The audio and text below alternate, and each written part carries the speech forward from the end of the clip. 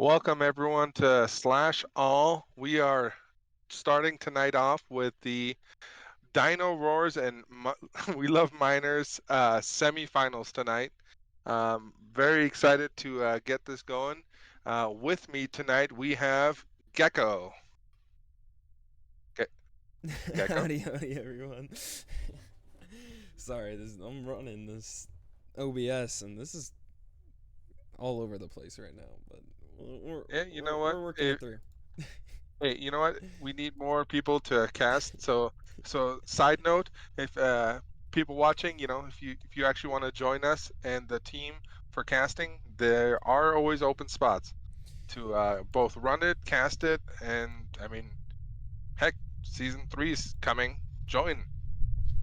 But yeah, so we're here today for the semifinals between Dino Roars and We Love Miners.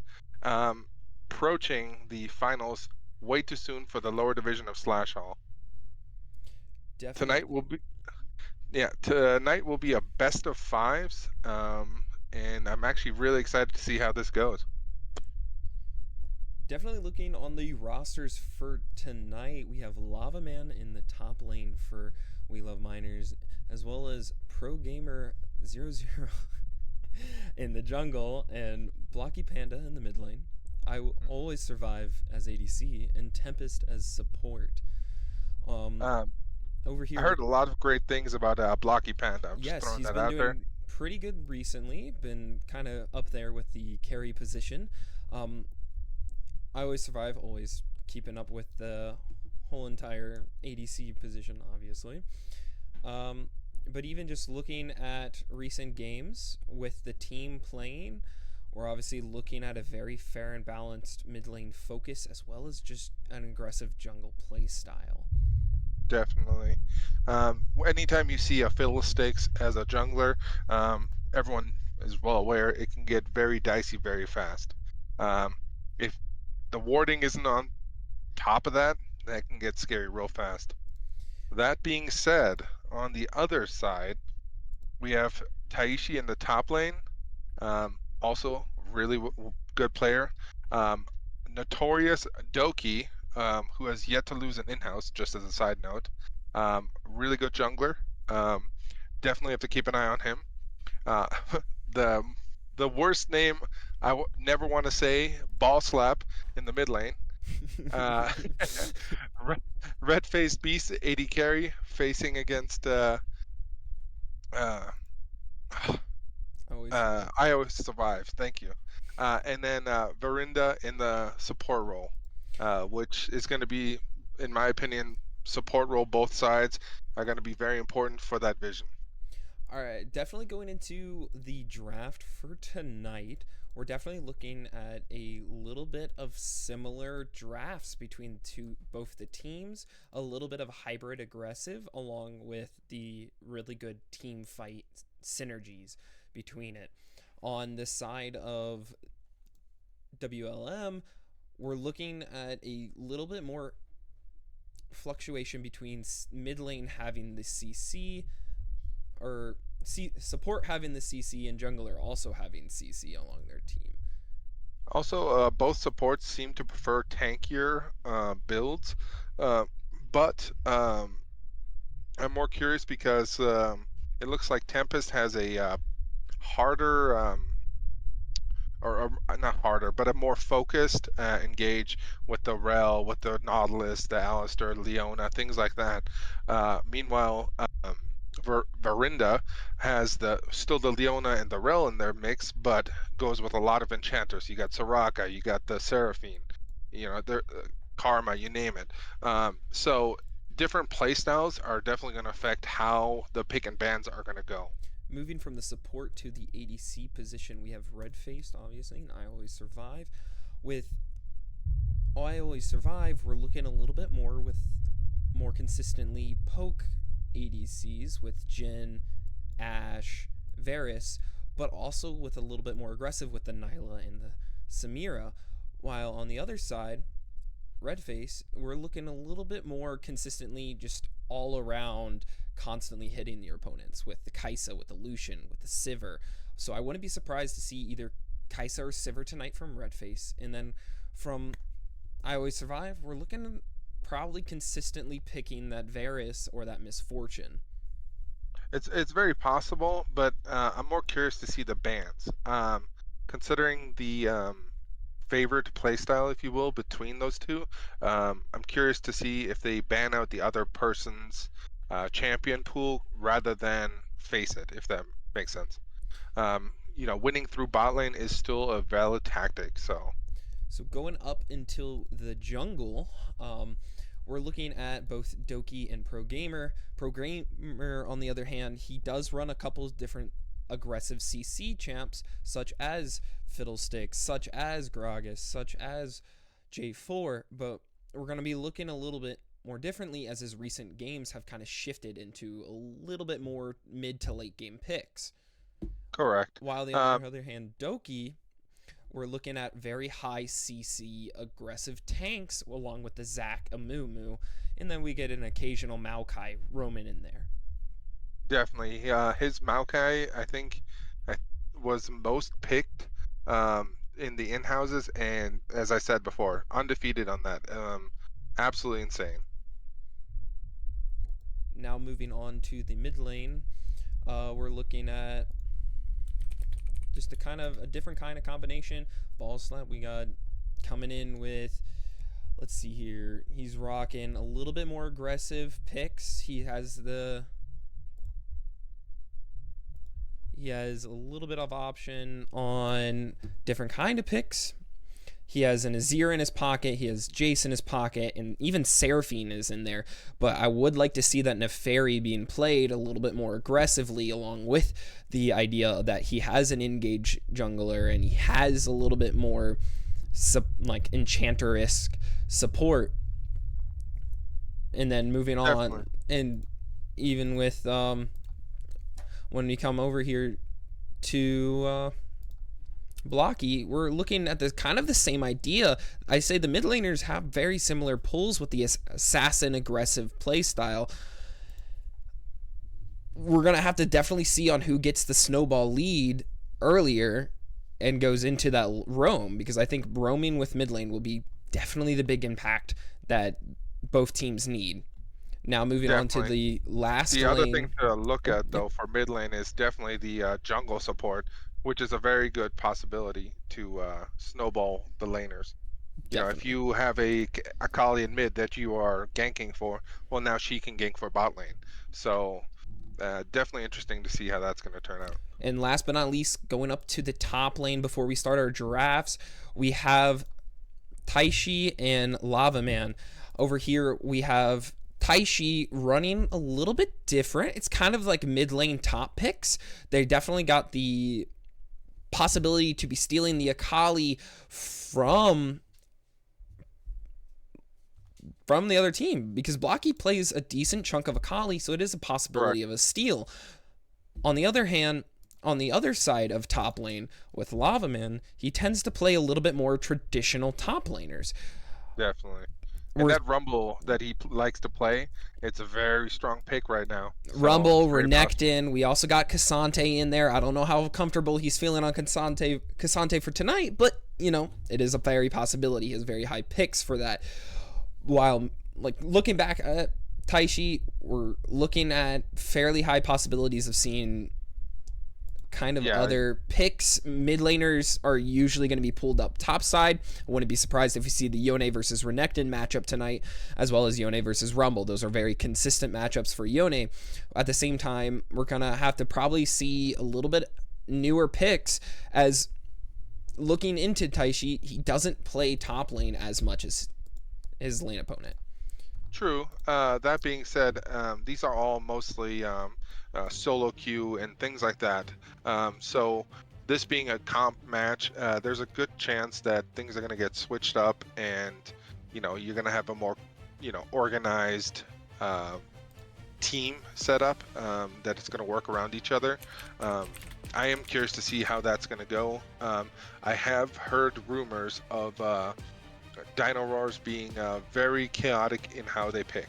So I wouldn't be surprised if we see something completely off the wall. They definitely do have a little bit more random-esque version of draft. So we're going to go ahead and get ready for draft here.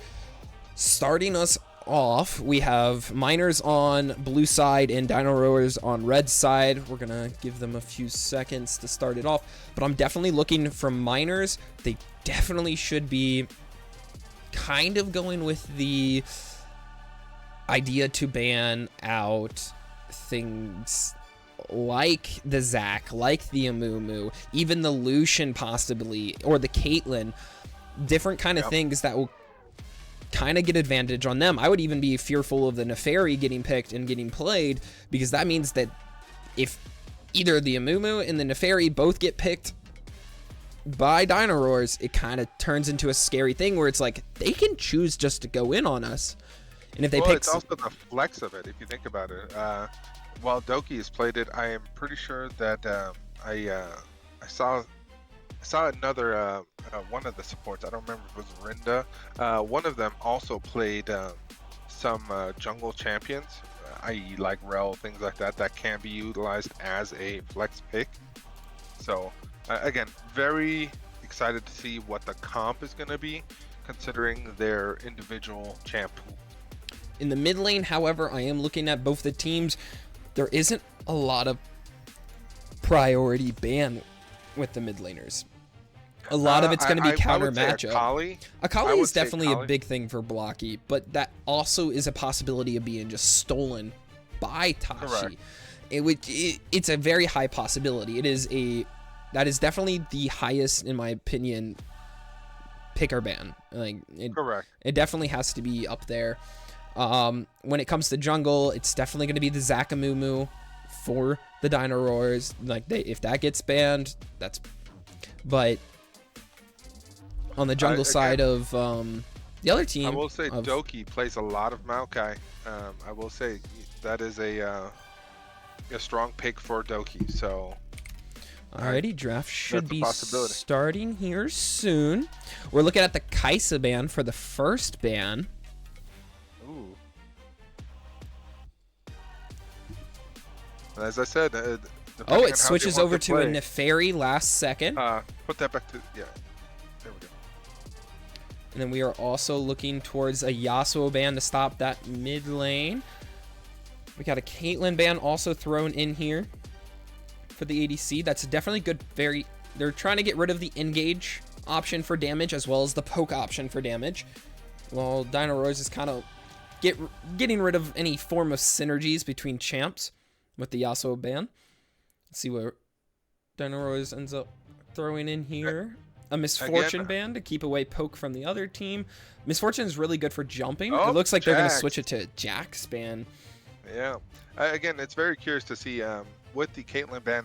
I'm wondering if, and with Leona potentially, if they are planning on fighting through bot lane by limiting their champ pool.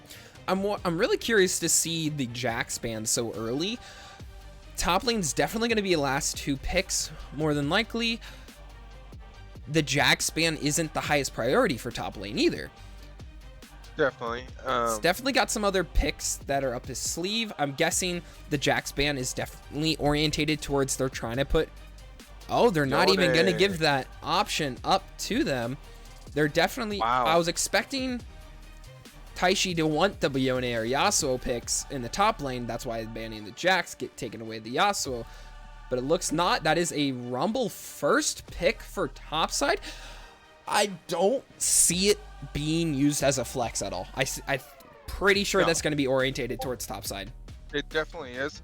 That being said, it's pretty ballsy to go off bad first picking your top laner. I understand that you don't have counter pick being on blue side, but I don't think that's a priority. We are seeing the Lucian for Dino Roars. It should, in my opinion, the Lucian should be followed up with a fairly easy support pick, possibly Karma, possibly Seraphine. They're both really good picks with Lucian. They may also hold on to it till they see the other team's bot. Definitely, the Zac is left open, so they're definitely going to try to grab the Zac. Zac Lucian is a very strong combo. We've seen it in the past.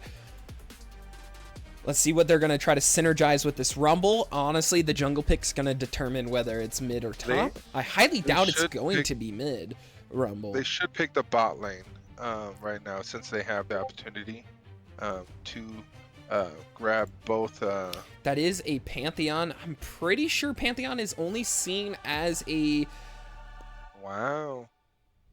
And then a Rel. Oh, interesting.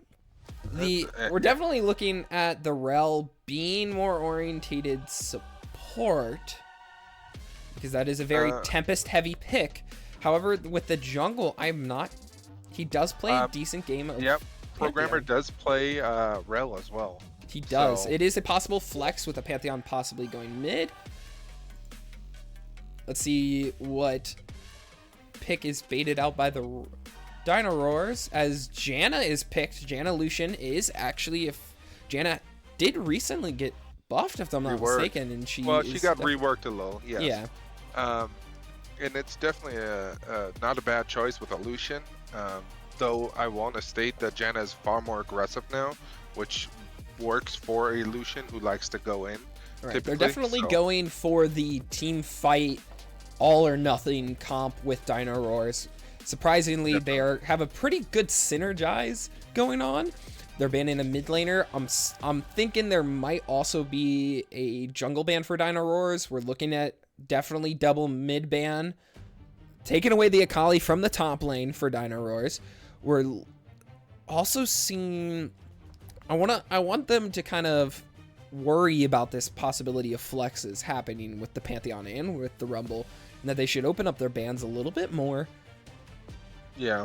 But for WLM, they need damage. Like, they have the Pantheon, yes. They have the Rumble, yes. But that's over time damage. They need a little bit more burst, or if they want to stick with this, they need a little bit more engage. The Rel is not a good enough engage for the team.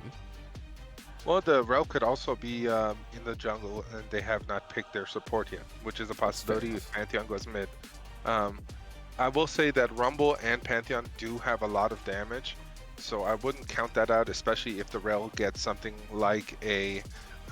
but it's definitely looking towards more the scaling aspect of a team than it is for Dino Rawrs, which are a lot more early game, as they're also grabbing another CC top laner.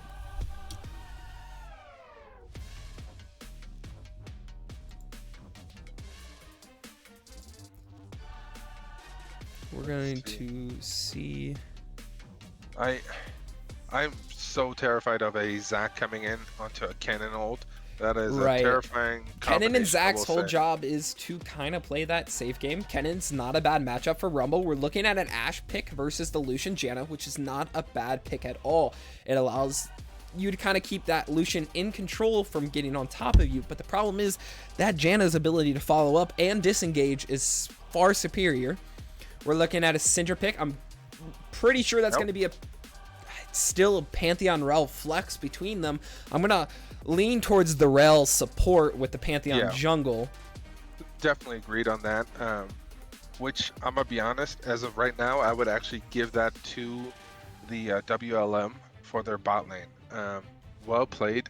And I can definitely see with a Pantheon jungle that's going to be a very strong bot lane. They definitely have a very good mid to late game comp.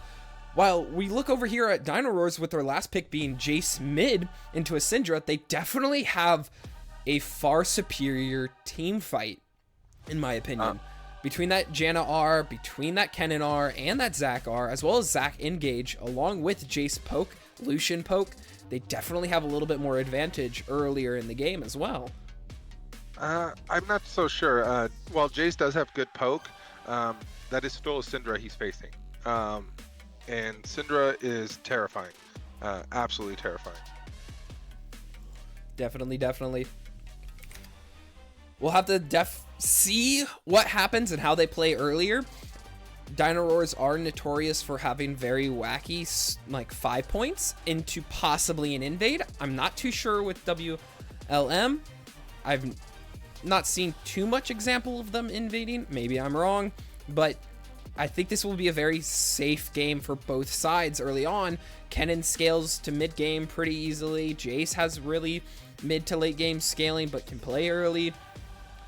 I'm definitely expecting fairly high ganks from both sides of the jungle. I don't think this is going to be much of a farming jungler game.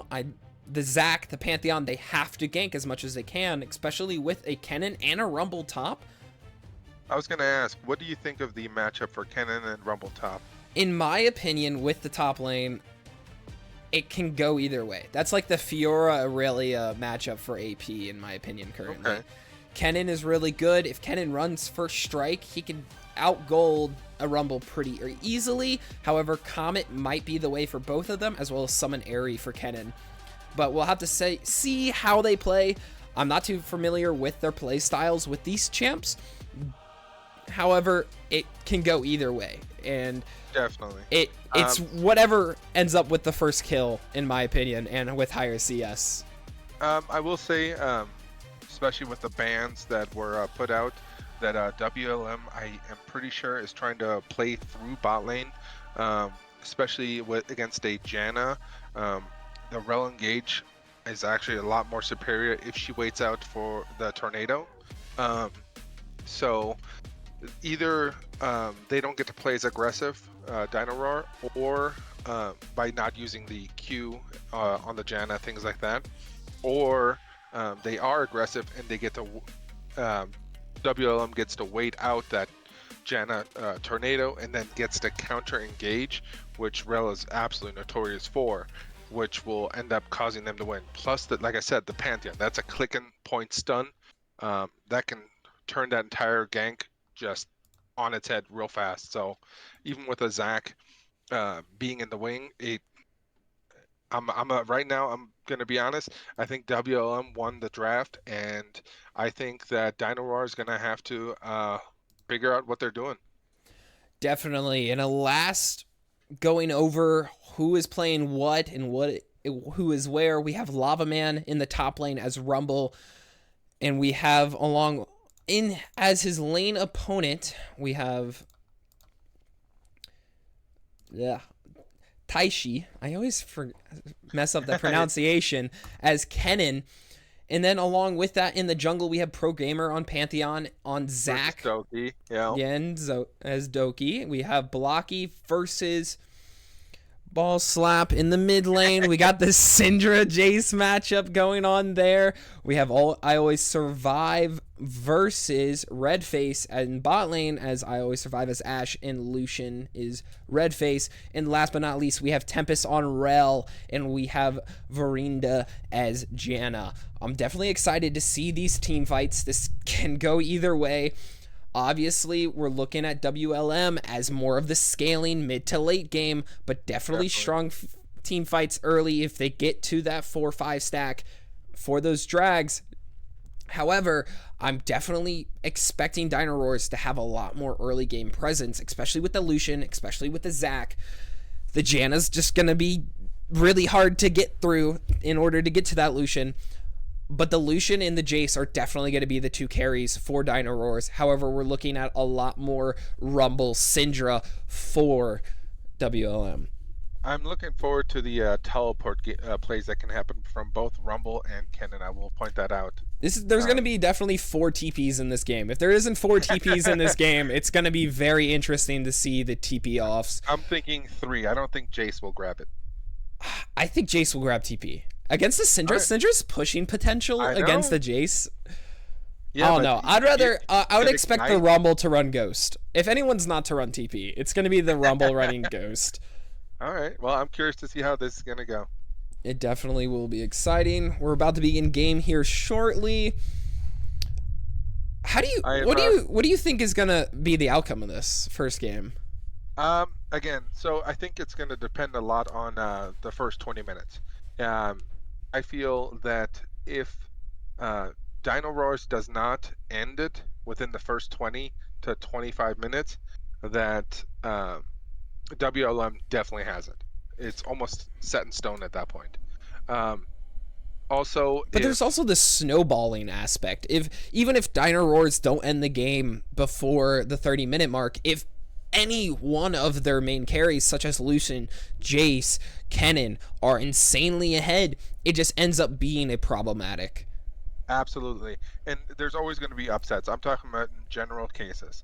Um, I, I I will say with the new Janna rework and Lucian the way he is, they can definitely abuse a very squishy Ashe. If they both focus the Ashe, they can stop the bot lane. However, those are quick bursts. If the fight is sustaining, Ashe and Rel definitely have it.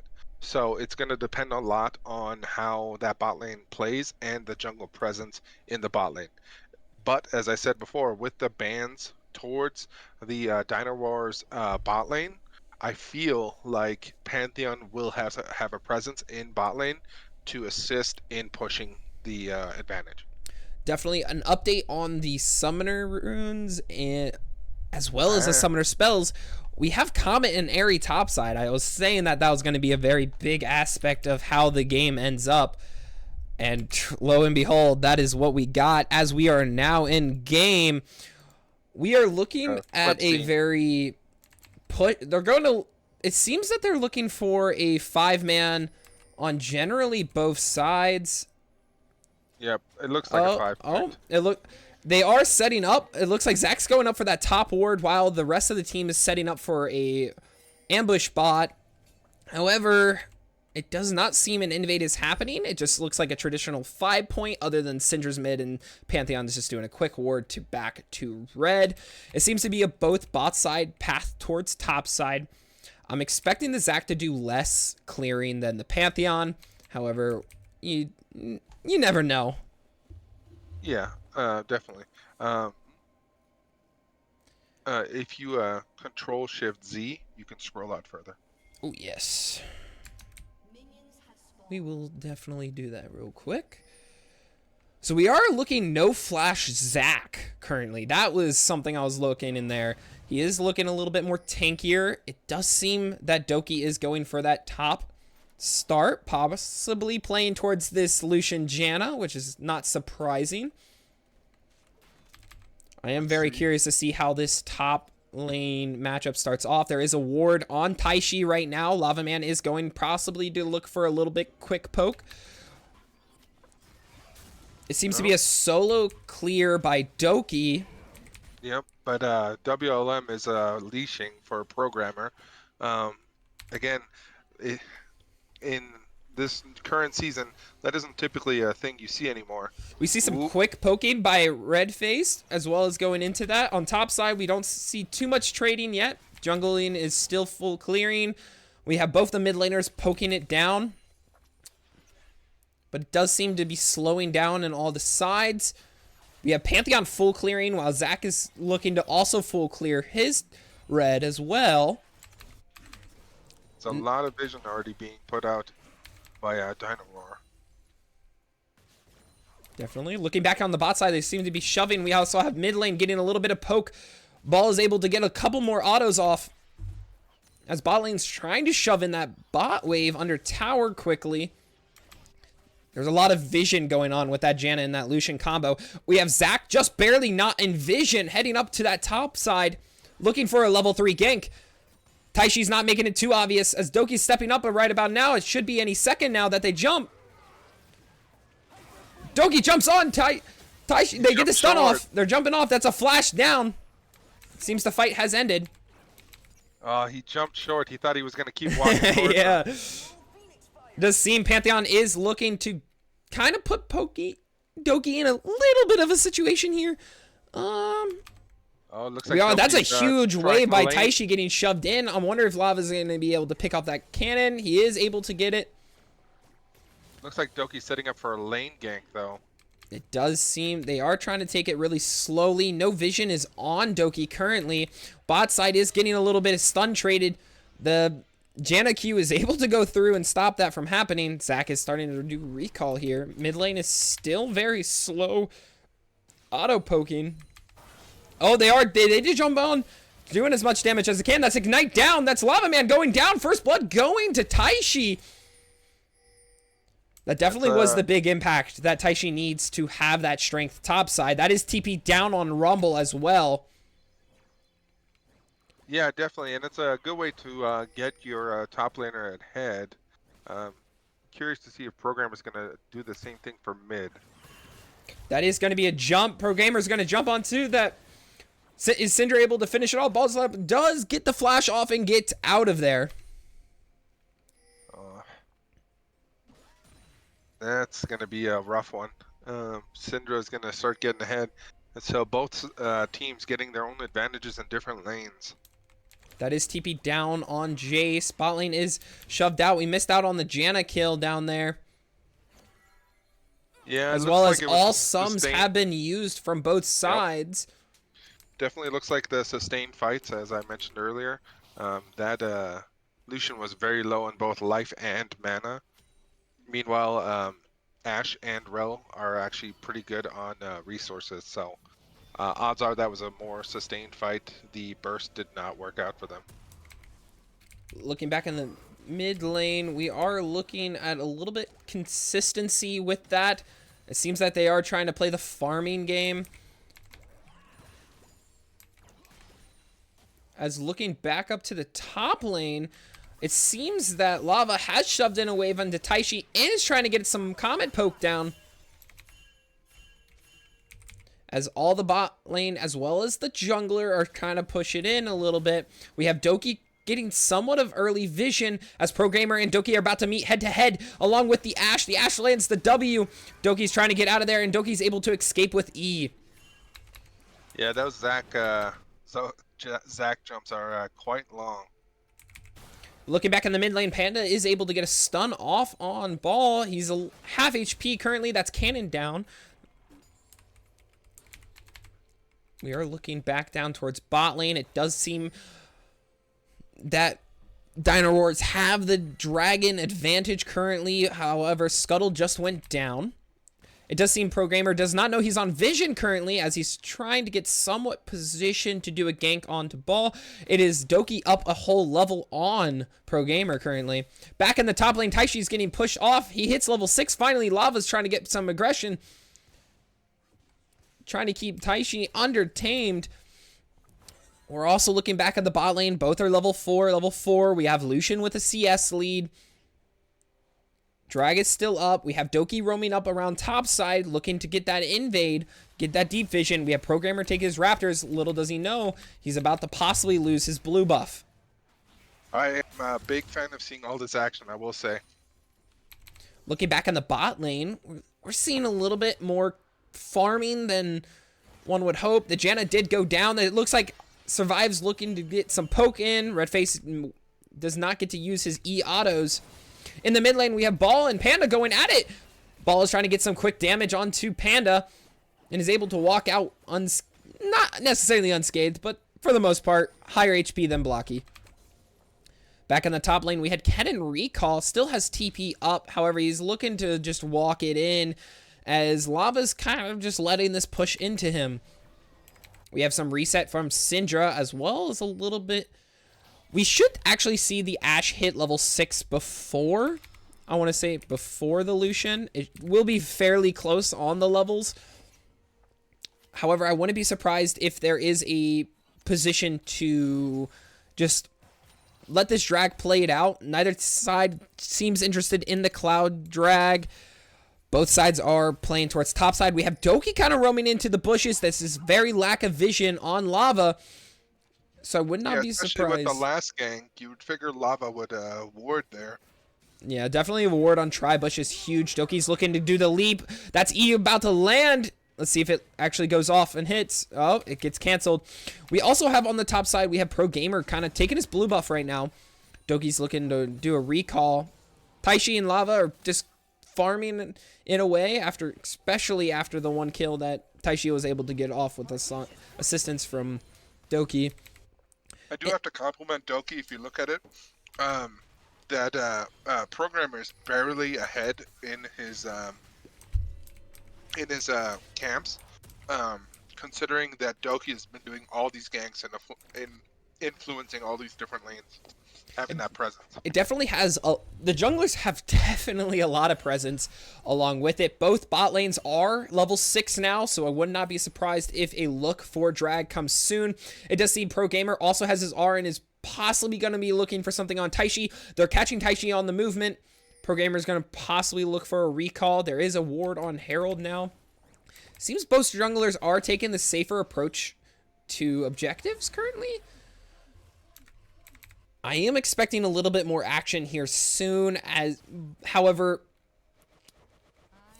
WLM is looking for a very slow approach to this game. So the fact that Dino Rawr is not taking the aggressive approach is going to backfire. We have Doki looking to go bot side onto Tempest. The E lands on top of Survive. The R comes out of Redface.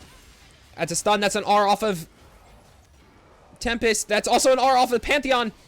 Pantheon's going to go into them. That's a Janna R going down. Redface is still fairly high up in the HP. Oh, Doki misses E and Q. Jace is also bot side currently, with Syndra just now recalled. We have Redface very low on mana. Doki very low on HP. However, it does seem that they are going to keep up with their positions here. No one really recalling. Ball's going to catch that lane. We have in the top lane, we have Taishi. I always keep messing that up every time I say it. We have Taishi over here trying to get that shove in to get some vision and control. It does seem that Doki's trying to get this scuttle crap here. Pro Gamer tries to get some vision. We have both Lucian and Janna recalling to reset. Definitely. I am pretty happy seeing that we have both top and mid doing the Herald. Not common, but good objective control from them. Definitely. This is definitely good selection of objective. We're noticing the Rumble's the only one with roaming potential. Syndra has to catch mid-wave. They do see the Rumble right there. Pantheon is walking up. Pantheon does not have R to jump into this. Rumble has R. Syndra has R as well. However, we have Cannon R, and then also Jace doesn't really have R. It does seem that Doki's trying to jump in. That's a stun by Panda. That's a Lava Man with an R. Doki's going down as well. They do seem to have this advantage with it. However, Herald did go down. And we do see Jace with Herald. So that is objective for 2 kills. Taishi is able to back off of there.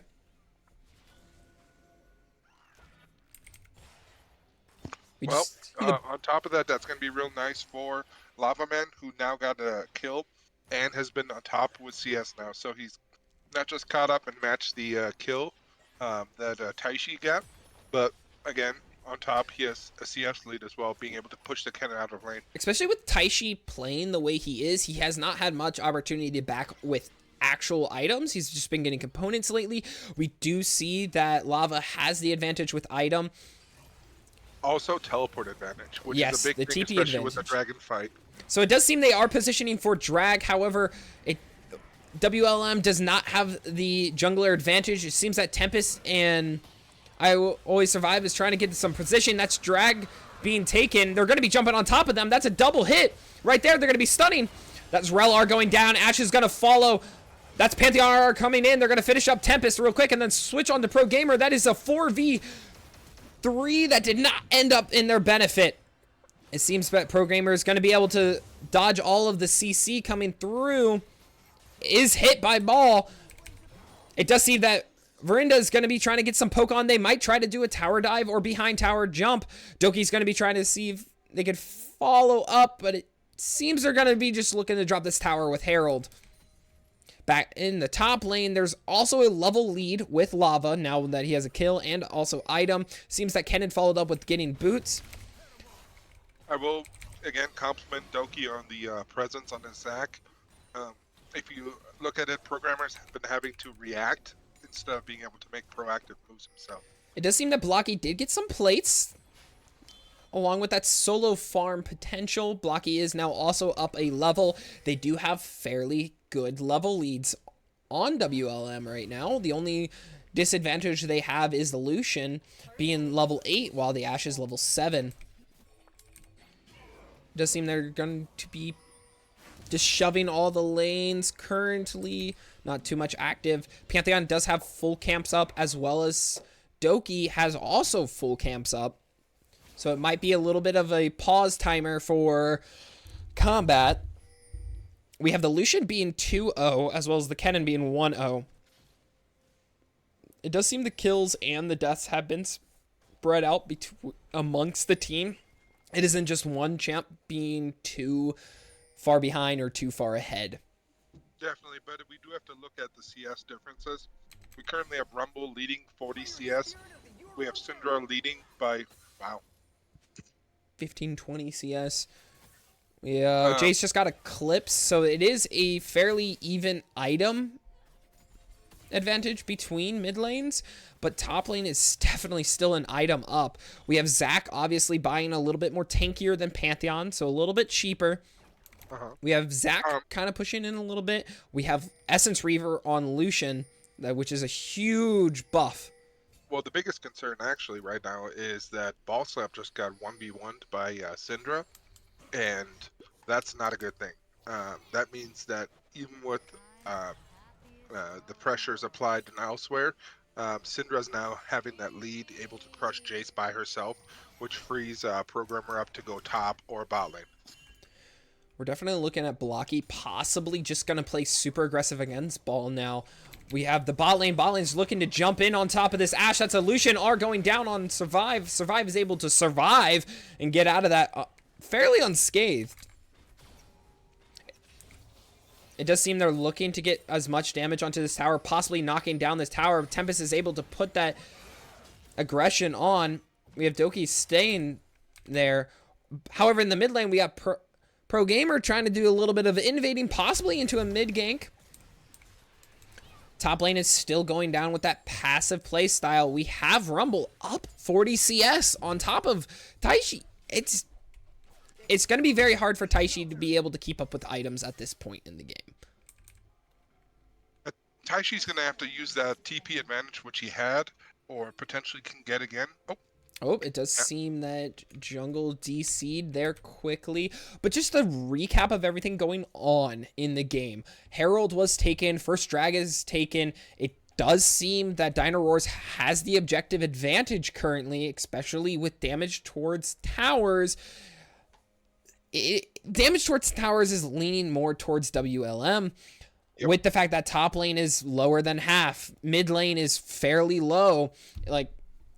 But however, on the bot side, the bot tower, it's down. It's basically down at this point. However, the Herald and the Drag have both been taken by Dino Rawr. Dino Rawr has the kills where they need them, which is on the Lucian. Jace can scale up and come back in. We also have Kennen kind of staying in. If it was not for that one kill, he would be significantly far behind. Kennen still doesn't have item compared to Rumble having Demonic's Embrace. We also do see in the support area. What? In the support area, we have the steel caps on the Rel, which is really good against the Lucian, really good against the Jace. However, later it might not be as important, but we'll have to see definitely what the Rel decides to go support item. Definitely. What I want to point out was the objective control that Dino Rawr has right now isn't as important until the as soon as the mid is cracked open, which Blocky Panda has been pushing for. Once that's cracked open, those objectives are almost automatically going to fall towards WLM. They're going to have a huge advantage once that mid tower goes down. It definitely is. Whatever team gets that mid tower is going to have a lot of pressure on the other side. We already see Doki getting a lot of pressure on the enemy jungle, as well as we have Pro Gamer invading currently in this current state. As the game continues, we also have Herald that's coming up in 1 minute.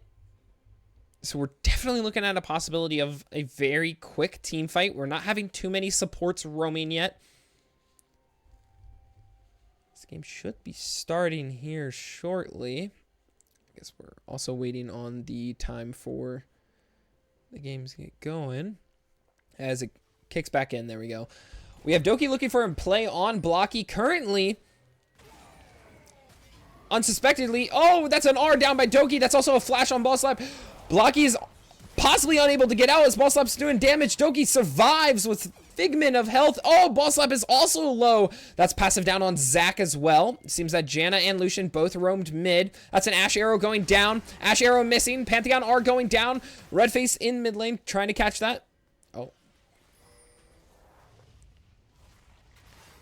We also have bot lane trying to back. Rumble's putting some pressure on the mid lane. Kennon's able to get a little bit of a push.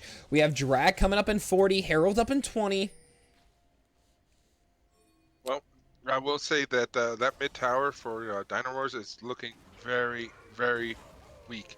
So curious to see if they're going to force that right before the dragon and utilize that pressure of who's going to take dragon to either push out the tower and take that down, or give up their tower for dragon. Definitely. All 4 TPs are up, so I wouldn't be surprised to see both of these mid laners and both the top laners kind of having those side pushes continued. Neither one of them are roaming to it. Does seem that Doki is positioning towards Herald currently, as we have bot lane also kind of roaming towards Drag. It does seem they're swapping objectives here.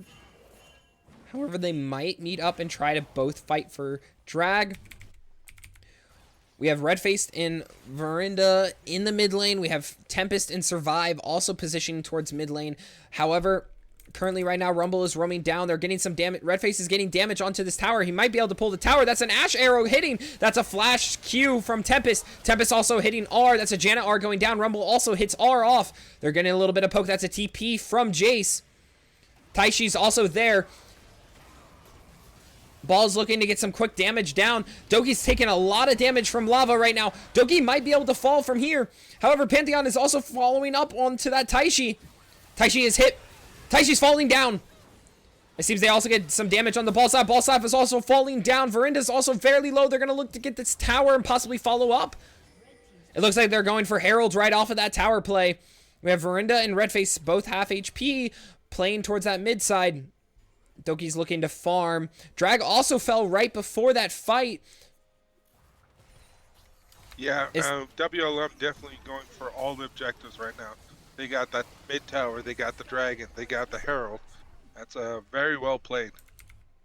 They definitely took the very scenic route to be able to start making these plays. Lucian has yet to fall, still has the lead on the Ashe, but the Ashe is able to pick off a kill. Rumble was also able to pick off a kill. We're looking at the Black Cleaver start on the Pantheon, so being able to dish out a little bit more damage from the team. We have Rumble looking to push that top lane, is able to get the top lane before it falls. We have Pro Gamer topside. We have also... Oh, this might be a jump onto Taishi. Nope, it looks like they're going to be falling off. We still have both the mid laners heading towards that bot side, while we are looking at the mid laners heading...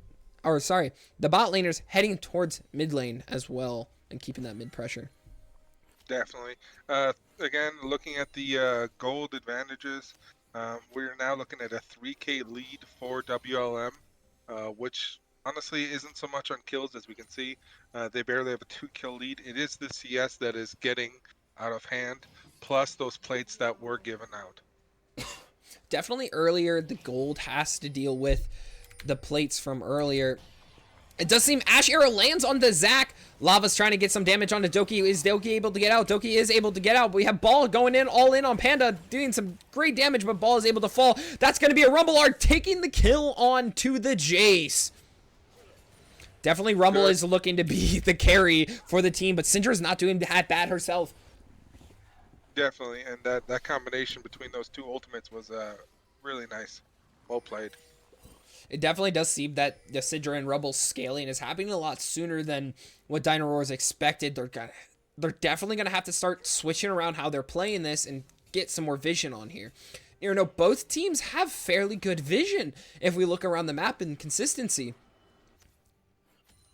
Yeah, it's not bad. I am curious about the Ashes build. Looks like it's going to be a Triforce into a Bork. It's going to be a lot more sustained to not get burst down. Late game, that build is a lot more like item scaly than the crit build is, in my opinion. Yeah, like I said, it's a interesting choice to go that way. We also looking at the Doki survivability based off of R. The Transcendence is really good for Zac to run, especially in team fight situations. However, in my opinion, I think that Dino Rawr they need to play more poke. They have the Kennen, they have the Janna, they have the Jace. Poke them down, get some damage in before the fight starts. That's bottom tower going down. It does seem they're getting some vision. They accidentally autoed Baron. I'm curious to see if they end up going for a Baron play here. They have 4 top, with Ashe being mid lane. They are positioning towards the Zac right now. Tempest is on vision from Doki. Doki's looking to possibly jump in. Doki hops onto Tempest. Redface is also there. Survives getting some quicker damage. That's Doki going down into passive. Lava's taking a lot of damage here. All the damage dealer, both Tempest and Lava are low. That's Doki falling down to the Rumble R as well as the Syndra EQ. They are combining those Syndra and Rumble a lot, and it's working really well for them. Definitely is, especially with the Syndra possibly hitting here soon a decent amount of stacks. As we see 93 stacks, Syndra's hitting her strong point. Yeah, Dragon coming up in 40 seconds already, and it looks like they're preparing the Vision for said Dragon. Scuttle is still up for Dino Royce. It does seem to me that WLM are taking the advantage of the 5-man way before Dino Royce were. As we see a TP from Syndra coming straight to the fight. We have Tempest kind of getting that deep vision. We have Pro Gamer about to jump onto Verinda. That's a flash down. That's Janna R also going off. Janna Q. Janna has no R now. Lucian no R. It just seems Lava also has pressure. They're going to get all the blast cones.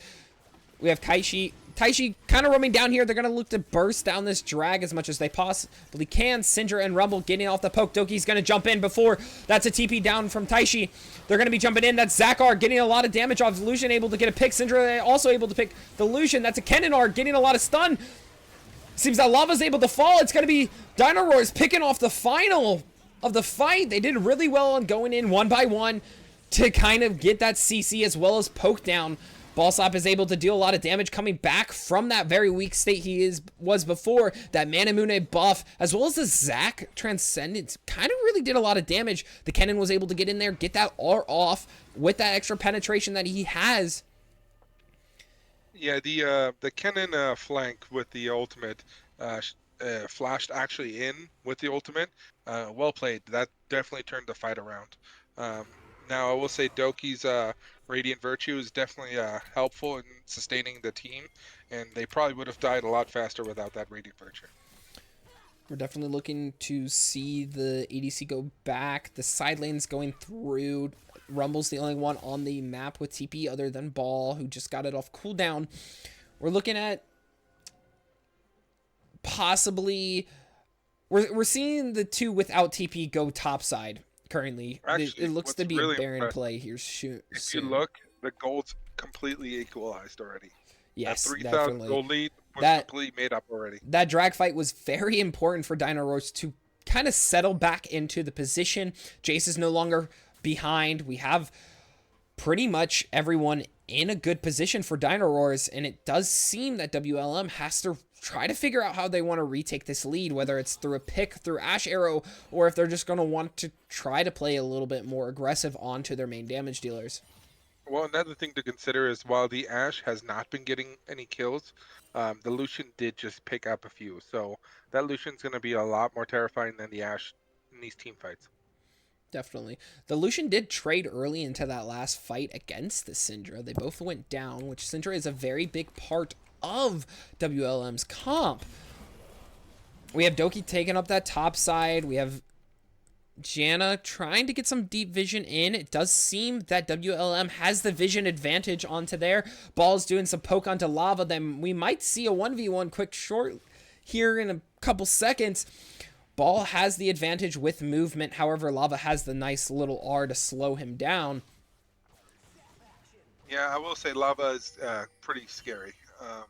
While Ball has that burst, Lava's burn damage with the Demonic Embrace, terrifying. Definitely. We have Dragon 2 minutes and 30 seconds. Baron is up currently.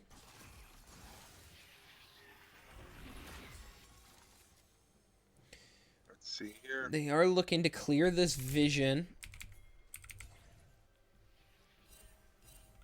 Doki is looking to go deep here. Pro Gamer as well as Blocky are in position on Doki. That's a TP coming in from Rumble. It does seem that they're going to be jumped. That's stunned down by Panda. That's a Rumble R going on top of the 4-man. That's a lot of damage going down on their team.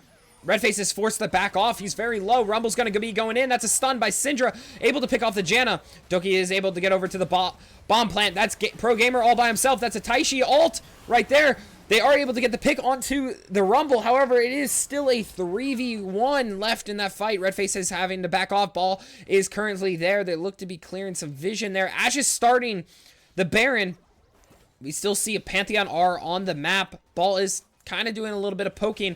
That's a lot of damage onto Blocky currently. Tempest is looking to position onto Ball. Ash starts it up again.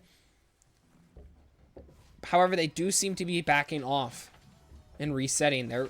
It definitely is. Ball is unable to hit that reset. Yeah, the Jace, I'm not sure the build or what, but those Qs do not seem to be having as much an impact as... They're having an impact. It's frankly, in my opinion, he keeps missing the most important ones. And not on the right targets either, as whenever he did hit Syndra, he would chunk Syndra, same with Ashe. However, he needs to be kind of aiming for them more often than he has been, as he's been hitting the Pantheon and the Rumble, as well as the Rel more recently. Definitely. Syndra's 6'2", and with the 237 creeps, is going to get very scary with those stacks for her passive. Definitely. We are looking to have some positioning. Drag is up in 20 seconds.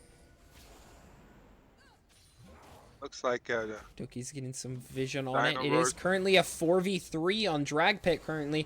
Janna's looking to do a very late reset for this objective. Yeah, Dino Rawr has a vision advantage at this time, but not sure they have the... All 5 of WLM is bot side. They do have the Jace TP.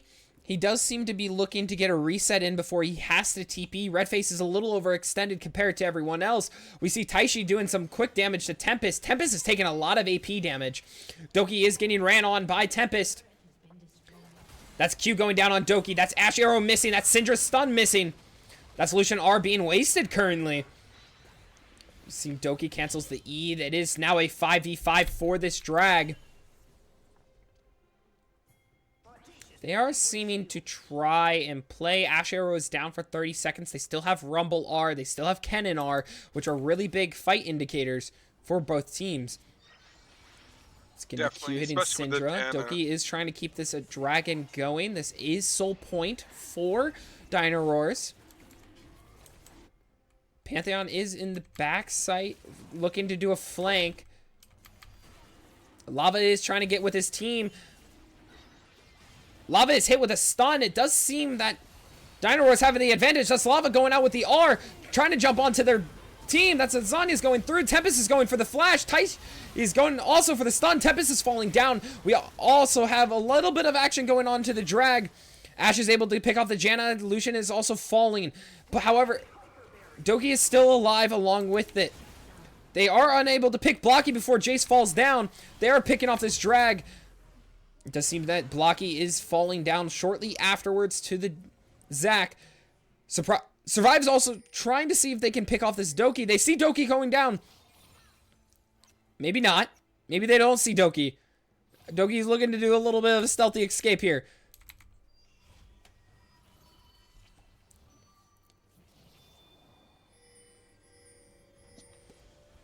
Definitely that fight took a turn I wasn't expecting all too much. I was expecting WLM to have to play a little bit safer there, but they were very good on getting that Rumble, Rockabelle R, and then a stopwatch to stop it. But now he has Zanya, so it's a little bit more advantage into doing those kind of plays.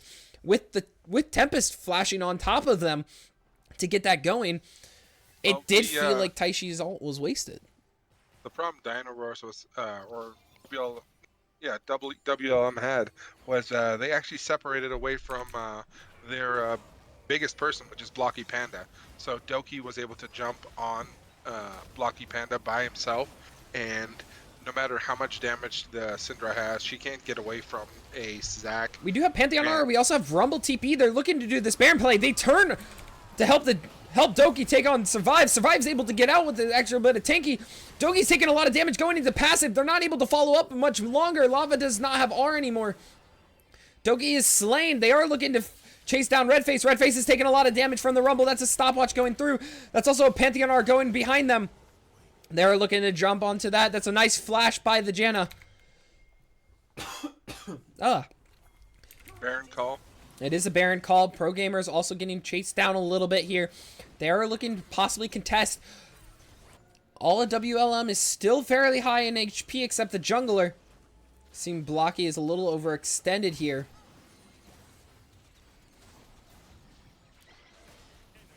Lava's taking a decent chunk of damage. Pro Gamer is also taking a bunch of damage from Baron. Blocky is peeling off the Janna, however, is unable. Oh, it is able to pick off the Janna quickly. It does seem that Tempest and Pro Gamer are taking a lot of damage. However, they are able to get the Baron shortly after. They should, with this Baron, look for a 5-man push for mid lane. I feel like a 1-3-1 would be better, especially with the top being almost down already.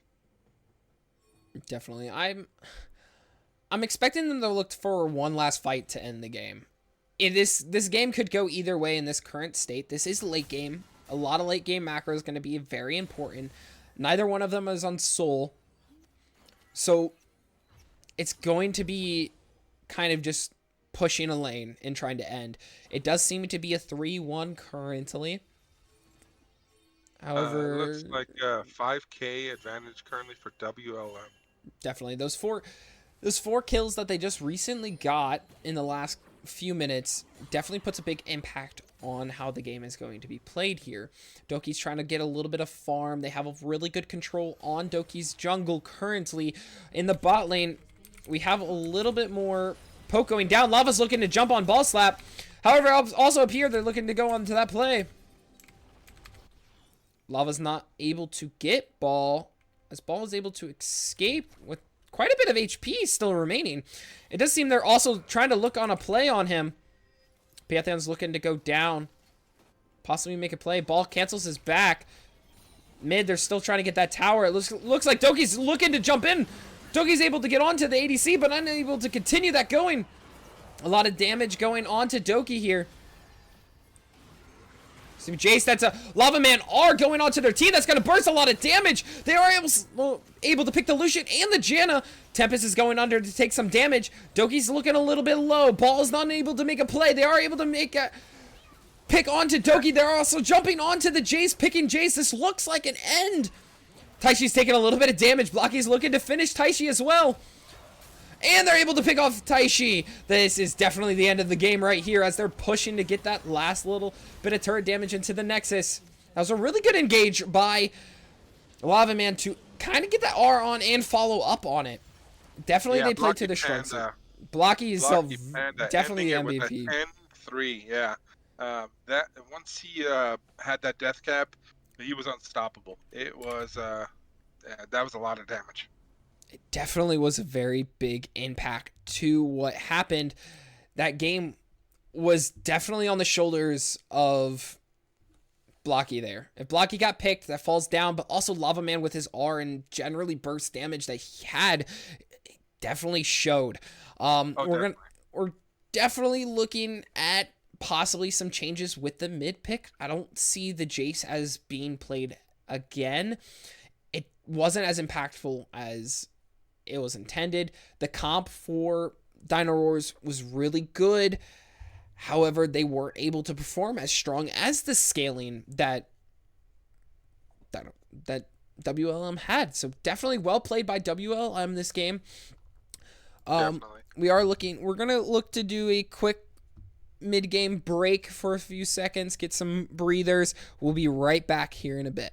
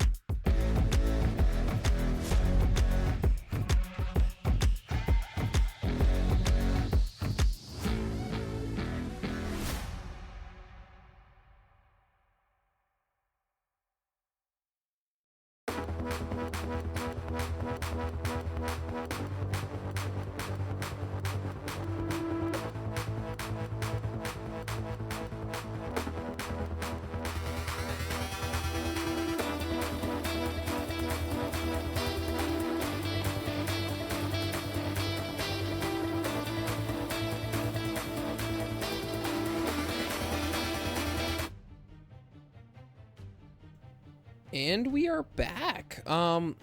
We are looking to be on the same sides as last game. A little bit of a change to how they're playing. I hope to see a little bit of change.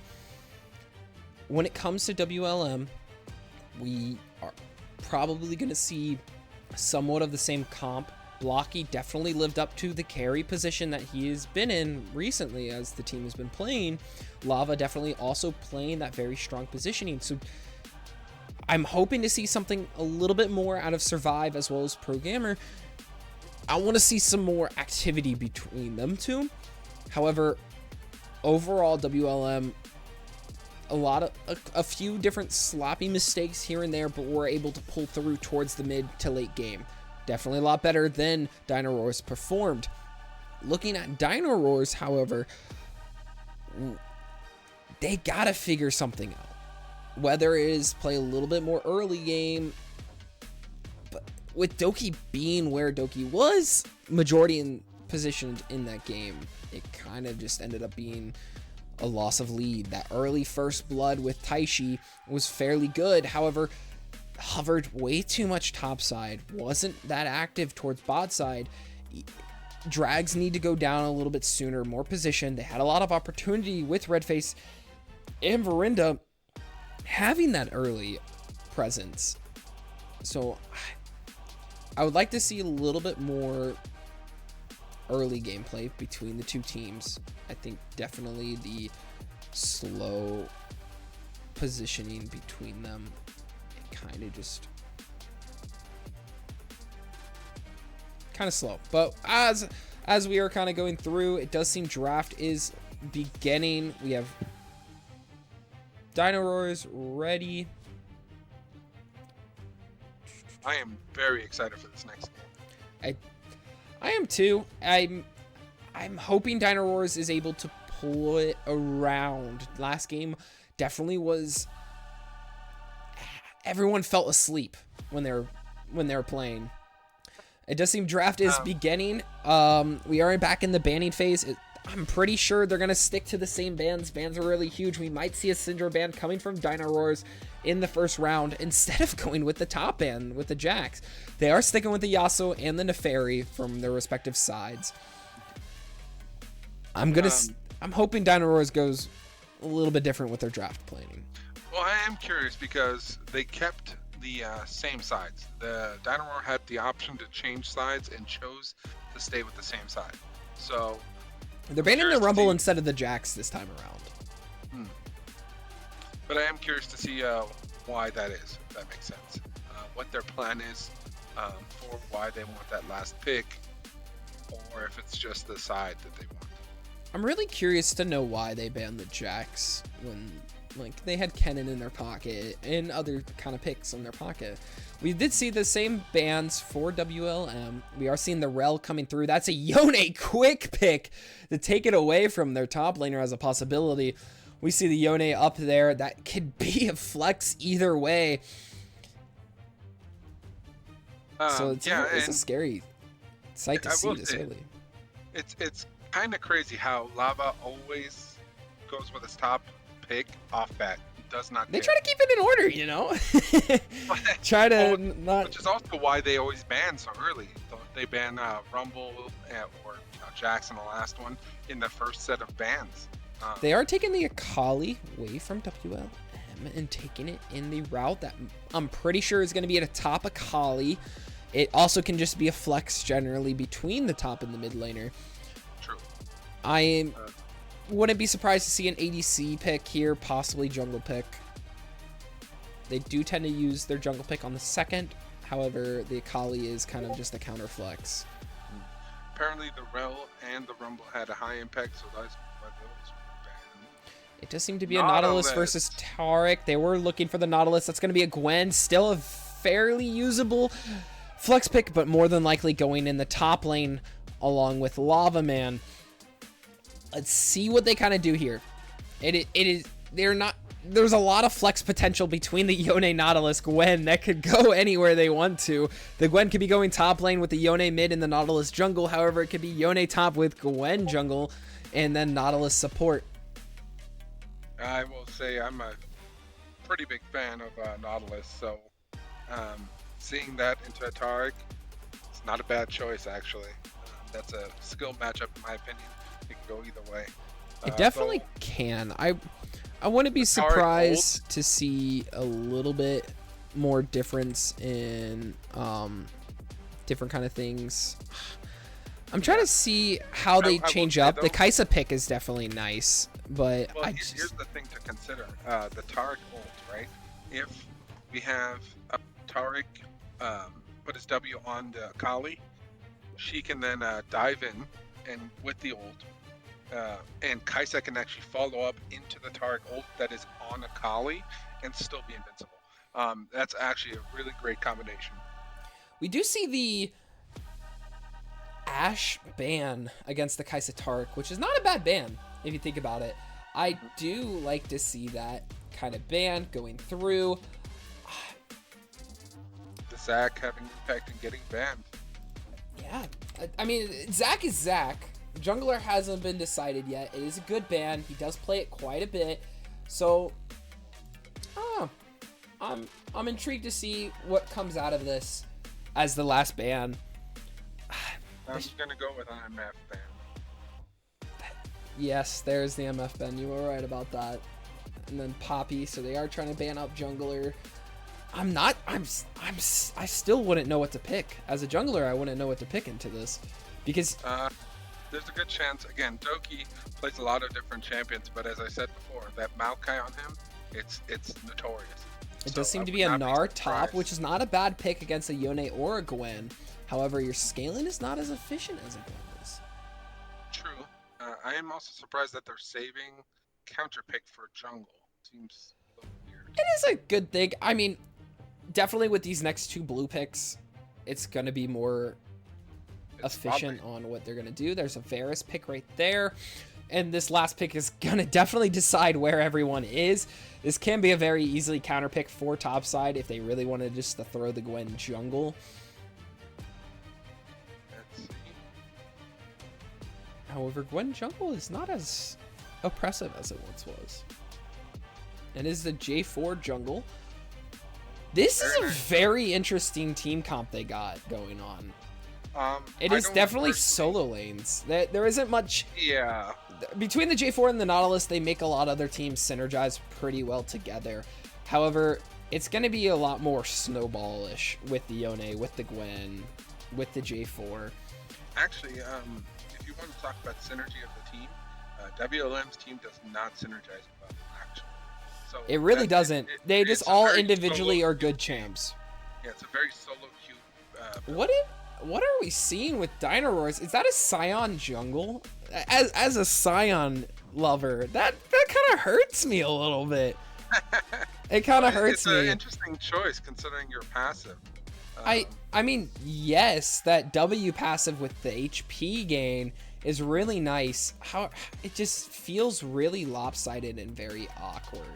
I think definitely WLM pulled through with the better comp in my opinion. I mean, it really both these comps just look like solo queue comps to me. It doesn't seem like too much. I agree. I actually think that Dino Rawr has a better comp overall. Simply because while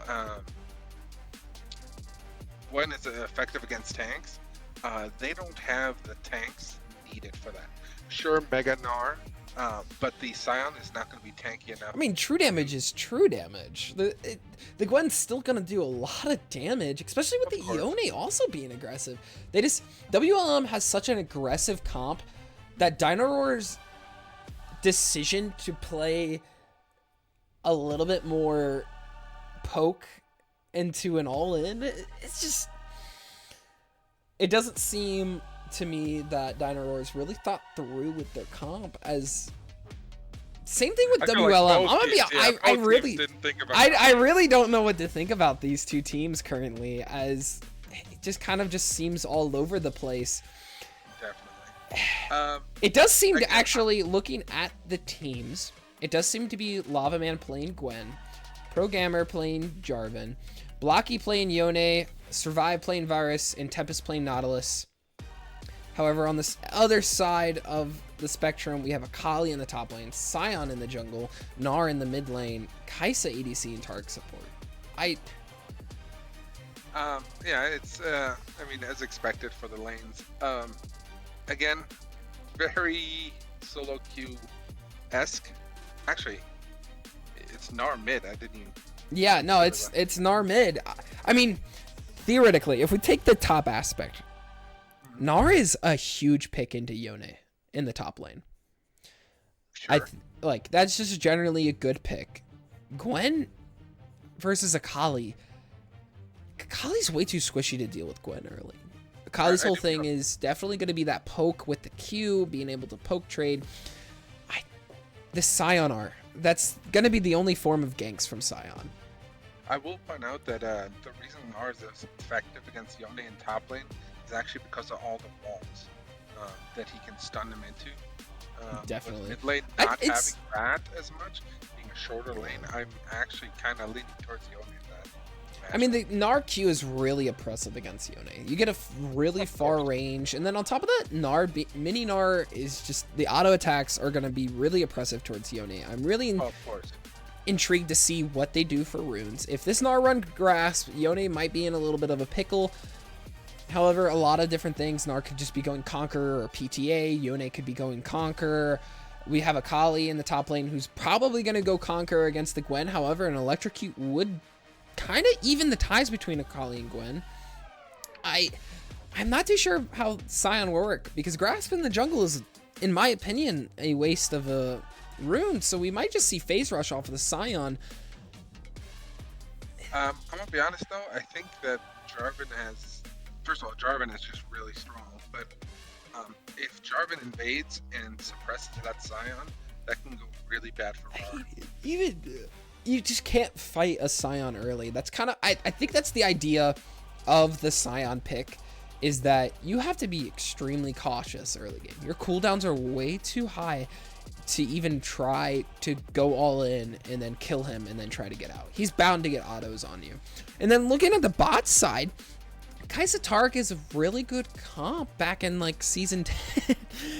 To see it in current meta where more aggressive junglers that have a little bit more priority in poke as well as just all-ins, I'm really intrigued to see how Dino plays this through. This definitely keeps up with their lineage of running the most extravagant comps. Definitely. But we're gonna see WLM definitely outperform in a lot of aspects. If a single one, if Blocky gets ahead, if Lava gets ahead, if Survive gets ahead, it just becomes a brutal game for Rawr to play. But it's the same thing around. If Gnar gets ahead, it ends up being kind of a pain. Same thing with Kai'Sa. If Kai'Sa gets ahead, it ends up being a pain. It really is who is going to snowball first and who's going to snowball harder between the two teams. Sure. And jungle pressure is going to definitely be the factor that's going to apply this. I hope Dogi switches how they play the jungle. It just too much pressure topside early that did not get to move around the rest of the map until mid game, which even still then, Redface was not able to like follow through with it all too much because of the amount of pressure that mid and top had made basically ADC useless. Yeah. Sion running Ignite Exhaust. No, Smite Exhaust is Doki does not seem to like Smite, or not Smite, Flash at all. This is game 2 in a row that Doki has not run a Flash. We are looking at Fleet on Gnar. Akali is going Conquer. It is double Conquer. But just as I said before, the Sion running Grasp is going to be very negative towards the team, in my opinion. I don't think it's going to have as much effect as they're hoping. Obviously, yes, tank is really nice to run Grasp, but I don't think it's going to have the effect. Oh. Also, Control Shift Z for the zoom. We are looking, however, at the team kind of doing their own thing. Not much to like is happening.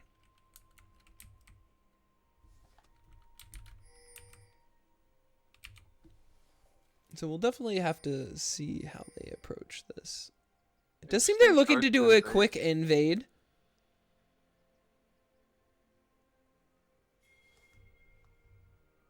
Oh. That's another potential pause. No, after pauses, it tends to. Yeah.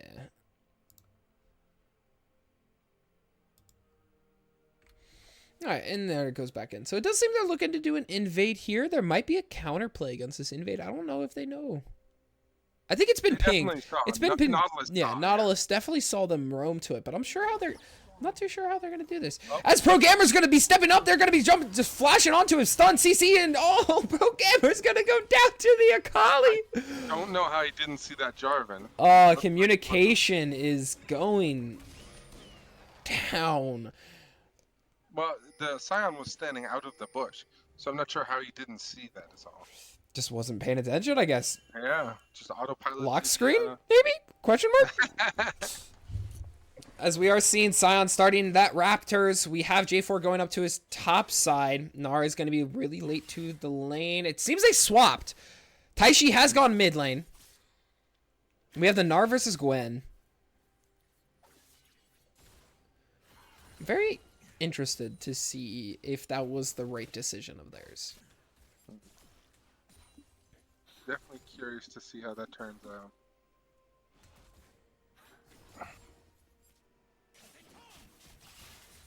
Up, Jarvan. We are seeing Taishi doing some damage. J4 is looking to do that topside invade as they are just horizontal jungling currently. So, very intrigued. Ball is able to dodge the majority of damage from Lava. They are doing a little bit of trading. This is very good. Fleet getting them pretty much even. We have Blocky and Taishi doing some trading. Oh, it does seem Doki gets the gank into Taishi. Once again, it is Taishi getting priority. Once again, that's going to be jumping. Taishi's taking a lot of damage. And Taishi's going to fall to the Yone due to tower shots. Oh, Lord. That was a fall of the century right there. That was a lead happening to just be lost. Lava is putting a lot of pressure on the ball. That's going to be another failed QE.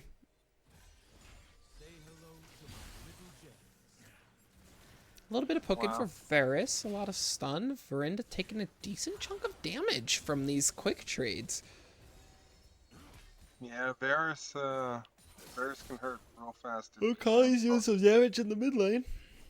See Yone E going down. Yone's looking to do once again another reset.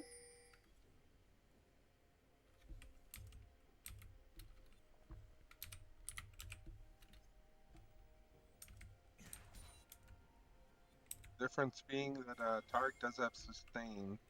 He is able to heal up himself and his ally. Definitely is a cool thing. We are taking a little bit slower of approach here. It does seem everything's kind of slowing down. Everyone's playing a lot slower, especially after those 1-1 trades.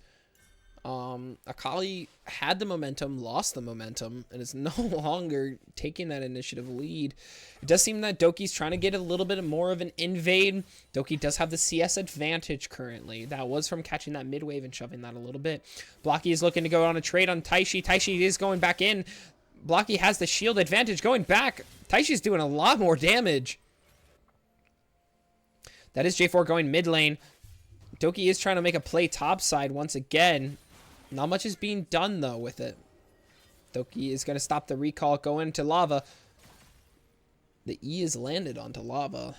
Not much is done. Ball has a really big wave it's going to be shoving into top side. Taishi is going to be trying to catch this mid wave here. Trying to make sure to get CS. Misses one. Almost misses two. Lava's taking a little bit of a wave top side. That's a pretty big wave for Gwen. And very easy to get. It does seem that the ping for drag positioning is happening. It looks like bot lane's going to be looking to shove. They do have Taishi on Akali in the mid lane. Does seem there's going to be trades mid lane and top side. Ball's going to be taking a lot of damage from the Gwen. It seems the trade there has ended. Also, top side has ended as well.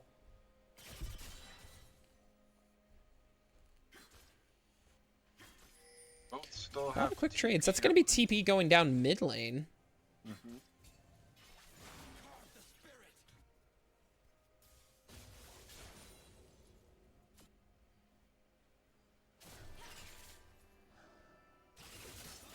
Yone's going to be looking to go and trade on Taishi. Quick damage from the Q and the W and a couple autos. Unable to come out with anything. It does seem Survive is playing the safer route. CS is a lot closer in the bot lane than before. Top lane is a little bit closer than before with also the lane swapping. It does seem that Verinda's going to try to land an E. Unable to land it. Sion is also bot side. Oh... We also have Killer Drake in this game, unlike last game. I'm pretty sure they saw the Scion go into that bush. I'm pretty sure they did too. That was kind of like very lucky not to grab. There's going to be trading in mid lane once again. They're doing a lot of combat in the mid lane. Doki moving up towards mid.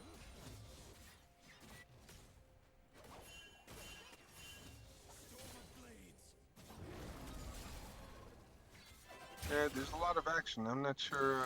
There's a lot of just trading. There's a lot of lane trading that's happening. Not too much is actually coming from it. Oh, Ballslab's going to try to get an R to back off. That's Gwen R also going down. That's going to get a little bit more damage than the Gnar. Gnar's going to take a lot more damage. Backing off there. They are trying to get some vision on Drag and Drag control. Sion is catching mid lane currently. Herald up in 40.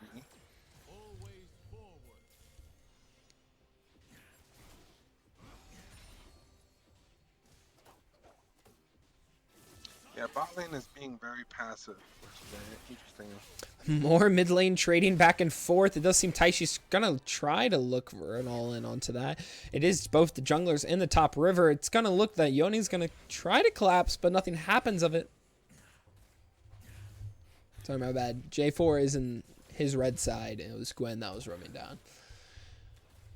There is a level lead on Survive. Survive's going to try to get some autos off onto the Taric. Quick poke to catch the wave. That also hits the Taric. Taishi going in again. Some more mid lane trading that's happening. Blocky does have the level lead currently on Taishi.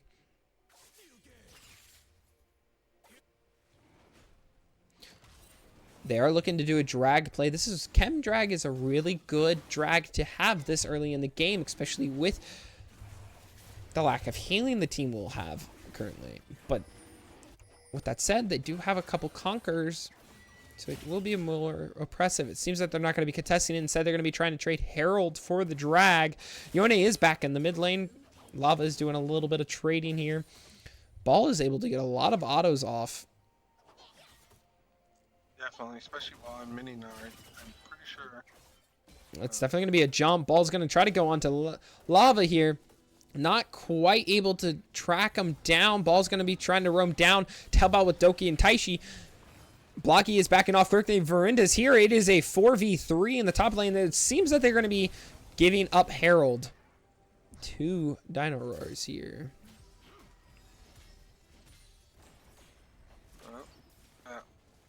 Just like in first game, Dino Rawr was able to obtain the Herald, but they did not get the first dragon. It is still 1-1. Objectives are also 1-1 currently. Can we talk about the missed opportunity to not run the correct Gnar skin? Like, looking back at this, like, he's running the, what is it, Everwood? No. I don't know. They're looking to make a gank onto the bot lane here. Survive is able to move away. Survive flashes to dodge the E. It is going to be Killer Drake getting hit and possibly falling. The Targ is able to pick off the kill. Yep. Varus did. Oh, it does seem Ball is going to be trying to do some damage onto Lava. Lava does have the R to match it. Ball is trying to get as much damage. Programmer is also coming in, possibly. Lava, that's a flash R by Programmer.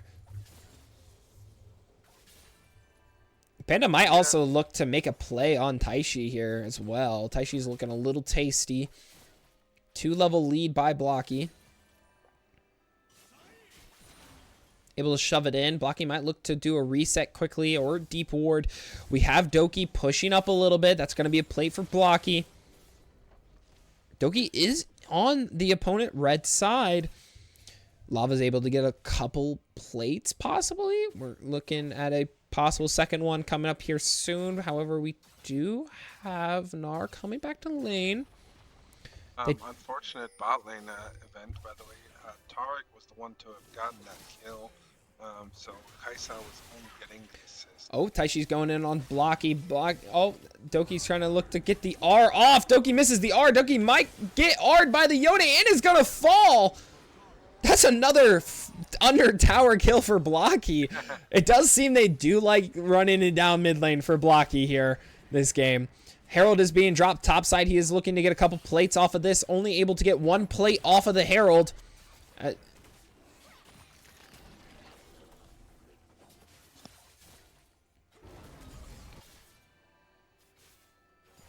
Look at that Blocky once again shoving the lane. Ball step. We also have J4 coming back into the top lane. Taishi's trying to not die.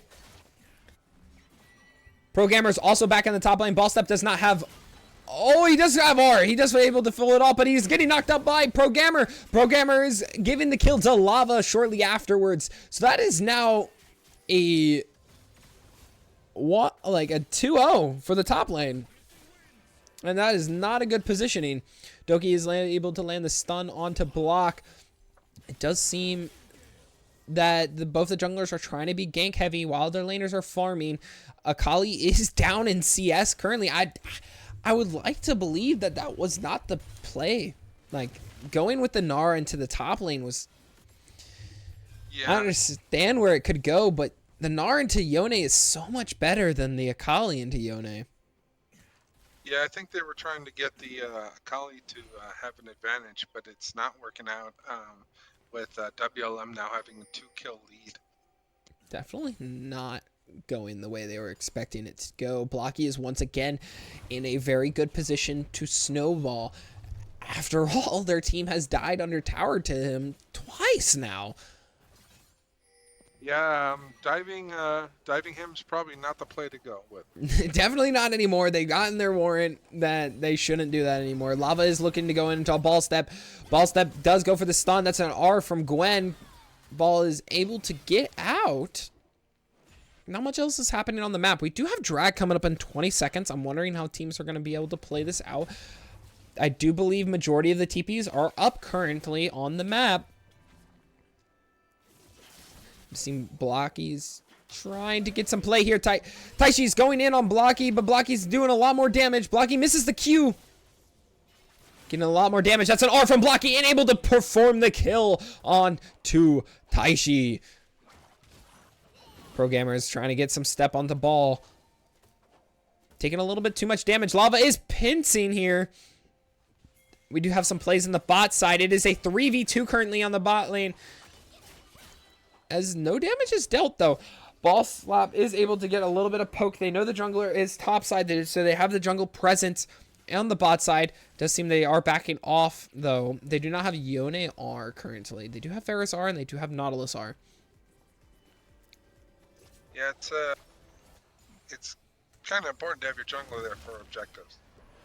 It doesn't seem to... It was a good look for Dino Rose to try and do it, but it was also very wise for them to kind of play it safe. They don't know where the jungler is. They know he just showed top, but they didn't have much pressure in the time that he was top. We do see a static Shiv on the Varus, so it is going to be a little bit more farming simulator for him, while the Kaisa looks to be going Kraken Slayer instead. We have the Warmox pick on the Scion. I do not know how I feel about that. A little bit more trading from Lava up in the top lane. Lava is able to get ball half HP before anything else happens. That boomerang is on a very long cooldown now because he missed it. Yeah. Gwen is just running at Rawr at will now. It's pretty terrifying for the Rawr. is unable to really. That is a Scion R coming down. Gonna hit Killer Drake. They are gonna be all in the stun and the knockup on Killer Drake. The E misses from Doki. Not a lot of damage. That's gonna be R by Redface. Also, Pro Gamer's gonna be probably looking for an EQ into an R. They're catching. That's a TP coming down from the Gwen. Gwen is also there. That's an R going down. There it does seem Redface is able to get out. That's going to be a stun going down. Yone is also able to get a pick. Another pick is taken down on Doki. Doki is able to possibly get the Gwen off of this. Taishi is able to come down and pick off the J4 as well. Redface versus Survive. Survive's going to flash towards a lot of damage, and Redface is going to fall. Blocky's going to also try to pick the Taishi off, and Taishi goes down as well. Wow. That fight went from not so good for Dino Roars to okay for Dino Roars into even worse for Dino Roars, as now the Yone has gotten 3 more kills from that fight, leaving him at 5-0-1. And Varus getting also another kill in that fight. This is going to be a very ADC mid lane dependent game for Also, WLM. they got the second dragon in a row now, yes, setting them up for relatively quick 4 dragons. Once again, WLM has very high tower damage compared to Dino Roars, as top lane's the only lane that has damage onto tower. It does seem they are looking to do a Herald play. I wonder if they're going to take it mid or top. Does not seem that Gwen or J4 is going to be looking to contest this, as it is a 5v2 in current positioning. They should definitely utilize that in mid, in my opinion, so they can crack that mid open. Oh, it does seem the lava's going to get picked off by Verinda. They are going to be doing a W walkout. It does seem it is looking to be a mid ADC lane swap. Yone is going to be trying to get that push. That is going to be a TP down off of Akali. Half the TP, majority of the TPs are gone at this point. Blocky and Taishi are doing a little bit of tradey. Blocky is up 2 levels on Taishi. Blocky's going to be able to get that tower. Mid lane is going to be a little pressed as well. J4 heading up onto the top side onto Ball. Ball is able to get the stun off of the lava. However, going to be backing off. Programmer is going to be also positioning towards the top side as well. Yeah, Yone getting that little extra for first tower. Yone is also going to be... Oh, that's an R from Yone, able to pick off Taishi running the Akali this game is not looking the way they were intending it to go. As I said it before the game, it's going to be whoever snowballs, and it's looking like the snowball is heading towards the Yone. Definitely, but if you look at the members of WLM with the kills... This seems Doki is going to be trying to tank for Ball. Ball is able to flash out of the Jarvan. Oh, Doki is also tanky enough to walk out of there. Verinda is also showing up now. They might look to chase this. Varus is heading up as well. This is a very bad chase by their team. By Dino Roars. Dino Roars is positioning for this. Redface is also there. They're going to be jumping on the Ball. Ball is going to be taking a little bit of damage. Doki is also taking damage. They are just able to try and take out Pro Gamer, but not able to finish it off. Survive is cleansing to get out of that. None of WLM has fallen in this fight, but they are pinching them to this tower. Ball is getting chased down by lava. They are tower diving. Verinda is about to fall, as well as the tower's about to fall.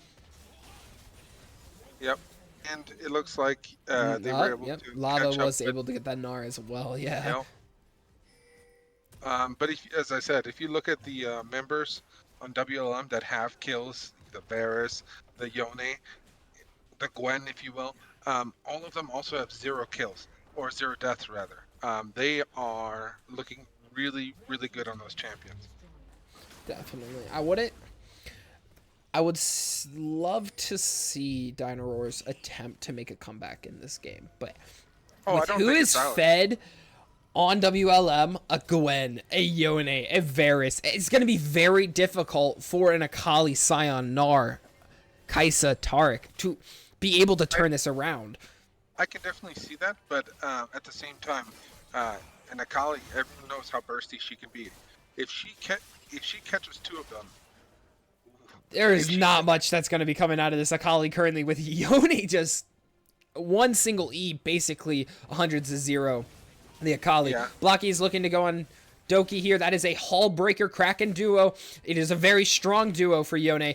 Doki's going to possibly fall down. That's an exhaust going down. That's a Q. Oh, another stun. Doki's falling down. However, Verinda is there for the fight. Blocky is getting attacked.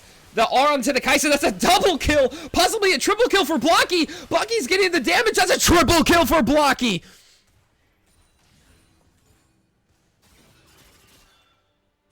Wow. Blocky definitely showing the Hull Breaker difference right there. Definitely. As I was saying though, if you again, it's not out yet. If you manage to get a Kali fetch, is Lava going to be able to do the 1v2? It does not look to be that case. Dodges the ultimate from a Kali, but not able to get out to the Rawr auto attacks. It does seem they are looking to do Baron. They do have 4 compared to the rest are all in their base. I do believe they have a fairly fast take with this with the Varus and the Yone. Yeah. Dragon spawning in 6 They have Baron. They're going to send the Yone top. They all are going to show up to drag. Dino Rawrs, if they want a chance at this drag, they should be heading to it now, getting prepared for it while they're trying to reset.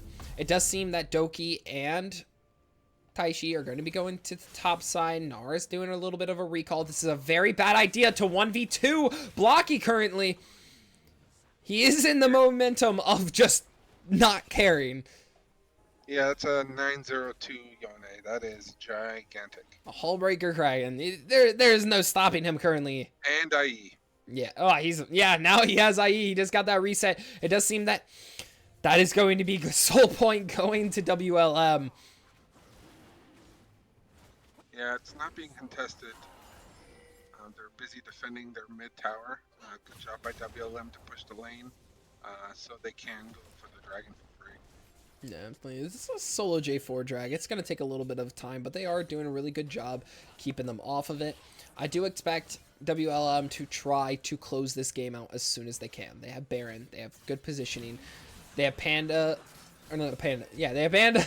Volume Panda fighting Taishi here. Taishi's going to not be able to get away because the Yone Kraken with the IE combo is just going to do too much damage. Programmer's unable to get ball slap in that EQ. However, they seem to be going all in here. Yone's just getting free split off. That's a TP from behind for Yone. Doki's going to be taking a lot of damage. They're going to need a lot of bursts, but however, they're going to be trapped inside of there. J4 is falling, but oh my, the Varus triple kill with 1Q! Unable to perform. They're just going to go down mid lane and end this all right here, right now. I don't think they have the time to end it, but they definitely are going to get an inhib, I think. They got 20 seconds on the Gnar, just about 20 seconds on the Scion. They definitely are able to get inhib here. If another fight breaks out, oh, Redface is caught out by Lava. This could be really bad. Oh, Redface able to dodge the main damage, the true damage. Lava is missing the true damage again, but is still able to get the kill. It is still a 4v5 currently in this current state. Both Varus and Yone have a 700 shutdown. Definitely switched off of the top lane to the ADC this game with WLM. They are positioning to keep them from splitting. Blocky does not care. He does not care. Okay, Taishi's going to be going in here. Going to be falling down to the Varus again. Unable to get the shutdown. Ball is having to back off. Blocky's trying to just get some turret damage. Taking a couple turret shots along with it. We also have Lava bot lane splitting. About to get this inhib. We're also going to be seeing Blocky just taking this top tower and top inhib. They are getting swarmed currently with the split pushes. It does seem they're going to be trying to jump Lava here. Lava does have the ultimate. It does not keep the game going for the top side. Blocky's going to be trying to get that mid push heading into that tower. They're all committing to Lava here, unable to pay attention to the split. They are able to get the flash off of the red. Meanwhile, Yone is just taking turrets. Yep. He does not care. Programmer's able to stop Ball from going. Blocky's just going to be committing to the tower hits. He does have Hullbreaker currently going. He's saying screw it, does not care. Will Blocky fall for the shutdown? Blocky falls for the shutdown, goes into the Kai'Sa. We also have Survive also going for the autos. I think Survive just gets these autos off and ends the game. Yes, he does. That is now two wins. Yep. That's a 2-0 so far for WLM. They look far better in the second game than they did the first game. Uh, wow. I'm about to say that that was a very decisive win. I'm curious to see what Dino is going to do to change this up.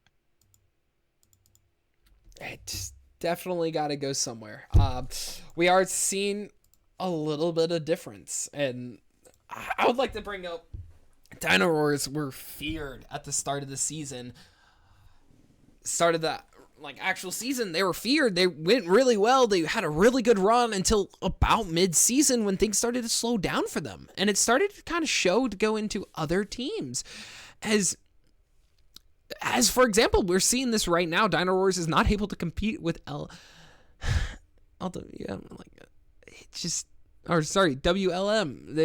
They're getting too far behind to be able to compete with them. Definitely. We are heading into game 3. It is looking very lopsided, possibly a sweep in playoffs, in semifinals, a sweep. Yep. I'm curious to see if they're actually going to take a little break or if they're going to rush into the next game as well. And also to see if we're having a side swap or if the Dino again is confident on that side and on the red side. They need to switch something up, whether it's side or just generally what they're picking, and they need to switch something up. I don't think they're putting enough proper pressure. I should say, I need to say proper pressure into the mid lane, because Blocky's just, they tried putting pressure into him, but it just went the wrong way. Definitely. And I mean, again, credit is due. Doki, a lot of jungle presence. He's definitely doing what he can on his end. Unfortunately, like last game, it wasn't about jungle pressure that was what mattered. Mid lane got ahead, bot lane got ahead, and then those 2 dives in mid did not help at all. No, they really did not. So we're gonna go ahead and head into a quick break here in a second. I don't know.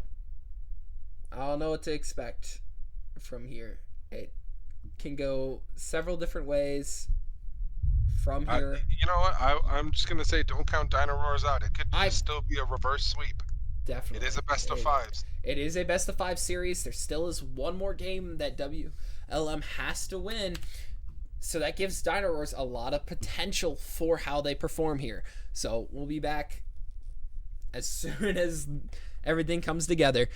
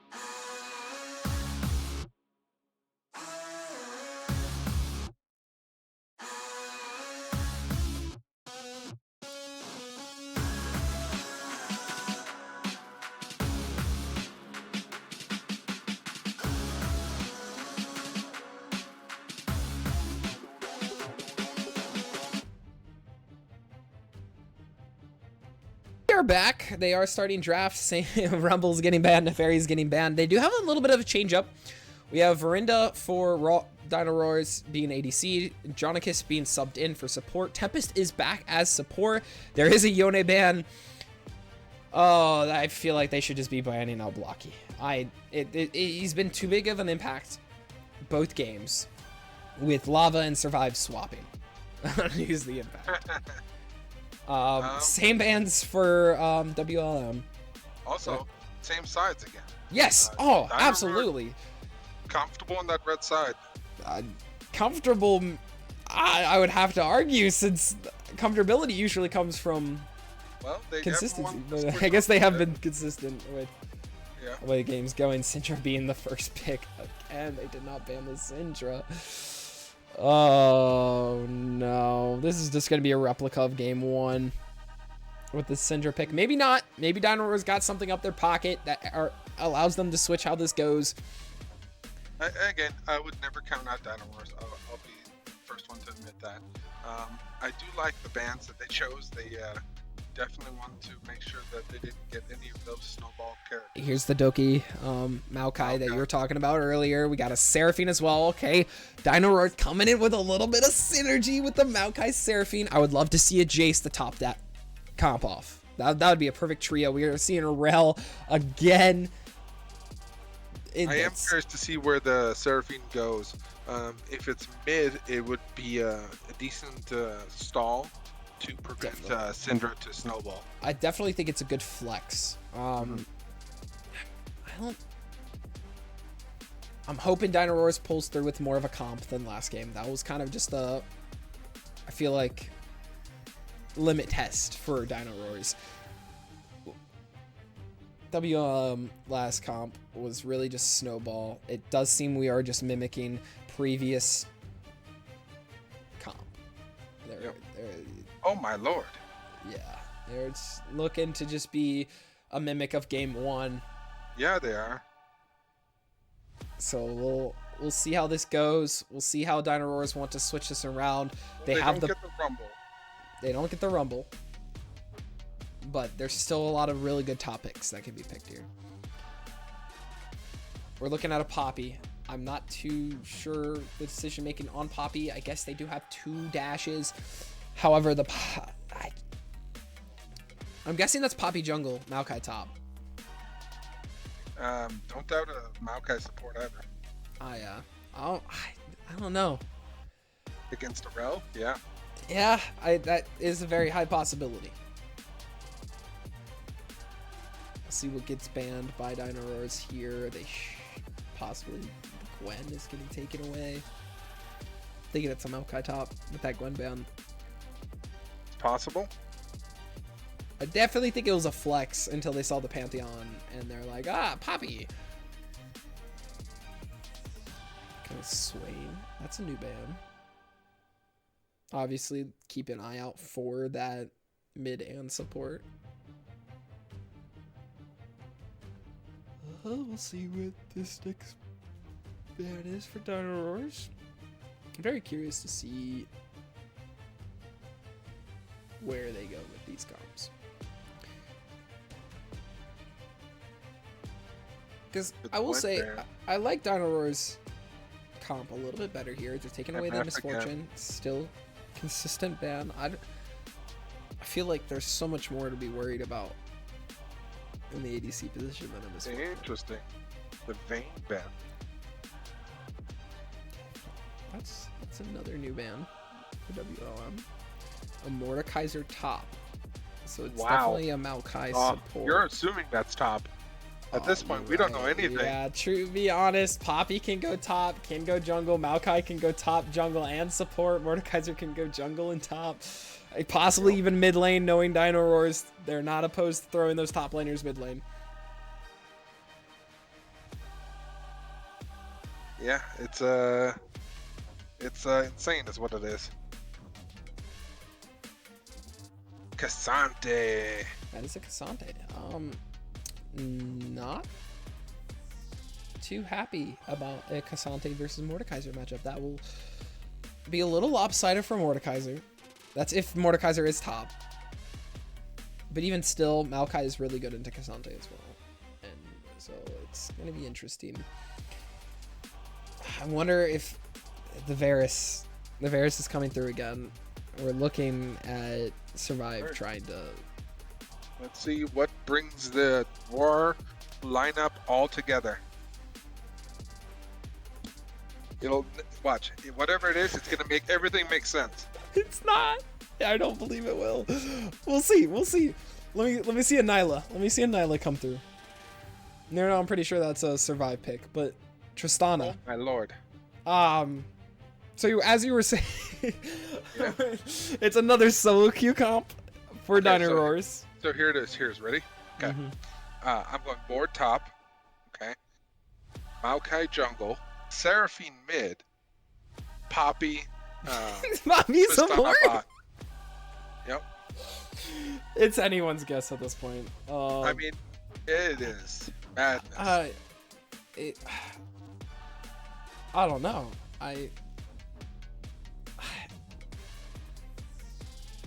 All I'm saying is that I don't think Tristana into a Syndra makes sense.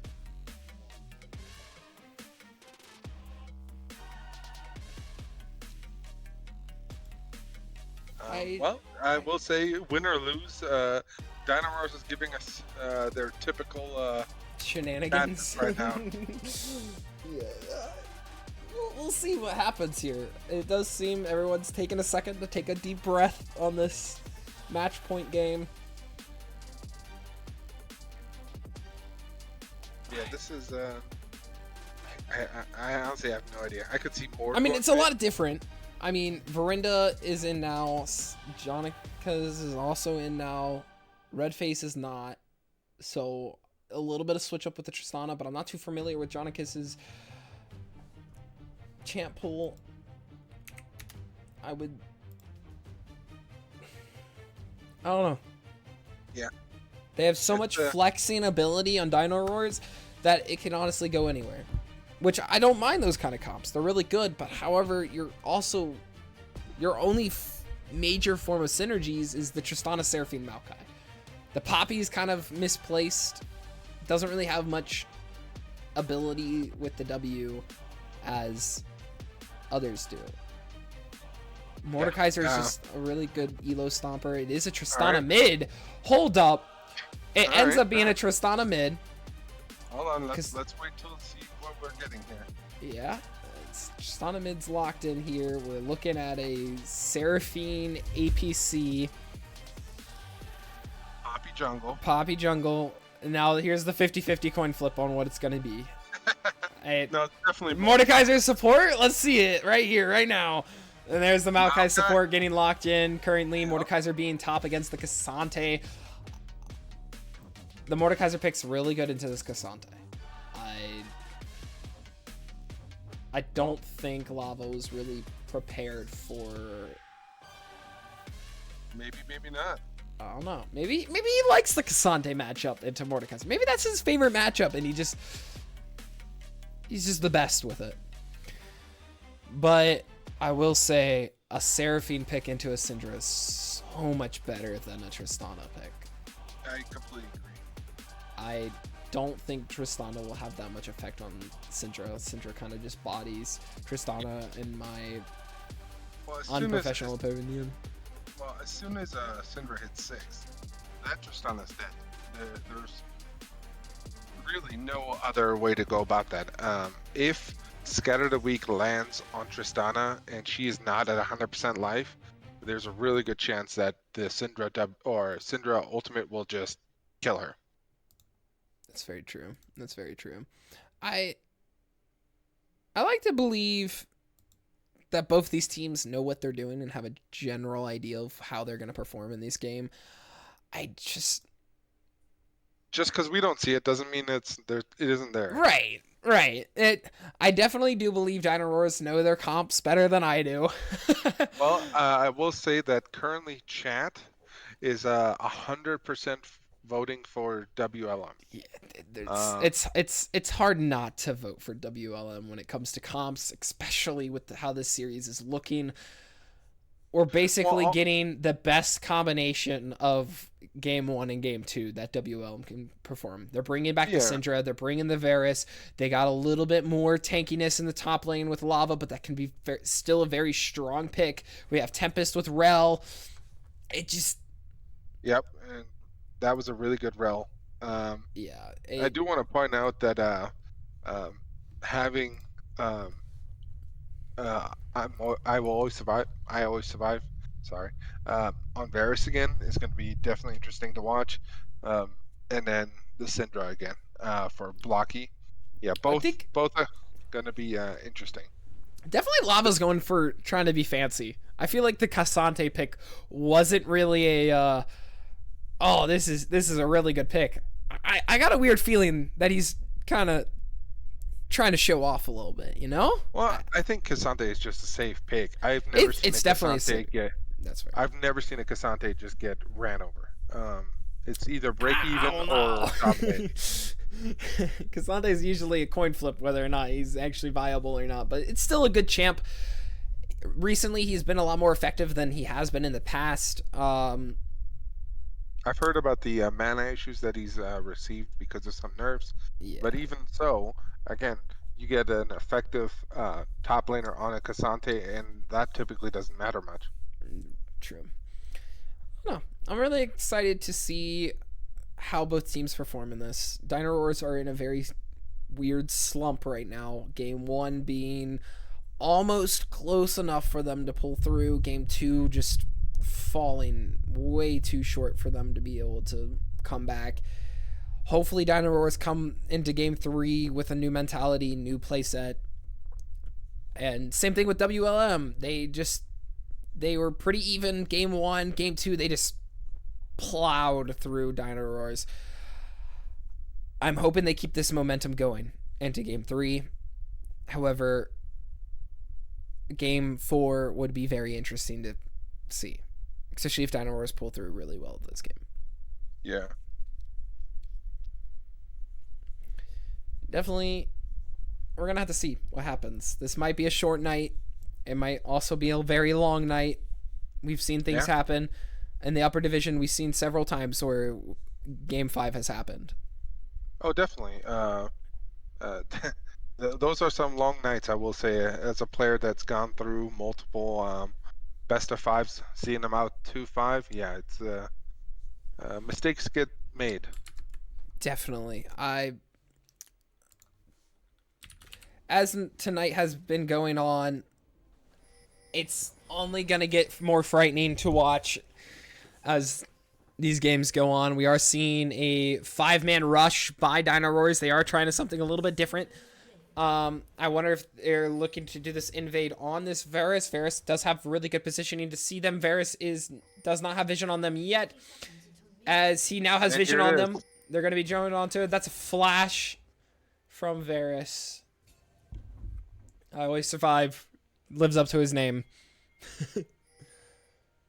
It does seem Rel is stepping up again. I will like to state Dino Roars have been fairly proactive with pulling through with First Bloods. They've gotten every First Blood so far in this series. However, it has not turned into a win for them either time. So I wonder if they do some reverse psychology here and give First Blood transition this. Blocky is going to get some first strike damage onto the Mordekaiser. Mordekaiser is heading up to the top side. It is a Tristana mid. I wouldn't be surprised if we see some early rotations from Dino Roars with that Tristana. But I'm really intrigued to see how they perform.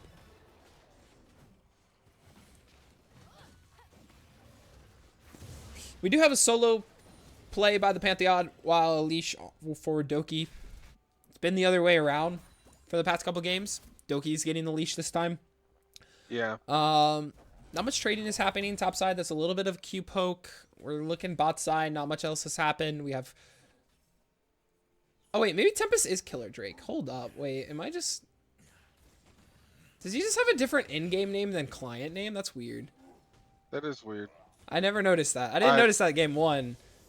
I'm pretty sure that I saw in game 1 that it was called Tempest. I'm gonna be honest. Yeah, that's what I thought too. But Other than that, we do have mid lane shoving in. It is full clear from Poppy. However, Pantheon kind of jumped. He went from Raptors straight to blue, Wolves into blue. He won't hit level 3 from blue. He's only going to be level 2. He's going to be like 70 XP off. That's going to be some level 2 poke from all the lanes. A little less damage done in the bot lane than in the mid lane. We do have Doki heading up. Pantheon's still struggling with that blue buff. Finally finishing it up. We have seen I Always Survive, take it slow on Varus, but he scales well. So he scales very well. We have Pantheon only level 2, looking to do a gank. This level disadvantage that jungle is having. Doki's right there, level 3. Doki's looking to get some ward vision. That's a flash, level 3 by Pro Gamer. That's a lot of damage, unable to perform the kill on Ball. Ball is going down with the snipe from Pantheon. Pro Gamer with the snipe Q. See, that's what I was thinking was going to happen in game 1. A similar effect happened, and he didn't go for the long-range Q. I thought it was an opportunity. Missed. Definitely not missed this time, as Taishi and Doki are both going to jump onto Pro Gamer. Pro Gamer's going to be taking a lot of damage, falling down to Taishi possibly. I wonder who the kill's going to go to. Kill's going to be following up. Pro Gamer's able to use the W. That's Ignite going down. Doki is going to be performing the kill with the Ignite. That's Ignite down. Flash also down for Pro Gamer. Again, Doki without any mobility summoner spell. I wonder if that's a big impact on Doki getting picked on several occasions in the last game. Well, I do want to say that Ball Slap does not have teleport this time, but Verinda took the teleport, so. Yes. So, I mean, that's not common for APCs to take it. Oh, definitely. Tristana doesn't normally run TP. You do find it in rare occasions. I'm not too... This game has come back to another 1-1, very close in gold. CSs are a little wacky. It's basically as if top and jungle swap their CS positions at this current point. Oh, Taishi doing a lot of damage to Lava, able to press that WW to get that healing. Lava's looking to do a little bit of trading, has a nice freeze capability in the top lane. Bot lane looking a little stale currently, as it has been in the recent games early. We are looking for a possible, if the Seraphine gets ahead, that's a lot of damage coming from Seraphine. Same thing with the Varus. This is early drag. Neither bot lanes have reset yet. But however, we do see double biscuits. Oh, that's going to be a lot of damage going on to Tempest. Tempest is going to be taking a little bit more damage than required. Poppy's going to be catching this Pantheon. Pantheon does not know he's on vision. They do know Pantheon's location. Tristana's going to be possibly getting a gank here. That's Maokai going to be rowing up. Doki's going to be on top of Pro Gamer. Walked past them. They're going to be trying to get the stun off. He does not get it off. But that's going to be Jonicus getting on top of them. That's going to be Pro Gamer getting picked once again. That's going to be a great Dragon Prio for Doki. Not looking the best position. Maybe they found the weakest link, and that is Pro Gamer. Yeah, I'm just definitely intrigued to see how they turn this around. It is 1-1 for the jungle and the mid lane, and however, on the other side, it's only 1 kill into the Pantheon. It does seem to be staling out in the top lane once again. CS is coming back up. Varus is charging his Q to get some quick damage. It does not seem like they might... I do not see a play coming out of Pantheon for the steal. That was a really good play by Dino Rawr. We see some trading in the top lane. That's going to be some Lava going in, getting the kill on Taishi. That's some fancy footwork by Lava, getting the nice little Q, knock back with the W into the R to knock him under turret. The shield from Mordekaiser W was just not enough. It was not. They both hit level 6, and Lava decided it was time to go in. Quick poke from Tempest. Really quick play. Going in for the Q into the knock away. We do see both the junglers on bot side. That's going to be a lot of poke going onto Tempest once again.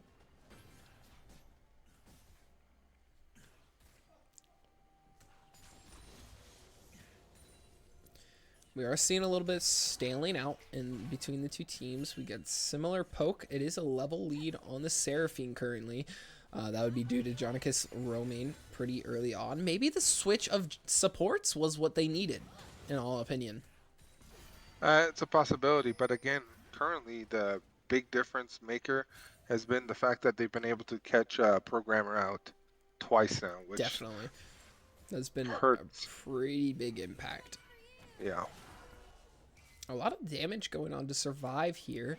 Mordekaiser getting some roam vision. Pantheon is showing topside. Mid lane still staling out between the two of them. They don't seem to be trading all too much. Just seem to be pushing waves into each other. Having fairly similar CS to each other. Same thing with top lane. Very similar. All CS is kind of well-rounded between the two teams currently. Golden Yep, come... 8 minutes. Yeah. And finally they go back. Marinda and them. We have not seen Always Survive go back yet. Lava's doing a little bit of trading. It's pretty much evened out between Taichi and Lava.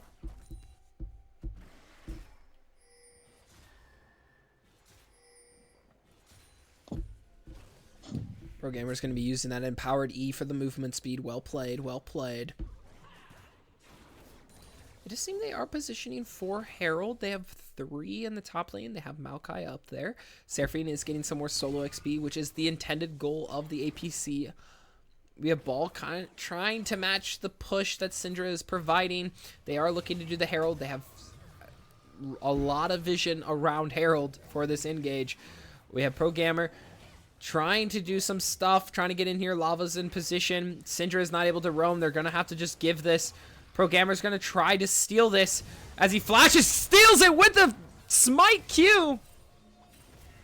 Unable to pick it up. Hold up. It looks like Lava was able to pick it up. Yes, but that was really awkward. Always Survive able to get on the Verinda in order to get that pick. Well played bot lane to recapitalize.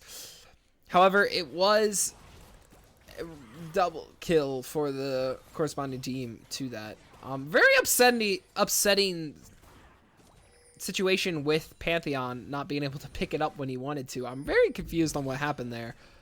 I'm more confused why Blocky didn't ult Tristana just now. Yeah, there's a lot. I mean, Syndra ult doesn't do a lot of damage currently in this state of game. It kind of is a scaling based off of splinters.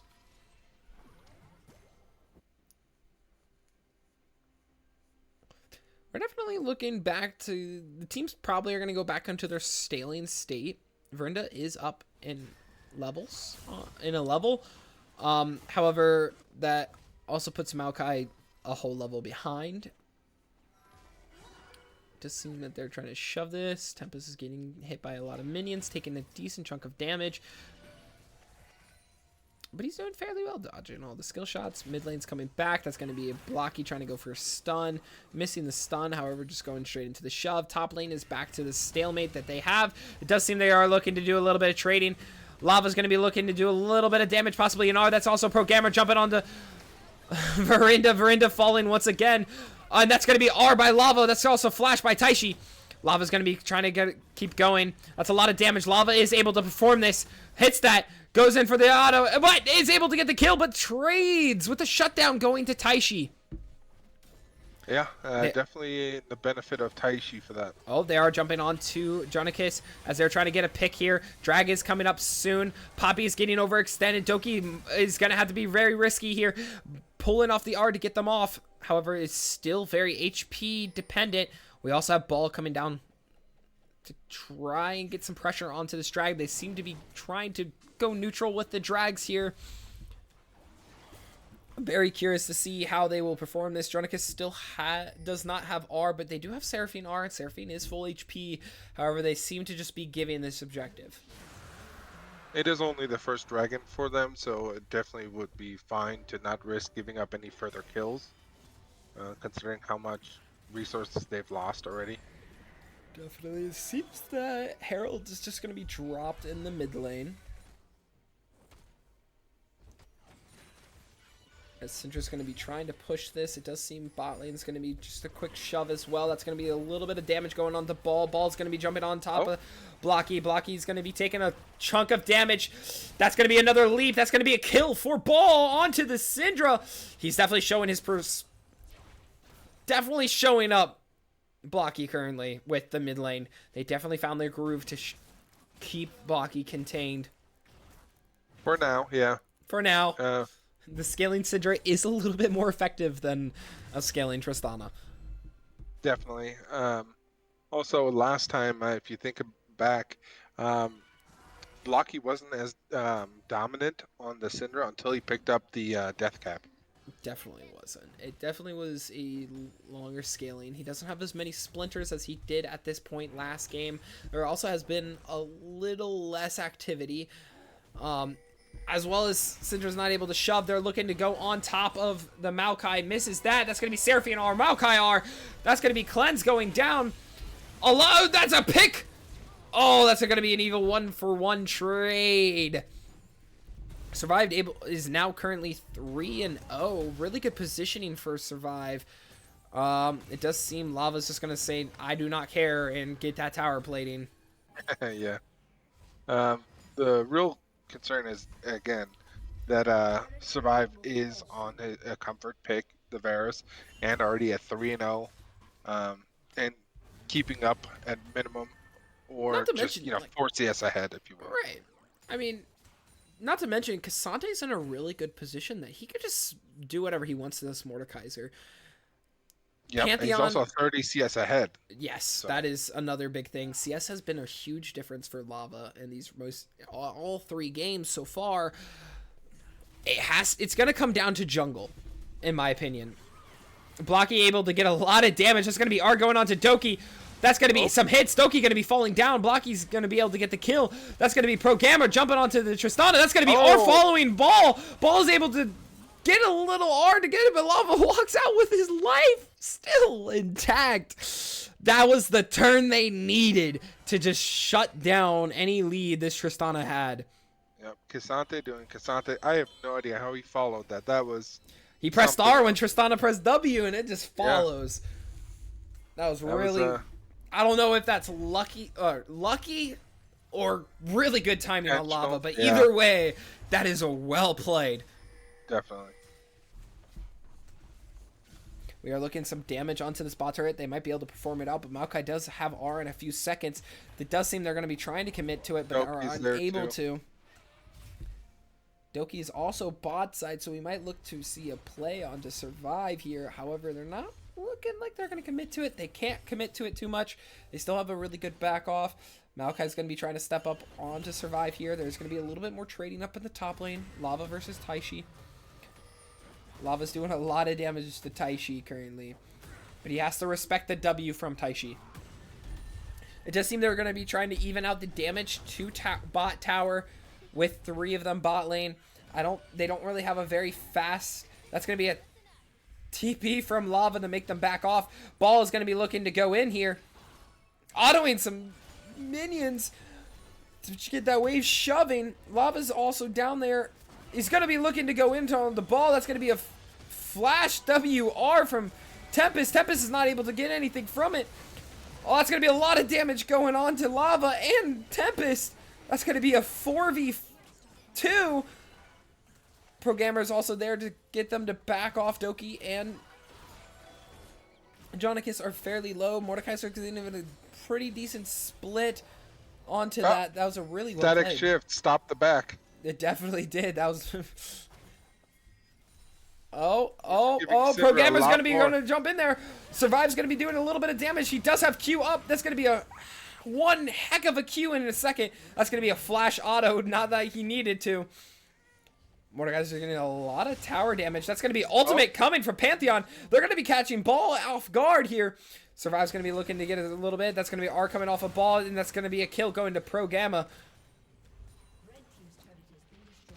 And Syndra got second tier turret already. Wow. That is all that fighting bot lane gave Blocky all that time to push. Dino Rawrs took a lead and have slowly just lost the lead off of every play that they've made so far in the last 5-6 minutes.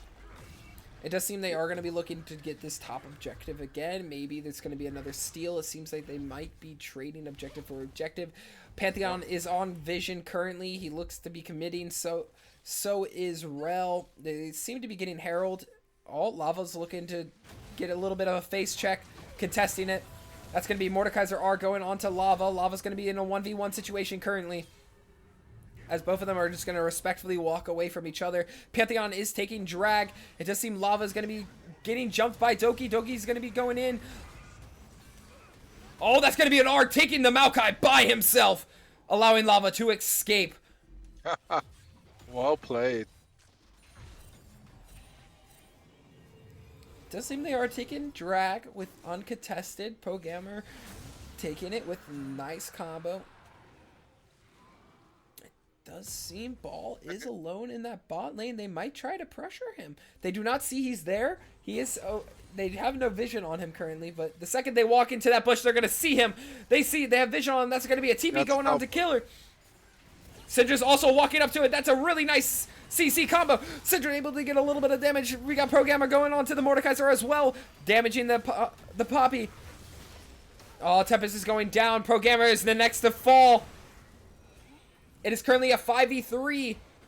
Oh, 5v4. Varus is able to get a pick off. Mordekaiser taking a lot of damage from the Syndra R. Syndra R is down. We still have Seraphine R and Tristana R up, but Tristana has to back off due to low HP. Wow. This is a good game 3.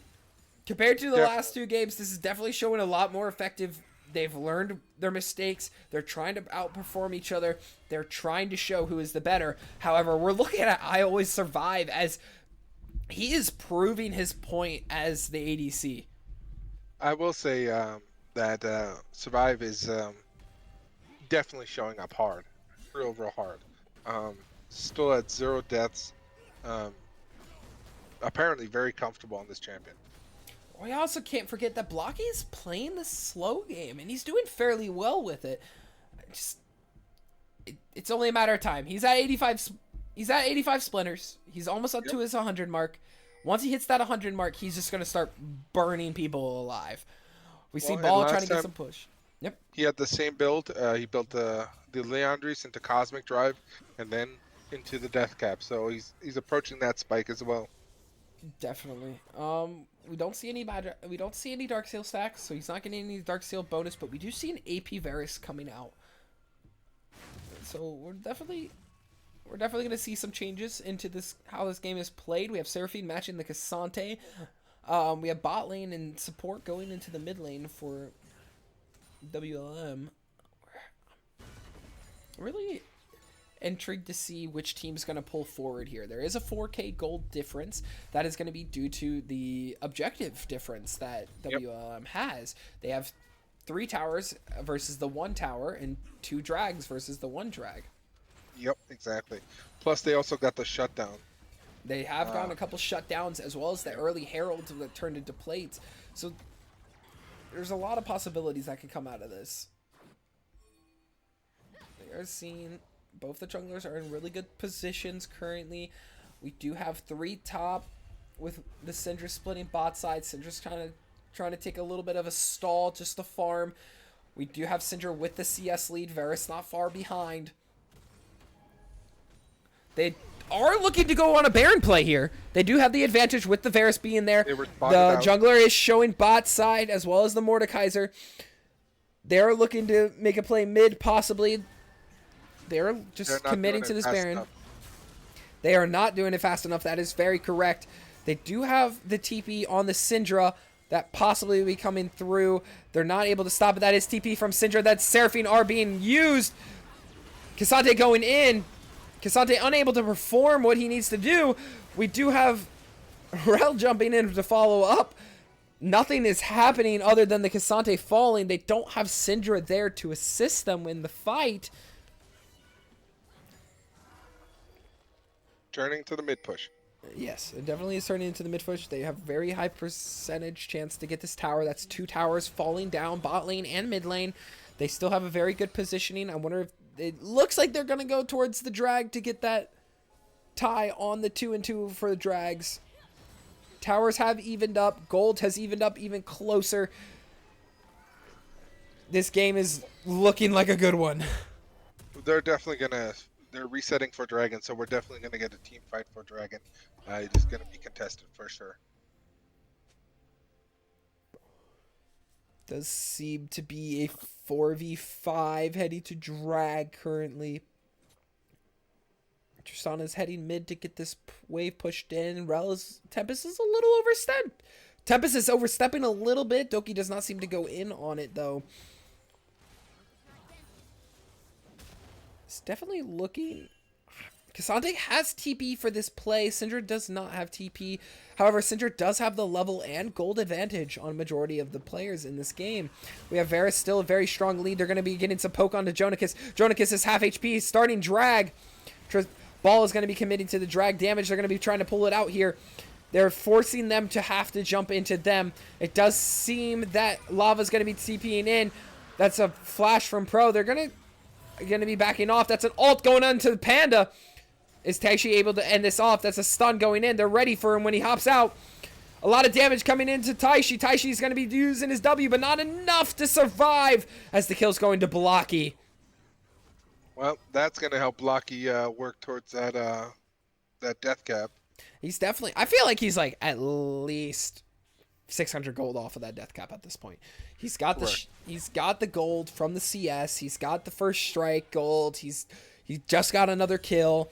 It's definitely good positioning for him to be in. On the other side, there's still Tristana. Tristana's still scaling with those items, still has that very strong push. I'm surprised they have yet to put that Tristana just on permanent split push duty yet, but we might see it here soon. We do have the tank Mordekaiser. Blocky sold his Doran's ring for the second needless staff. Yes, so he's pretty close in gold. Not quite there yet, but he's pretty close. He does seem to be going bot lane to put a little bit of push on. He can match the Mordekaiser. It does seem they are positioning for Baron. However, Lava is not letting it happen. Taishi is taking a lot of damage from Blocky. Oh, we're looking at a little bit of a push from Blocky. Uncontestable. Tempest is putting a little bit of pressure. They don't know Doki's in that bush. They're going to be going into this. Doki is shown. That's going to be a TP coming from... Oh, that was coming from Mordekaiser. Mordekaiser's TP got stopped. It does seem Programmer and Lava are going to be taking a lot of damage from Ball. Ball is going to get the kill. They're also going to be jumping onto Lava. However, Survive as well as Tempest are still in this fight. That's going to be Seraphine R going to be hitting...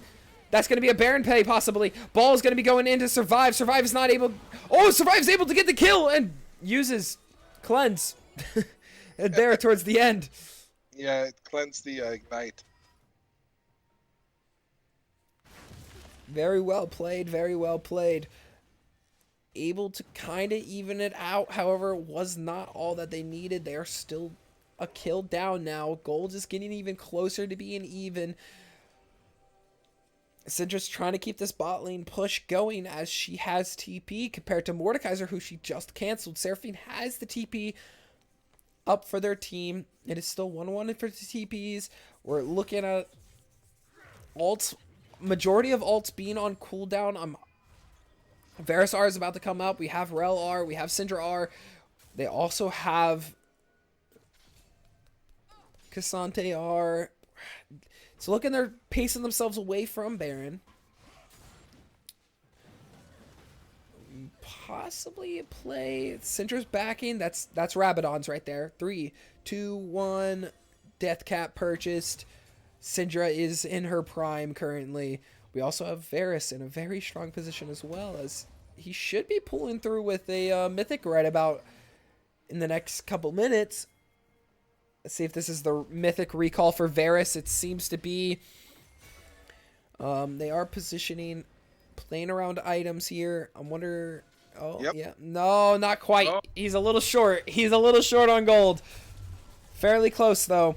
We have Cassante finally getting his Jock shows into play as well.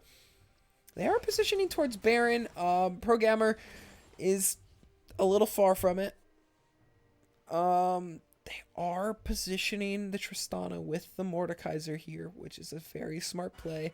They have a lot of damage, a lot of strength. However, they have to be very careful about the Syndra. Yep. Because things can go very wrong if they don't respect the Syndra's damage. We do have especially drag at this point. Yeah, definitely with the Rabadons coming through.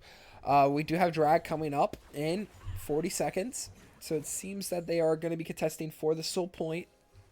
Yep, WLM push the mid wave. We have Mordekaiser at the top lane. He does not have TP. This is a really bad positioning for Mordekaiser to be in, especially since WLM has the advantage. They're going to be jumping on to Jonicus. Jonicus is going to have to flash. It's also going to be a flash from Tempest as well. It seems they might try to flip and go to the Baron. I wonder, it does seem that WLM is looking to do the counter Baron. They have a lot of damage to Baron with the Tristana. It seems that they might be trying to meet for the fight. That's going to be Doki going in. Maokai are also going in. Rel's going to be hitting a really big R going in. They're going to be trying to jump on to Jonicus. Jonicus is going to fall, but Rel is also going to fall. Doki is going to be trying to chase down Sidrus. They're doing a lot of damage. It does look that Ball is going to be doing the majority of the damage. He's trying to turn this around for his team. Blocky is unable to perform where he needs to be. Gamma is trying to go in. Ball has fallen, so they don't have a lot of damage. Gamma is also able to go, but the shutdown is going to be going to Taishi with the Mordekaiser on the Syndra. Pro Gamma is also going to be chased down by Taishi. Are they able to pull out Gamma here? They are, and they are able to get that pick. They are turning this series around in this game. It is not over yet. However, Ball Slap is slapping some yes.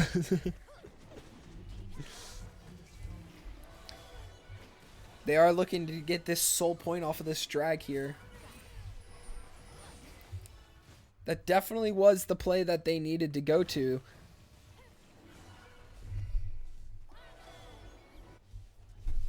They definitely got to shift up their priorities with who they're focusing in these fights. Well, they also ran into a trap set. Definitely. They baited the dragon or the Baron to get them away from the dragon, and were in the bush prepared for the fight. Definitely was. They went in one by one. Was not the play that WLM needed to do in that moment. And they do have Blocky splitting bot side. Programmer is also bot side.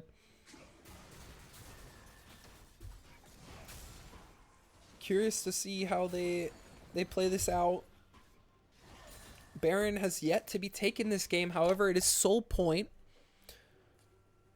It is a 30-minute game. We're going on 11 o'clock EST, and they are not giving this up. Yeah, these best of fives can be an endurance test for a lot of people. It does seem WLM is...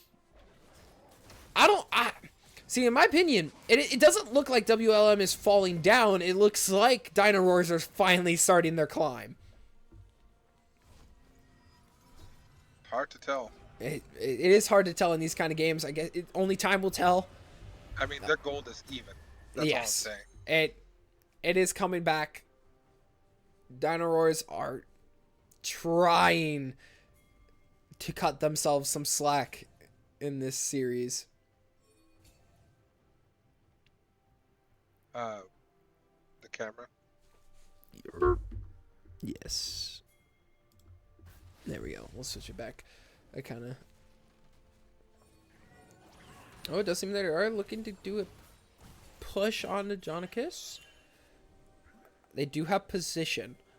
WLM does have position. It seems that they're looking to jump onto this Mordekaiser and get behind him. They do have position onto this Mordekaiser. He is a little bit caught out, but the question is, will they be able to catch up to him before it's too late? He does have teleport. You can try and teleport out before someone gets there. He is getting chased down. However, Dino Rawrs are possibly able to match. I Will Survive is going to have to R just to keep that away. They are getting ready to jump him. That's going to be a lot of damage going on to Survive. Survive is one of their main carries. He's going down. Oh, Blocky's unable to finish the kill on Taishi. Taishi is still alive. They're doing a lot of damage. That's going to be really huge, and a Baron play right afterwards. This is just going south for WLM very fast. Yeah, that was a 3-for-1. No one will call that worth it.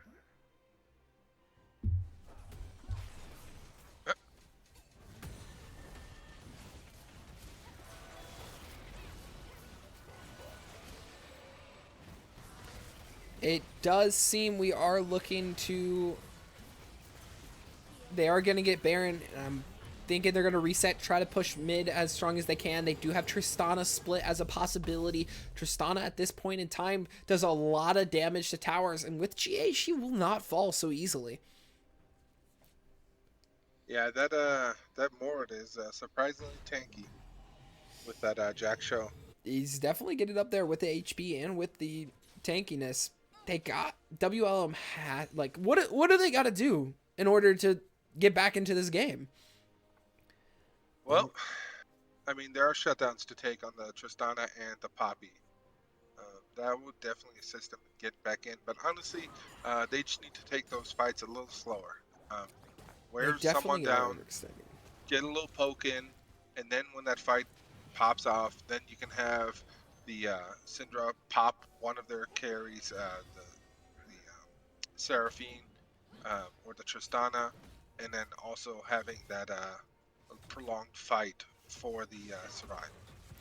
Definitely, it definitely was that I Always Survive has been overextending in these last couple fights, which has been really hurting their team's damage. It does seem that this is soul point for WLM. However, it's soul for Dino Rawrs, and this is their chance. Somebody has to stop that splitting Mordekaiser. He has TP, so he's just going to keep that pressure going.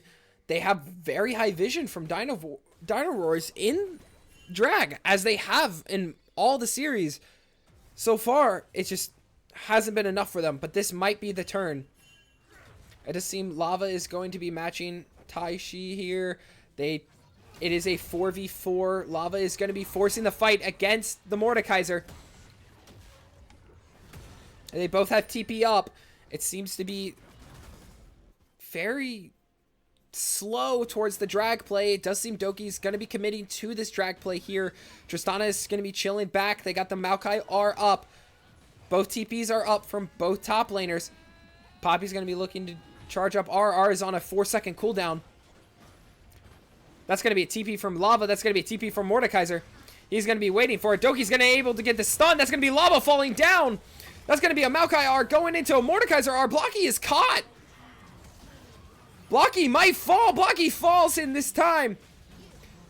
Oh, it does not seem that Programmer is able to take the steal and is caught while he's R'ing. They are going to be able to make him fall right here, right now. Tristana's going to be heading into the mid lane to try to get some turret damage here soon. It just seemed that Dino Rawrs are holding their toes and keeping this going. Yeah, that's very scary. Having not just Soul, but Baron on. Oh, Baron just wore off. Baron just wore off, but they're going to be able to get a lot of damage on this in him. Well, also that's an Ocean Soul with 3 Ocean Dragons on both a Poppy and a Mordekaiser. Even the Maokai would benefit greatly from it. Absolutely. Dino Rawrs have to close this out as soon as they can. The game's only going to get somewhat harder. Most of the champs in this game, Tristana's hitting her peak with items, as she only has 1 item left. Verisar goes down. This is still a possible game for WLM. Oh, it does seem Syndra's going to be caught. That's going to be ours coming out. A lot of damage hitting them. A lot of damage coming through here. I Will Survive is not surviving this time. Seraphine autos come in. A lot of damage is going on to Lava. They're looking to commit to this even further. Blocky's doing a lot of damage. The autos from Seraphine are huge. Ball is able to get another kill. That E from Pantheon is going to be able to keep him alive. It is still a 5v3 in this current situation. They're going to be looking to jump Pantheon. Doki's taking a lot of damage. Doki's going to be fairly low on HP. It looks like they might be trying to take a quick push onto this bot lane as well. They're holding this 5-person position. They have Ocean Soul with 3 drags, as you said, which is a very huge power. It does seem they're going to be looking to commit to this. That's going to be a really huge ult by Tempest. Tempest is not able to do anything off of it as he has no follow-up. Blocky is not able to perform here. Blocky's going to get ulted. They're going to be doing some damage to turret. That's going to be another R from Seraphine coming in. They're going to be dropping turret now and auto-attacking the Nexus to finish this game off. This game looks to be going to Dino Roars. Wow, coming back with a 2-1 now. Making sure that this is not a sweep by WLM. Definitely not. Fairly close game, majority through here, unable to follow it up from WLM, turning into a game 4.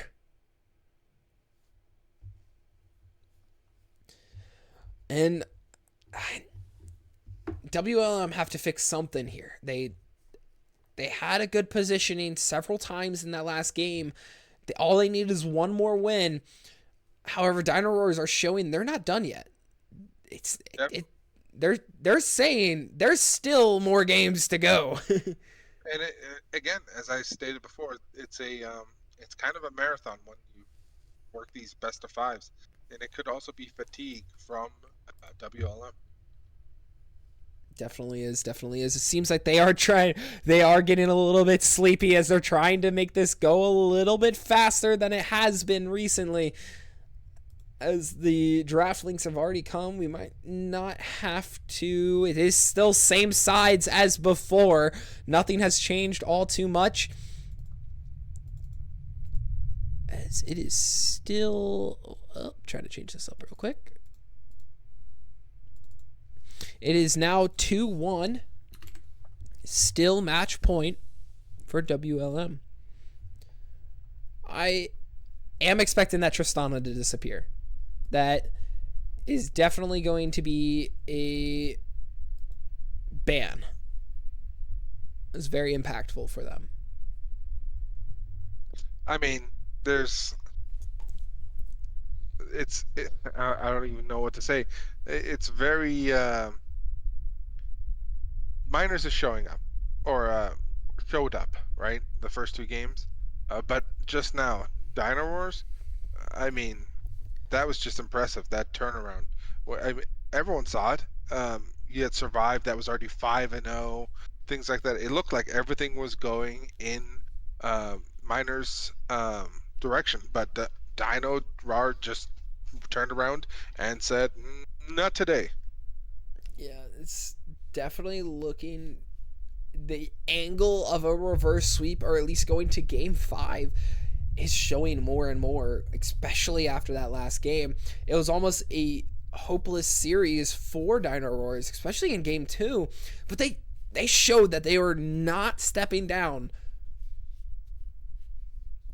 So we will take a short break. Once again, we will be back when draft starts. I will see you guys after the break.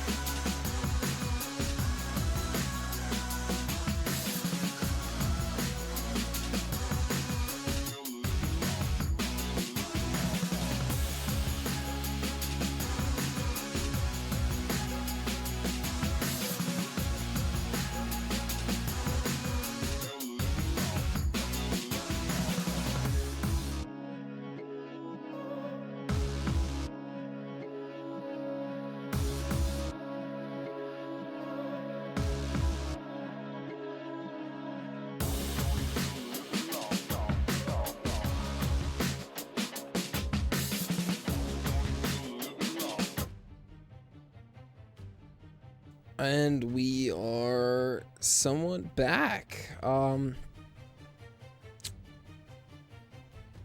Definitely interested to see how they plan on changing everything. It is now 2-1. Dino Rawrs were able to pull off last game and possibly start their comeback, their reverse sweep. If they reverse sweep this, it will definitely put a target on Dino Rawr's back once again. However, I will say, Miners are in a somewhat sound position to end the series after this game. I think Dino Rawrs did a really good job shutting down Blocky. Lava, I feel like Lava needs to be more on higher damaging picks. Throwing him on tank, yes, it worked really well early, but just Cassante falls off compared to other champs.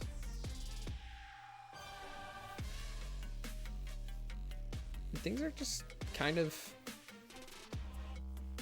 going in interesting directions. So we'll have to definitely see how things go. They were saying, I'm thinking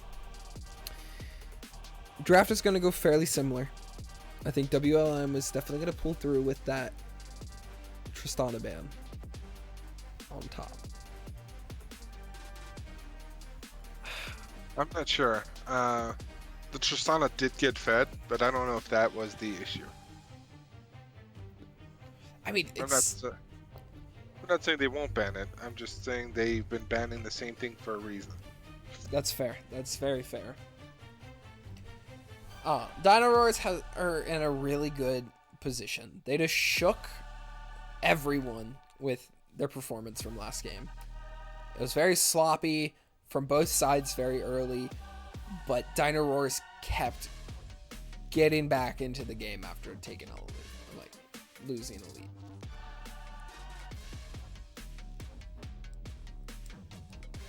Yeah, I'm curious to see what badness we're gonna get from Dino Rawrs this time. Yeah, we're definitely seeing Ball slap the other team, trying to hold his own ground. Well, we'll see. We will see. Yeah, I'm not going to be expecting too much other bans. Dino Rawrs have kind of been on the wall with having to ban what is their stronger picks. I don't think the Pantheon is a pick anymore for Pro. Game 1, it wasn't a very solid pick, and now in Game 3, it's been even harder for him to fall through with the Pantheon.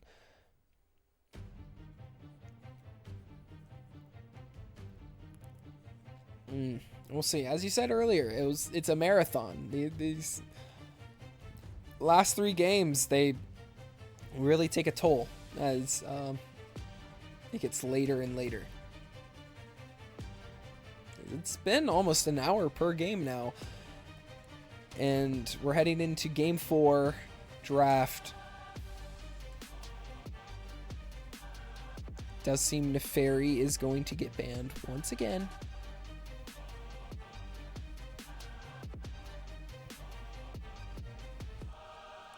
Yone is to follow. They are switching their order around for Dino Rawrs for their bans. The Poppy seems to be the worry from last game.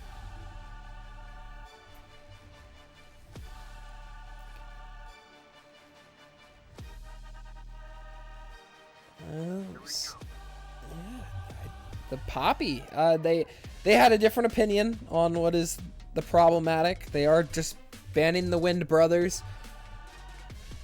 As usual, that has been something very consistent, especially after the Yone performance that Blocky had.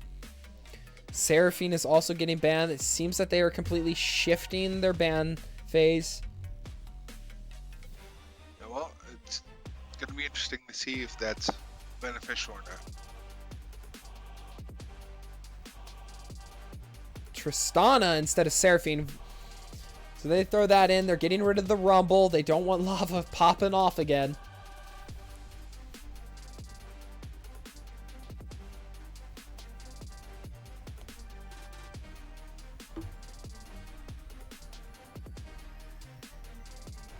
Oh, there comes the J4, the instant lock Seraphine and a Maokai. It looks like they're looking to do the same exact bot strat as they did last game. The J4 subbing in, a way better pick for Pro than the Pantheon in my opinion. I am not sure at this point. I mean, Jarvan was impactful, right? But It's just, oh no, oh, it looks like a possible Vayne pick by Survive. Okay, interesting. A little bit different. We're going outside of the traditional meta, 4-5-man, so we're going towards a Vayne. Really curious to see what kind of support goes with a Vayne against this. Well, I mean, again, that Maokai is definitely a flex pick because we can definitely have Doki pick that up. Definitely is. We're looking at Tempest once again running his Rel. Last game, the Rel was not as impactful. Then again, there wasn't much following up that you can do. They also didn't really have the damage to utilize the Rel. That is very The true. lockdown.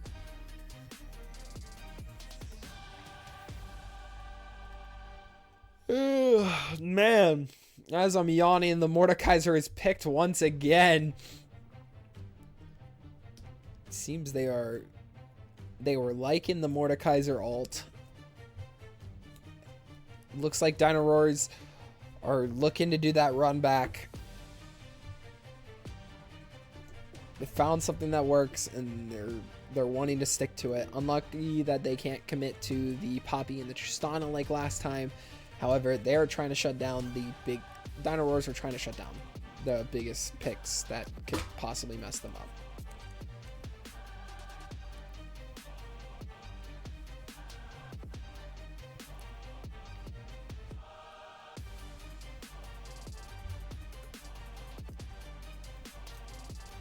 Looking to see what the final ban is. An Orianna ban. That is something new.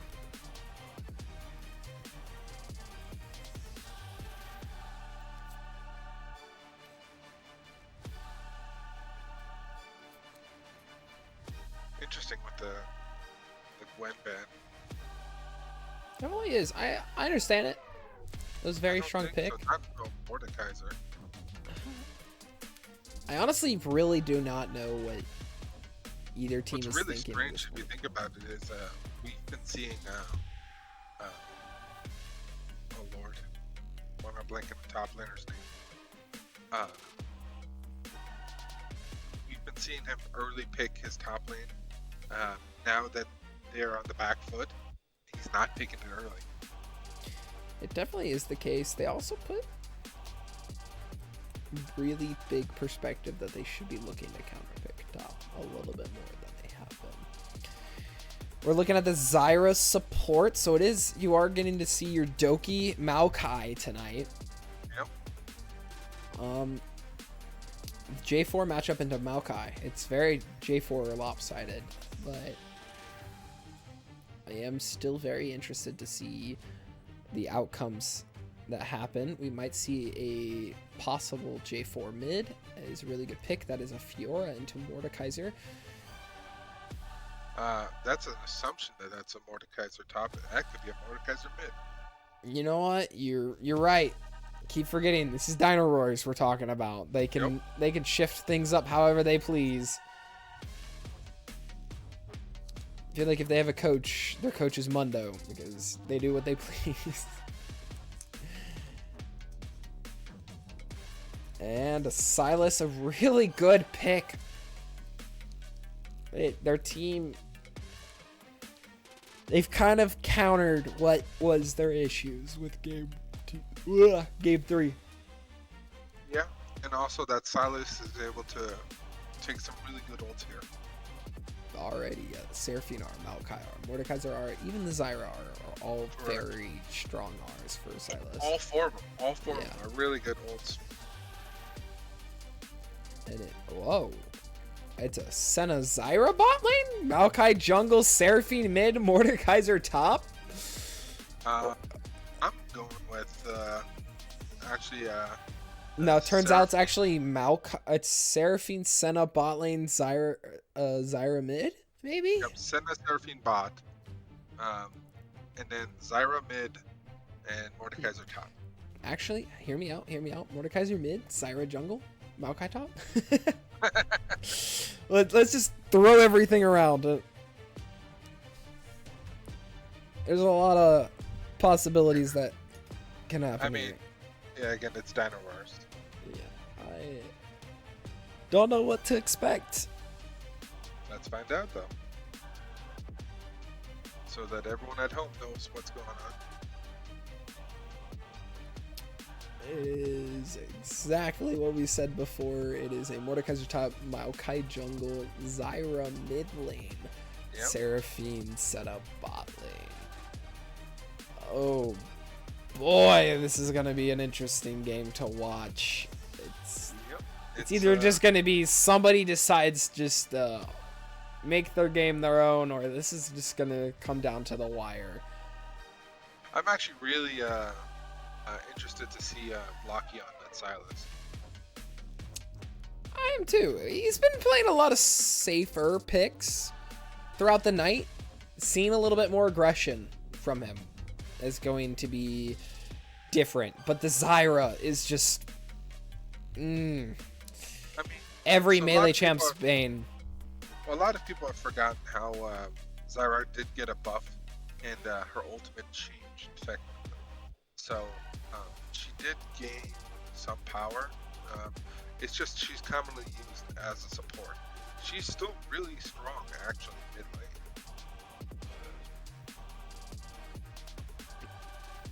I'm All I more see curious to see is what the chat decides is a stronger team.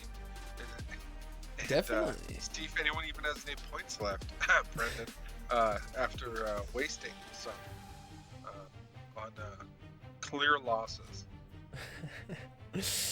Wait, are you telling me Brendan's been cheering for Dino Rawr this whole time? Oh man. Now he last game invested everything he had into WLM though. So you went Dino Rawr's game 1, game 2, and then wait, Brendan, you need. Oh no, Brendan, stop voting, man. You're jinxing whatever team you vote for. No. You better. Okay. On Sunday, you better not be voting for Goon Squad. That's all I gotta be saying. I'm definitely curious to see. So, so as we said, for those since you can't see it yet, it will be for Dino Rawr's Mordekaiser top against the Fiora. It'll be Doki on Maokai against Jarvan by Pro Gamer, and then mid lane is Zyra versus Silas.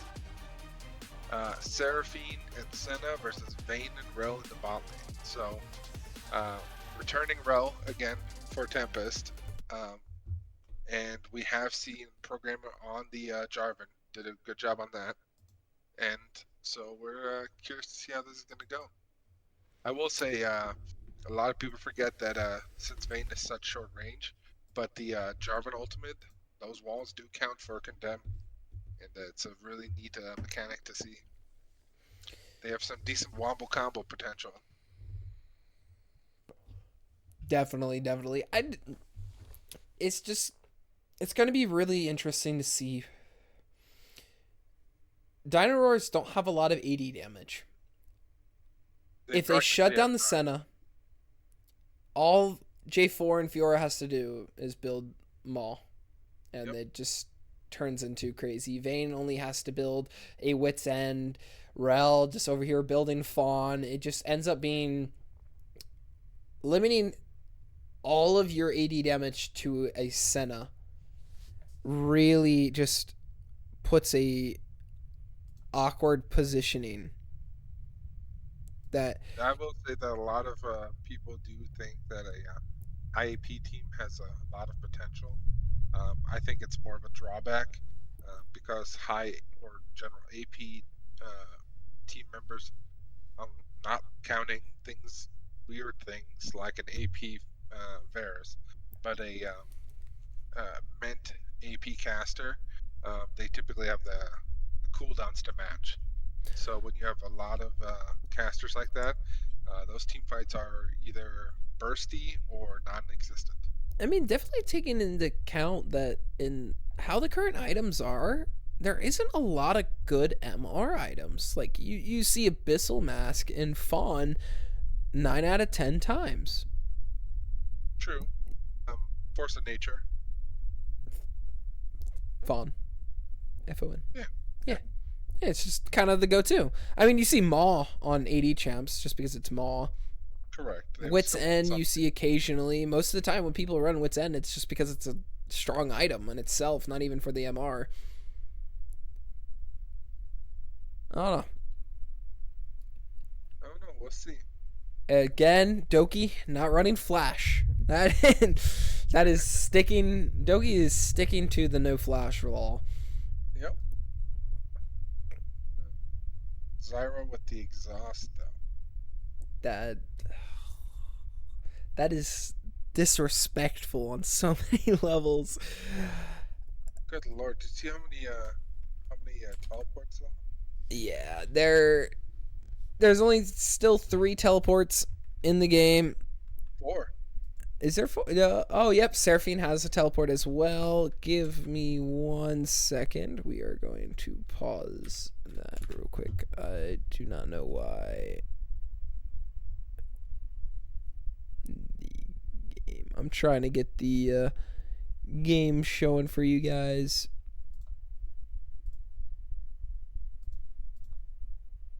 Remember to blame Gecko for this, not me. Hey, I'm doing my best. I'm doing my best. All right. I was not prepared to run no stream today. Okay. All right. We're back. We're working. We gave them some time to get things going, in case they pause. You know, just giving them a good lead. So we are seeing a 5 stack on a bush, along with the 5 point. Doesn't seem to be any invades. Reminder about the Zoom. Oh yes. All right, let's talk about this though. Whatever team is getting first blood is losing. Like along with Brendan, whatever team Brendan votes for is losing. First blood also loses. All right. So that's the statistic that's currently going with this series. All right.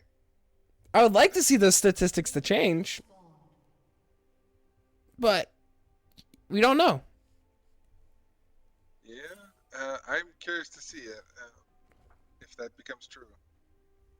I would hate for that to be the biggest statistic. 100% of first bloods lose. We are looking from Programmer to they're switching back to whatever clears they have, which is another thing. Whatever team has done a solo clear has won. Like the little things like those are starting to show. Yeah, you're not wrong, but it's definitely a weird one. We'll see what happens here. Doki is doing a different type of clear. It has been teams have been on the same side. It's been same blue, same red all 3 games so far and into the 4th game. I'm hoping for a little bit more activity out of these upcoming games. It does seem to be some quick training. Ball is able to equal out the damage. Blocky is not able to do too much damage. We do have a level advantage on Lava. Lava's going to be doing a lot of quick damage. Maokai is top side. It wasn't a full clear, but it does seem to be shifting into a full clear. Lava's not taking a lot of damage. However, Tashi is trying to get back into that top trade. Yeah, I will say that Fiora's definitely a menace. We are looking in the bot lane. It does seem to be shoving into WLM. Blocky is not having a fun time with this Zyra. Zyra is bullying Blocky out of this lane. Ball is on a momentum streak right now that he's just... Alright, this is it. Lava's going to be having to back out of that tower because he's under tower. Blocky taking even more damage from plants. Able to get the cannon.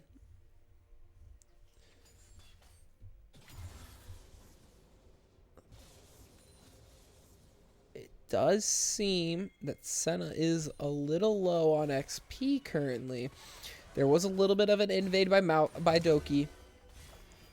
A lot of damage by Vayne on that one auto. They're looking to make a play onto this Maokai possibly. Maokai is about to step up, possibly about to get jumped. Senna trying to do a little bit of proxying off of the wave a little bit. Seems that no fight ever happened in that top jungle. It just looked like a little bit of a stare off. Both teams are kind of looking at a slower pace game right here. No one wants to lose this game. So WLM, they know they have the Vayne scaling. They know they have the Sylas scaling. At the same time, they have the early game from the J4, from the Fiora, and from the Rel. So they have a very wide range. But ironically, Senna and Maokai, or not Maokai, Senna and Mordekaiser are also scaling really well. Yes.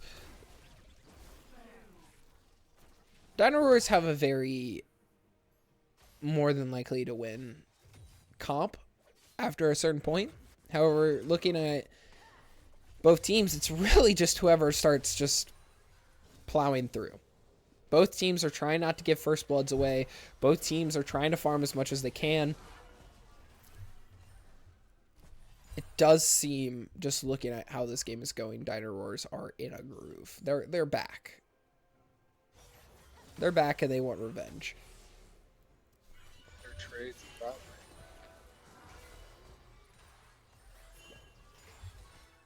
A lot of damage. We got J4 looking to go bot side.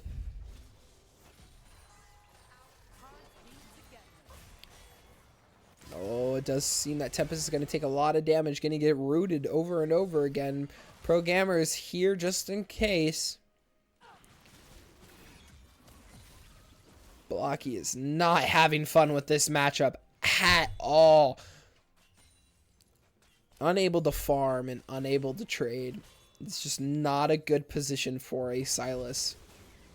No, definitely not. As this might possibly be first blood going. Oh, Blocky is able to get out of there. Looks like Fiora and Mordekaiser are going head to head right now with a pretty quick trade. Mordekaiser passive is about to drop in 3, 2, 1. That's going to be a Sylas TP. Lava's going to be looking to keep these trades going. Lava just hit level 6. That's going to be another root going on to that Rel. Maokai is topside. Just dropped off a little bit of a present for this Fiora. I do believe Fiora was able to see. Yes. It does seem Doki's like a look into position. Lava is being a little cautious.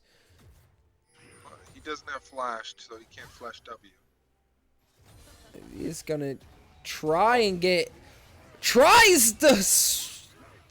Oh, no, I don't even know how to commentate that. Tries to do the quick alt cast, but is unable to perform it. That's first blood going to the Maokai. They are unable to finish off the kill on the Senna on the bot lane. Yeah, well, let's see if your initial theory of the First whoever bloods? gets Yeah. whoever gets first blood loses.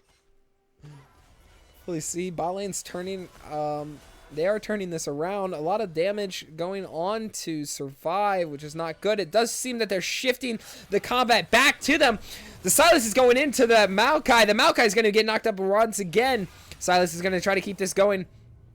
It does seem that it is just going to stop since Mordekaiser did ult that. That was a almost really good play for WLM, but we're unable to cash out on it. Definitely, but having that roam was still beneficial a little to the Fiora to get some breathing. Definitely is. Blocky's going to have to play the roaming game a lot more effectively than he will be able to with lane. He did buy the Merc Treads pretty early on, so his damage is going to be on the lower side, but he does have a lot more sustainability against these players. We do see Lava with a level lead still. However, the wave should match it up. Lava's trying to do some trading here. This is a really good position for Lava to be in against Taishi. It does seem that Dino Rawrs are positioning for this drag and are about to take the drag. It will be gone at any minute now. There it goes. However, it does look to be a Herald trade. Programmers trying to solo Herald up in there. Blocky is just taking too much damage from Ball. It just is not a fun lane. He's still holding on CS-wise. Yes, no, he's not. He definitely isn't falling too far behind. The Roams have kind of punched him a little bit on the XP side. However, he is trying his best. Missing an E, but able still to get the damage in with the W.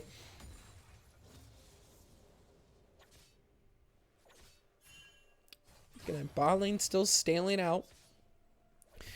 Only one kill, and it's about 1k gold away from each other. That's going to be flash Q by the Rel. That's going to be W hitting onto a minion. Survive's going to be trying to get a little bit more damage in there.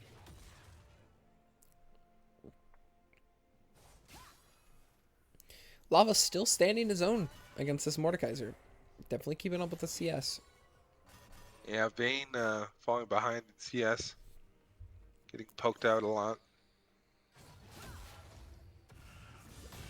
That's going to be a stud going on. That's going to be R coming from Fiora. Fiora's going to be doing a lot of damage and unable to finish the kill, though. That Steel Caps is definitely being a really big impact on that Fiora's damage. Maokai is topside. Possibly a play. Mordekaiser's going to try to set up. That's a Maokai R coming in. That's going to be a stun. And Fiora's going to fall once again to Doki. Doki is playing towards that top side now. That Fiora is just a loose cannon that is yet to be loaded. But Doki's trying to outperform on this Maokai. It is a little hurting, though. It is a little hurting, though. The kills aren't going into the Mordekaiser, which would be really huge. The kills are going into the Maokai. True. We'll have to see how these kills on Maokai are converted. It does seem a little bit of invade, yeah. Counter jungling on both sides. Yeah.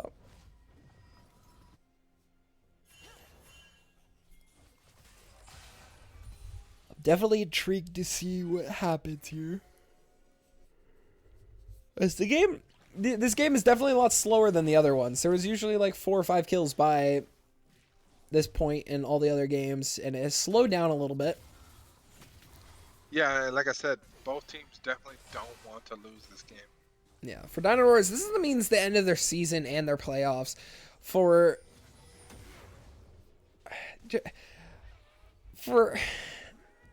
WLM, this is a really bad position if they lose this. This is going to be a 2v2. Zyra's going to be doing a lot of damage. Senna are going to be coming through. They're going to be able to flash that out, but there is still a Maokai R about to hit him. W's able to get out of there alive. Lava's also going to be trading topside. That's going to be R coming out of Lava.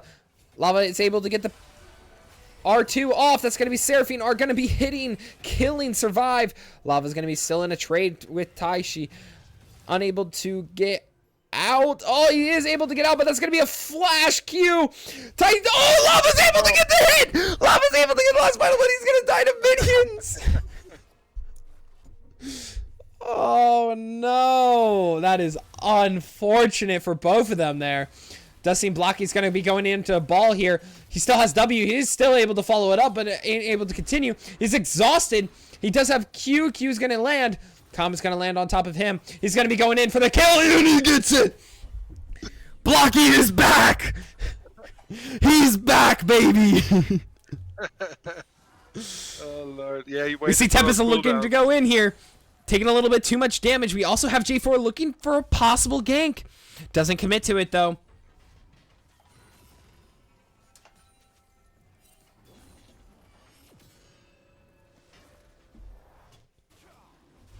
Wow. Hear me out. With lower division all pro team, if Blocky ain't the mid laner, I ain't a part of it. Let's be honest here. Man is pulling punches and he's trying his hardest to keep his team. 20 CS behind, he was able to pull that out. So I mean, good on. Definitely dodging all those skill shots is really impressive and very lovely to see. It does seem Dragon's about to come up. Vayne is a little overextended. Maokai does have R. It is a possible play to make on survive. The question is, will he survive? They have to be very careful in this bot lane. Too much damage will incur the wrath of a Maokai. J4 is topside. This is not a good drag to lose. Maokai with this drag is very oppressive. Even if it is just a normal one. Oh, it does seem that Tempest is able to get a Q off onto the Senna.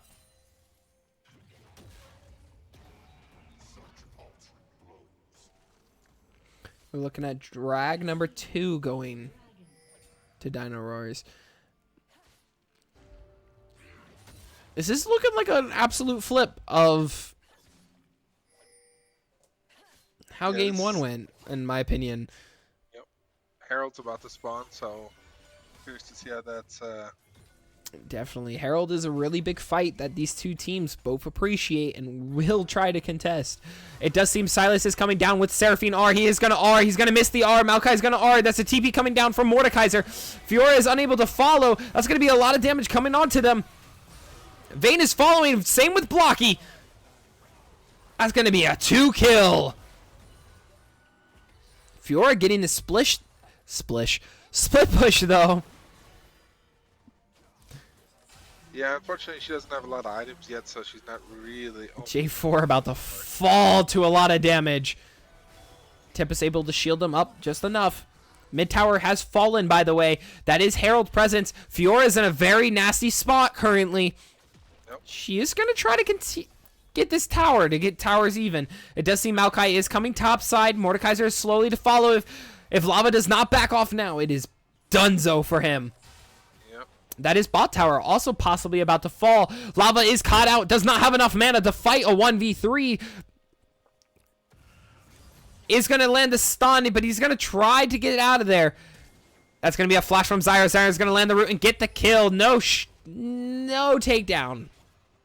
No shutdown for you, Fiora.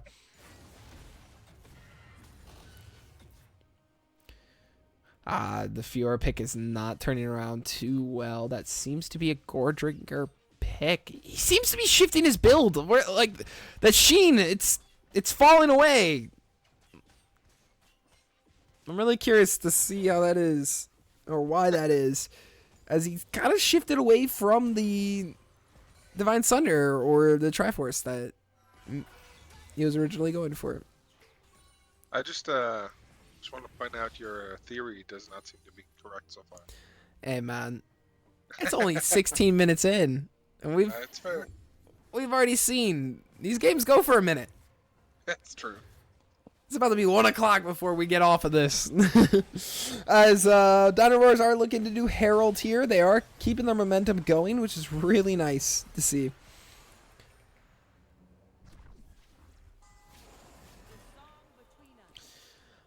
WM are gonna have to figure something out. Taishi's gonna look to do the damage. That's parry down. Oh, and that's gonna be Roots dodging the skill shots very well by Lava. Pro Gamer is also in a very upsetting position, trying to go in on that Senna, but unable to perform. Maokai are going down. They both dodge out of it. That is tower going down to Herald. Tempest is also up there. They are looking to push up. That's Senna with a perfect flash out of Pro Gamer's ult.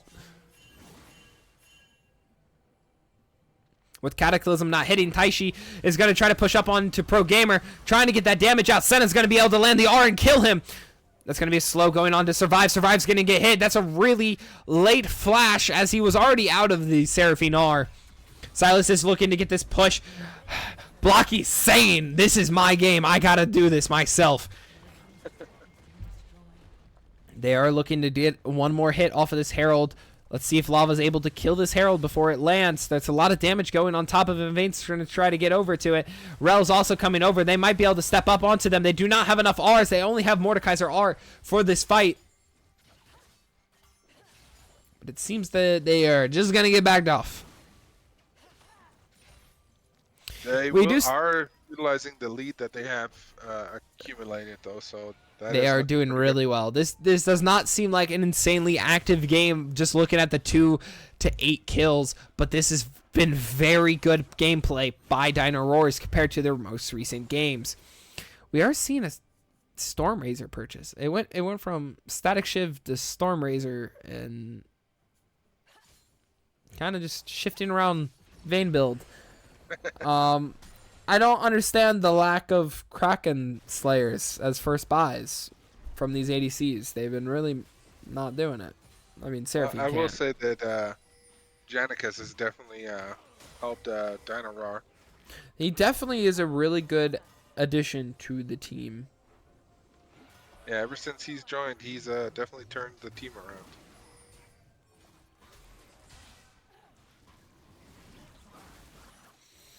Pro Gamer's getting knocked out of his jungle.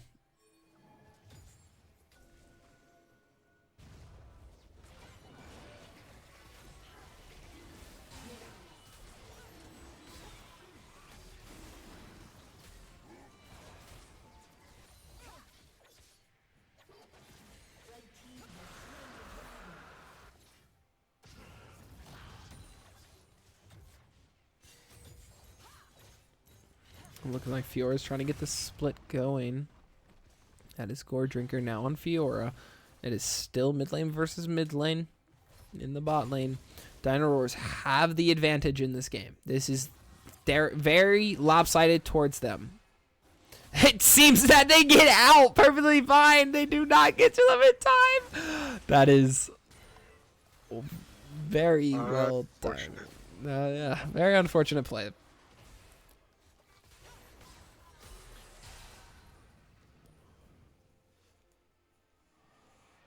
As we strike midnight, we'll see if Cinderella has to go home or not. I'm curious to see how all of this will go in the long term. We have too many people that, like I said earlier, well, I've said a few times, I suppose, get exhausted. Yes, we're definitely, quite literally, we're seeing exhaustion happen from this Zyra starting to come back into the game. Well, But again, we're at game 4, right? Now running on, I believe, almost 4 hours of gameplay. People will get exhausted, get burnt out, and it shows. Players will start making very simple mistakes. definitely, everyone needs to refuel on their caffeine before this, before too late. But as we have Lava facing against Verinda, it just is not working out for Lava this game. It's been he's just getting destroyed in every aspect that he tries to. He has CS. He's doing really well in farm. Their team's doing generally very well in farm this game. But it just isn't enough to turn the tides. Well, I wouldn't count a Fiora out yet. Right. That split push potential from Fiora is really strong, as well as, don't get me wrong, WLM, they have the chance to just turn this completely around. Oh, definitely. We got the Vayne scaling. We're about to see a Triforce on the Vayne. Hopefully shortly. Better soon than later. Yeah, the biggest concern is the wave clear on Dino Rawr. Yes, true. Their main wave clear is going to be the Zyra as the EQ fails on Pro. Don't forget Seraphine can wave clear. Yeah, And no. also Mordekaiser. Mordekaiser are He's pretty queued. good. Yes. Yeah. So they have really good wave clear, which means that they're not going to get pushed on that easily. Yeah. It's going to be very atrocious to see. On the other hand, WLM actually has really bad wave clear comparison. Definitely. This is a very bad position for them. Tempest is going to try to take the hit. It's going to be Survive trying to do something. Ball is going to be stepping up, taking a lot of damage. He might be able to get popped. Blocky is able to get the pop on them. That's going to be a J4R going into them. That's going to be a Senna root. The trade's not quite enough. It is only a 1-for-1 currently. We have Lava and Verinda still in the bot lane going toe-to-toe with this push. Lava has the mana lead, able to go in on the step up and to get some little bit of damage. They do seem to be coming down for Lava. Oh, they are looking to make this run for Lava here. That is a TP coming in from Silas, unable to TP close enough. Lava's going to have to do something here. That's a flash. That's a Blocky going for the root, and he is able to stop them from chasing. Does see Tempest is going to be trying to get some vision in here, taking a little bit of damage. Drag will be up. This is Soul, by the way. They have done drags on cooldown. So yeah, which is impressive considering how 50-50 they've been in the past 3 games. Definitely has been. This has definitely been two sides of the coin since the start.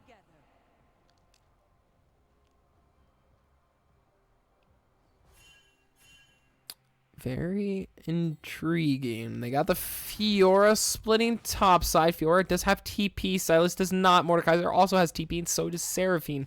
They seem to just be 5 stacking for this. They really do need to contest this drag. At least stall for the Fiora to get to that tower and destroy that tower. They do seem to be pulling it out. J4 is in position. Mordekaiser is trying to recall. Mordekaiser gets the recall through. Survive is the only one stepping up for it currently right now. That's a Fiora TP going down to drag. Blocky has them pretty much proxied off. Mordekaiser has a really bad reset, but does have TP. He is TPing on the TP ward. That's a Maokai R going down. Zyra R also going down by Blocky. Blocky's getting really picked down. He's about to get knocked down. Blocky's able to get the last little bit of healing up. That's a lot of damage from the Vayne and the Rel combo. Lava's also trying to get some damage. That's a shutdown going to... That's 2 shutdowns going down. Survives, just gonna try to survive this as his name states. He gets out of this alive. Fiora also gets out of this alive. It is a 2-for-3 currently. Honestly, the best team fight they've had so far. Plus, getting those shutdowns is very beneficial for them. So they're definitely showing a really good stride to not give up this game quite yet. They seem to be setting up for Baron. They have a very good Baron take with the Zyra. Seems they are going for it. They have the Fiora splitting bot side. Senna looks to be going for it. They don't have a very fast clear, but it's a very safe clear. They have no vision on it, but they know that they're coming. Vayne's about to be face checking into 3 players. As they see them going, Maokai's running straight for it. J4 is also running for it. Silas is also trying to make his way. Baron's going to be resetting back to full HP. It is reset. Maokai R going down. Senna's going to be trying to stop Lava from recalling. Senna's going to be able to land the W. Bane able to play it. Jonicus is able to get the Fiora out of there. Senna support, guys. Yeah, support champs, am I right? We are looking to be able to do Baron here shortly. Maokai is repositioning. Maokai does not have R. Senna has R. As well as a really good wave starting to be pushed. I'm really interested to see what happens to Lava here. He doesn't really have an ideal build for split pushing as he has Gore Drinker instead of Divine Sunder or Triforce, but it's still a very high possibility. The Mordekaiser has been an issue. I'm surprised they've yet to even try to ban it out, and I'm really intrigued to see what happens here shortly. Definitely, especially now with the Infernal Soul. It's going to be rough. They're only 4,000 gold behind. But they are 5 towers down. So yes. They have one hell of a push to get through. if they are to even try to contest this, as they are looking to do a 5-man Baron, as Fiora is showing bot lane, support's showing mid lane, no vision on the jungler, Silas is showing top lane. This is a free Baron in their eyes. No one's able there to They respond. can't, So it's yeah. Fiora's still trying to commit to this split. Zyra's looking to back here. Same with Seraphine. Same with Mordekaiser. Shortly after each other. Let's see if this Fiora might get caught out here. They have Baron. Fiora's looking to get this tower gold. Overgreeding for the tower gold. Is it worth it? No, it is not, as she's about to fall down. Lava's going down. That's their only positioning to actually contest them ending, as they're just going to all group bot lane to get that shoving while they have their Maokai and their Senna in the mid lane. They have to make a play mid. If they take too long, this ends up being a really hard shove to deal with. We have Doki roaming down bot side. Jonika's also roaming down bot side to help out with this turret. There's only Silas contesting this bot lane. We have Taishi and Balls pushing this lane.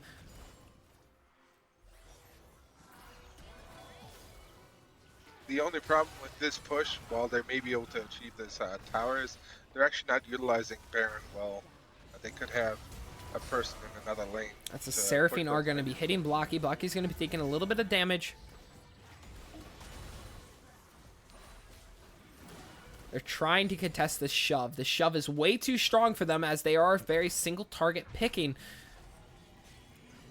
Fiora is looking to do this split push. Mordekaiser has to recall for this Fiora.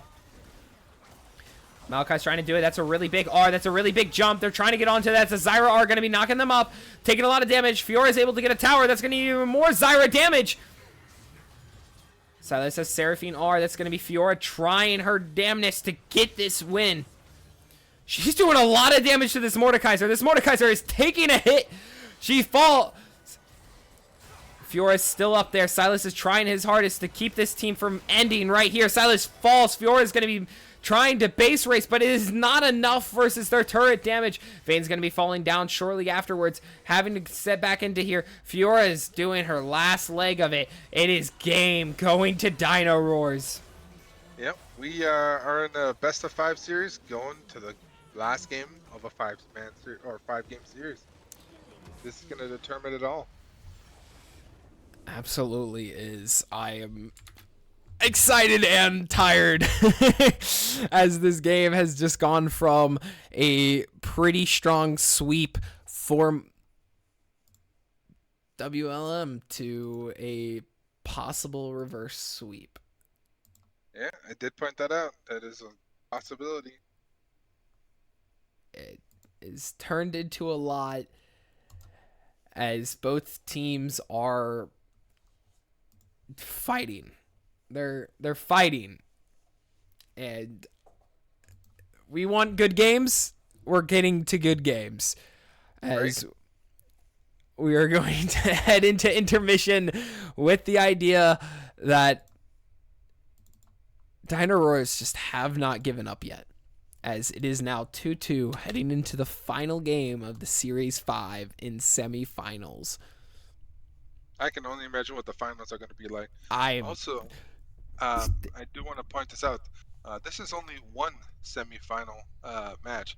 There is another semifinal match happening this Sunday. yeah, so we will... So, as a note, this Sunday, I believe it is Boon Squad for CST. Yes. versus EHI.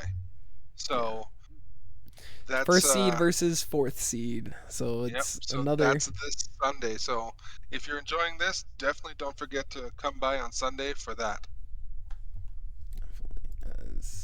I am not too sure how fast they're trying to go. I was hoping to go get some water before this game gets underway. But we'll try to see if they are looking to do draft almost immediately. It looks like they are trying to get going. Oh, they are looking to just go straight into this. All right, give me a second. It does seem to be finally a swap. Wow. Finally, there is a swap happening with what side is doing what. It is interesting to see this finally going through. That also means that WLM finally gets a counter pick too. Finally! As it has come to game 5 when they decide to switch sides. So we will obviously wait to see what their decision making is. I believe both teams are trying to take a quick breather. We will go into a quick intermission as we will come back and do draft.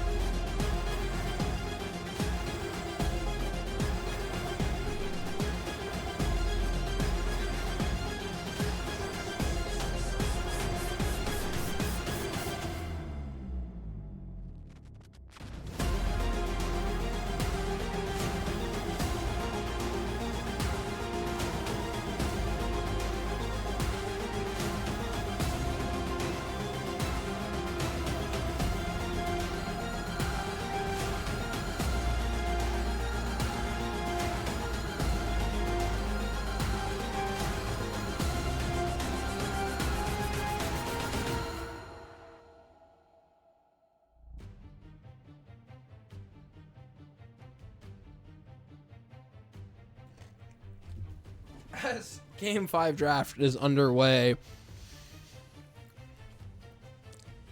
we're at a loss for words here, as it has gone from WLM taking off to now Dino Rawr is just stomping down the city that their icon shows. As bands stay fairly similar to last game.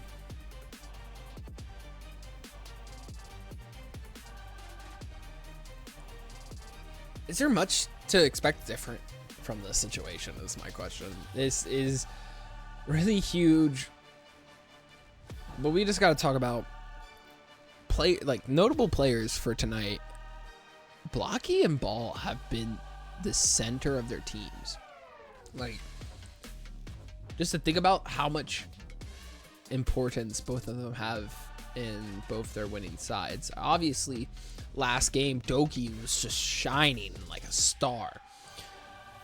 But even Blocky just kept fighting and kept showing possible comebacks. And we can't knock down a team that is showing so much possibility. So it's honestly just, we got to see what happens in this game. Because we have no clue. The truth is, we have no clue on what's going to happen.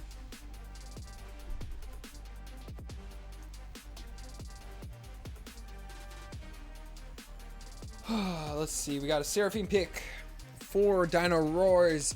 We got a Misfortune Rel. So we're switching up the ADC here with WLM. Misfortune didn't get banned this time around, so they're opting to take the maneuver of taking it. I'm wondering if they take the J4 again to kind of keep that J4 misfortune Wombo rel combo. syndrome. Yeah, you get that nice little wombo combo going. It's possible. There's Mordekaiser got through again as well, though. Yeah, that is definitely a really bad situation for them to be in currently. I mean, yes and no. We know Mordekaiser, odds are, is going to go to the top again, right? Same thing with Zyra. We're going to assume she's going to go mid again. Well, right now, we actually have the benefit that WLM can counterpick them. That is definitely true, but they gotta, for the Mordekaiser, they gotta pull a Renekton out of the hat. Oh, looking for the Trundle jungle. Oh boy. Not sure if that's in the jungle. Could be top, but Trundle into Mordekaiser. That just sounds... I'm not saying it is. I'm just saying that we don't know anymore with some of these picks. Yeah. They are looking to ban Zach.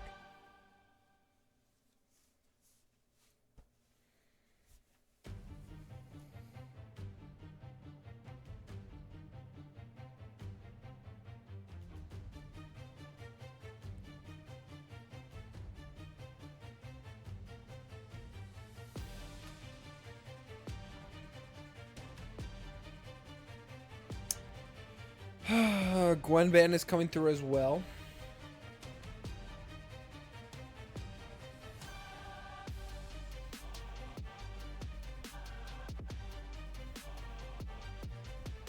See what other bans are coming through here. It does seem same comp for Dino Rawr as WLM. Are kind of switching it around, trying to shift things a little bit different than what they have been.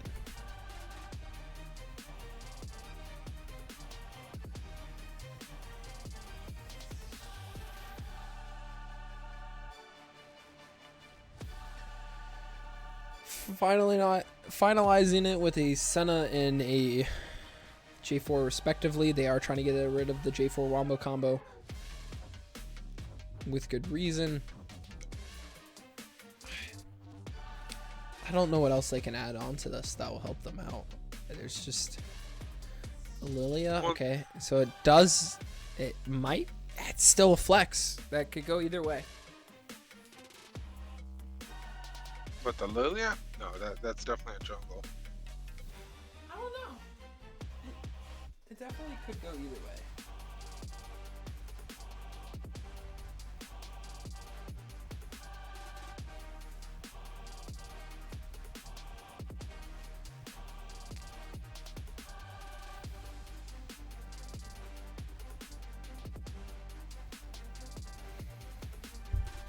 There's the Amumu pick. That's probably going to go towards the jungle.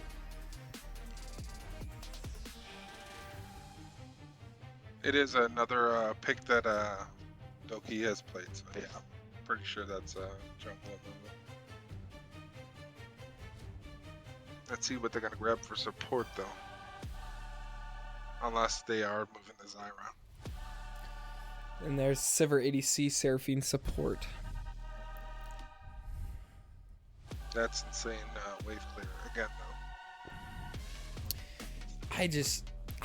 I don't know how to commentate to these comps. They're not bad comps, but it's just they're very selective on how they perform on these comps. And I'm very intrigued to see how this will go and just generally what could come out of this. So I guess we'll see here shortly. We're gonna go to a quick intermission before the game, and we'll switch into the game as soon as we can. So, but in general brief, we're looking at pretty fundamental. We'll give you guys a heads up on what is being played where real quick before we go to this intermission. It is a Lilia jungle, so Trundle top, Vigar mid, Misfortune ADC rel support, and it is a Seraphine Sivir bot lane for the other team. Ball is still playing Zyra, Doki is playing Amumu, and Mordekaiser still is sticking with the Taishi. So, a lot of opportunity here. Again, interesting to see these new champs come out. Also, as we said, finally, this is the first game where they switched up sides. I'm not sure if it's for the better or the worse, but it's definitely different.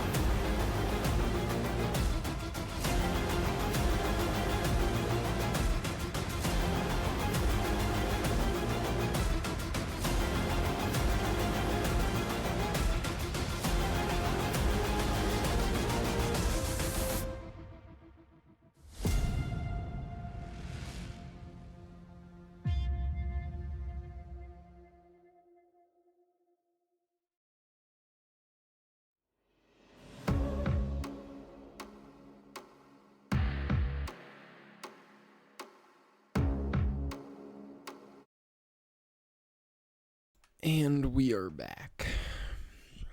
Yeah,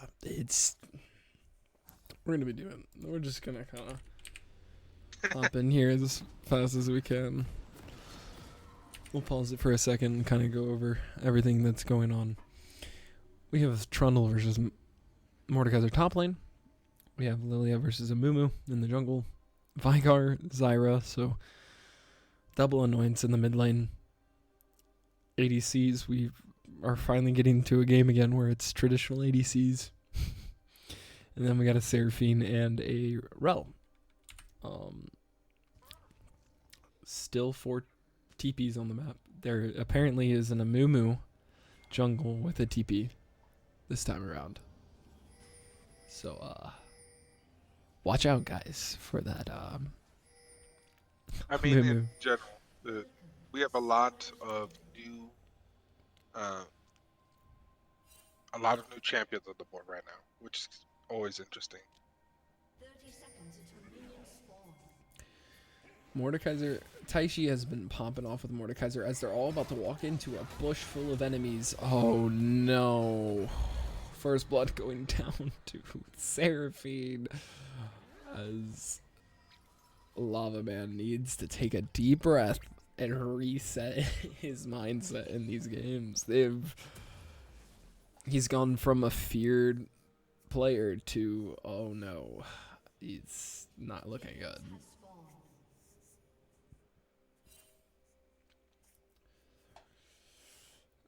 We have Pro Gamer going back to the solo clear as well. I'm hoping that they turn this around and figure something out with how to deal with this. The what? Just in general, they're losing momentum so fast from what they were having at the start. For sure.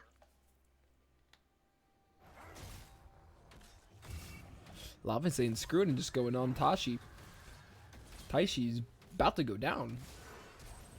Oh no, Lava. Oh no, Lava. Yikes. Lava's turning into everybody's solo queue top laner currently at this moment. However, bot lane is trying to survive against this insane poke that Sivir and Seraphine has. Trundle is back into the top lane as well as Lilia's full clearing top side. So generally speaking, Lilia has a way faster clear than Amumu. So Lilia's ability to gank will be a lot sooner than Amumu's will be. And to even take into consideration, Veigar scales really well. Even if they are behind, as long as Veigar has like 200, 300 stacks by 20 minutes, he's just going to start shredding people. I'm not sure how I feel about the Rel constantly being picked for Tempest. It hasn't been something crazy, but it's been there.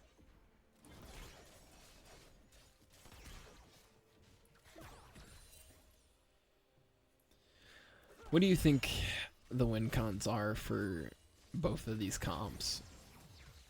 Because the way I'm looking at it, it's just going to look like a heavy scaling from... Oh, Pro's able to get the blue buff away from the Amumu. They seem to be trying to collapse on him, but not fast enough. Veigar is able to get over. Veigar does have Cage. That's a stun going to be coming from Killer. That's going to be Cage going on top of him. Doki's going to be taking a little bit of damage. Will Doki be able to get out of it? That's Ignite going down. Lilia flash into a Q. Killer's able to get the kill. Ball is there to finish it up. Taking the kills. Oh no. It's another flash. Taishi is able to get another kill, and it's just all falling apart. I mean, we're still within the first 4 minutes. I don't think anything is lost at this point, but they definitely have to be careful. That is... There's the refresh. And oh my Tempest lord. got it again. Oh no. Survive. Will he survive? I mean... This is just turning into... Oh, this is scary. The move is going to be catching mid lane as they are walking out with their lives intact. As Ball is disappointed that his prey is no longer under that tower. I also have not set out the prediction, so I'm going to set it out right now.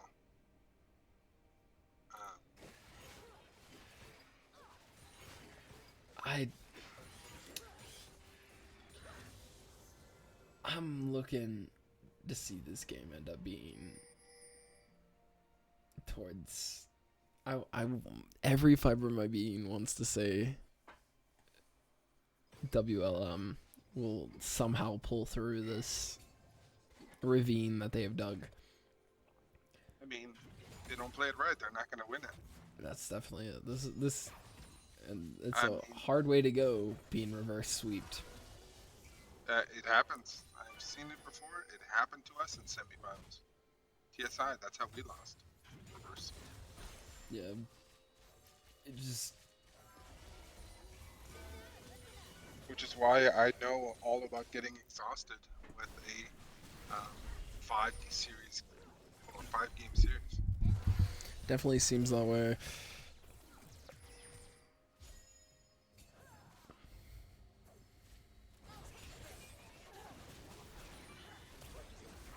Vigar is able to get a little bit of damage. He has a level lead. Not able to get enough damage onto Ball enough to R him. Taishi is a whole level up. Seems some moves. Also topside, they're looking to go onto the Trundle. Trundle is getting able to get off the pillar.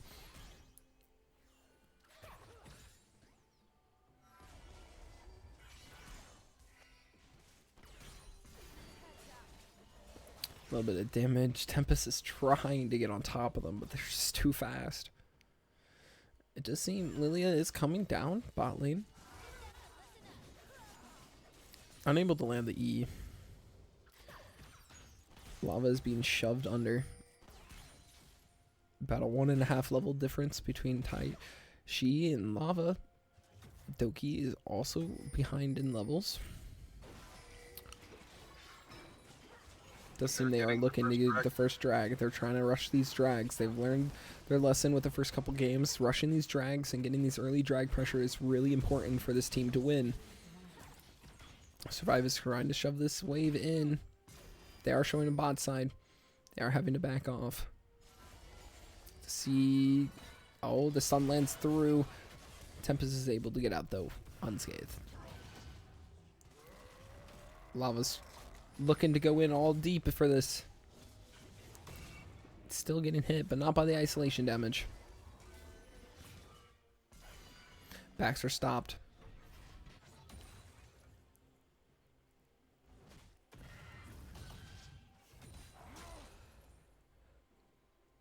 Lava's trying to turn this around, huh? I'm starting to yawn more and more as these games go on. Tempest keeps getting stopped in his back. He finally managed to go back. Yeah. It's okay. Rel will carry. Do not fear. Battle Say, Rel. never underestimate a Rel. Especially once they get Evan Shroud. They Yeah, get a that's good, early support W item engage will with be them. really huge. Well, I That is mean, very true. It applies to all of them. It's a lot of damage. That boost is just ridiculous for everyone. They're looking to just do objectives on spawn. I mean, good on them. I don't know what it is. I think Dino Rows are playing for the exhaustion. They're playing for the game 3, 4, and 5. At this rate, it feels like they've just picked up and gotten like more awake as this goes on. Right?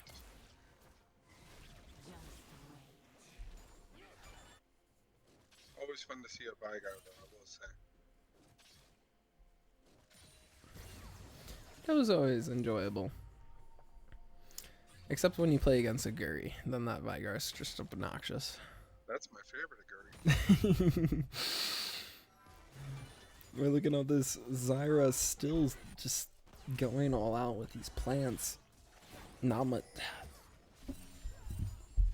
WLM is just in a corner, which is always the best place to be sometimes, just because there's really only a few directions you can go from there.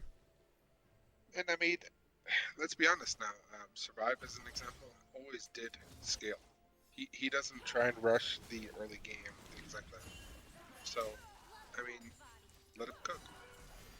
I will definitely say the 3 deaths on Lava right now is just kind of just slumping down what the stats actually look like. It is looking a lot better than how I'm kind of portraying it right now. WLM definitely still is in a good position. Yeah, I mean, think about it. They are 400 or say 500 gold behind. That's it. Yeah. Even with the 3 deaths, Trundle is on par with the CS. That's very true. Doki is sitting in bot bush. I don't think they know about Doki being there. This is a possible play. Doki might be looking to go in here soon. Lava's also taking a little bit of damage from Taishi. Oh, Doki's going in, able to go in. There is a Seraphine R right there. Doki's about to probably. That's a really good savior ult by Survive.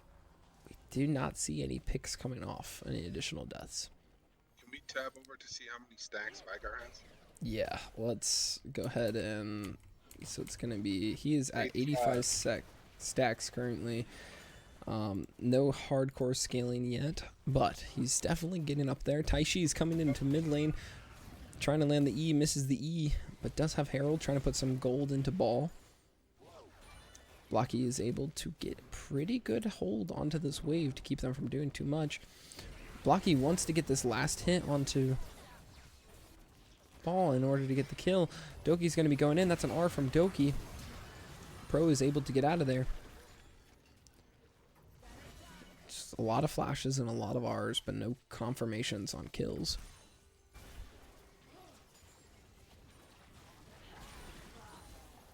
My guy held on to his for that execution. Yeah, he really wanted that. They do have an advantage in this bot lane currently with the lack of mana that Sivir has. There's a possible play that they can make something happen. Drag is up in 7 seconds. They do have advantage. Well, they is nearby, so they can set up.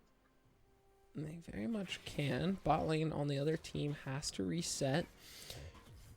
Vigar is back in lane, able to shove. Trundle is making his way back to lane. Mordekaiser does not have TP. However, we gotta remember, Amumu has TP, so it doesn't even matter if Amumu just is on the other side of the map. True.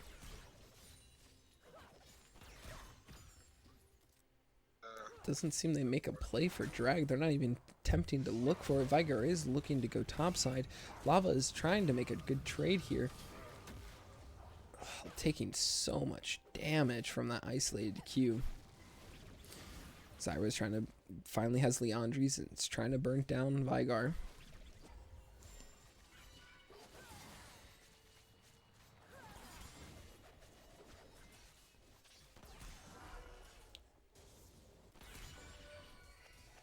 Looking at a little bit of difference here.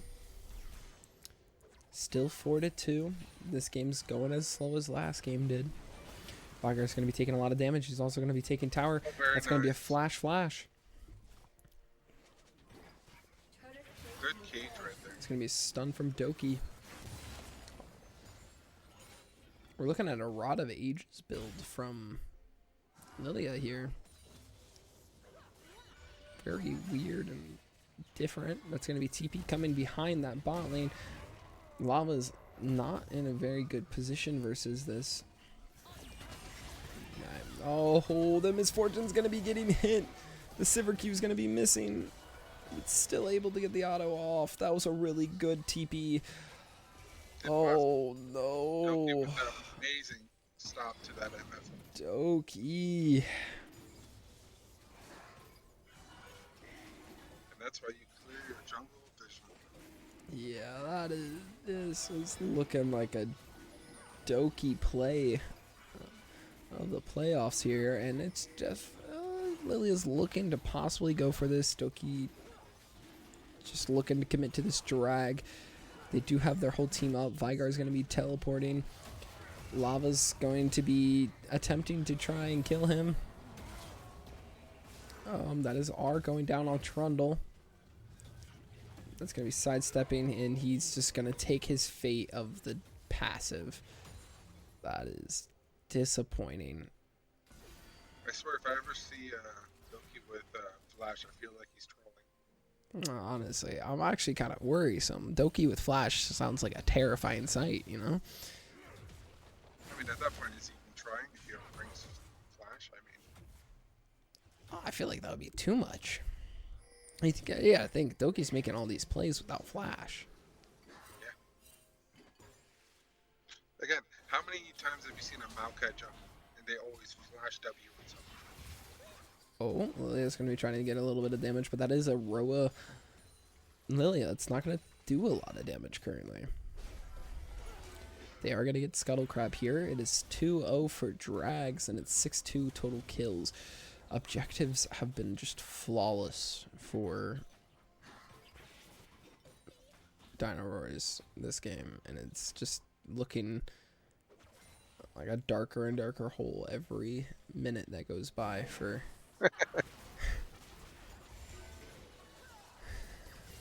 this game. Misfortune is going to be able to get a little bit of damage off. They're unable to perform anything there. Vigar is about to be tower dove by an Amumu and a Syra. Oh, we got Lilia bot. Yanking.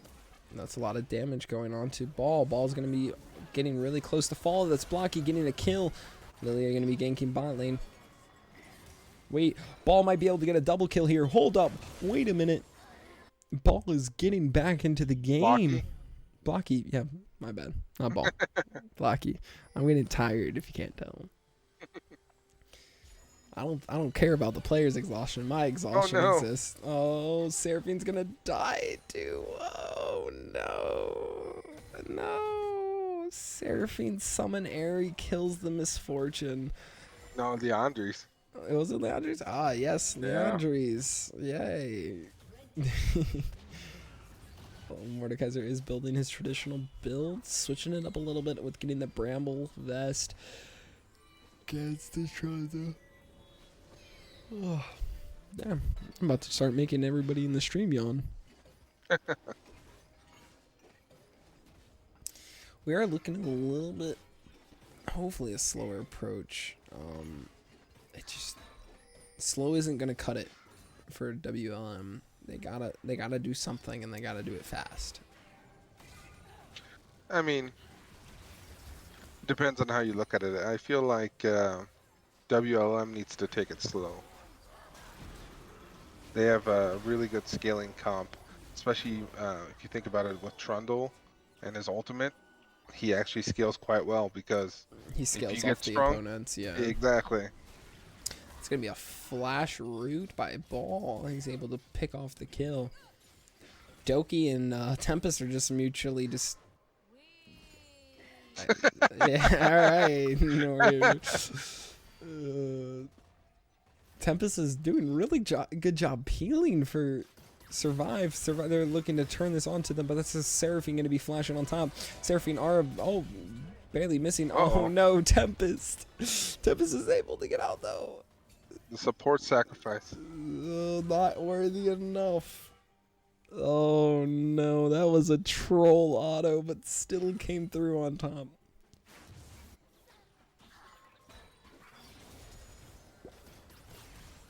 All the flashes are getting burned right now.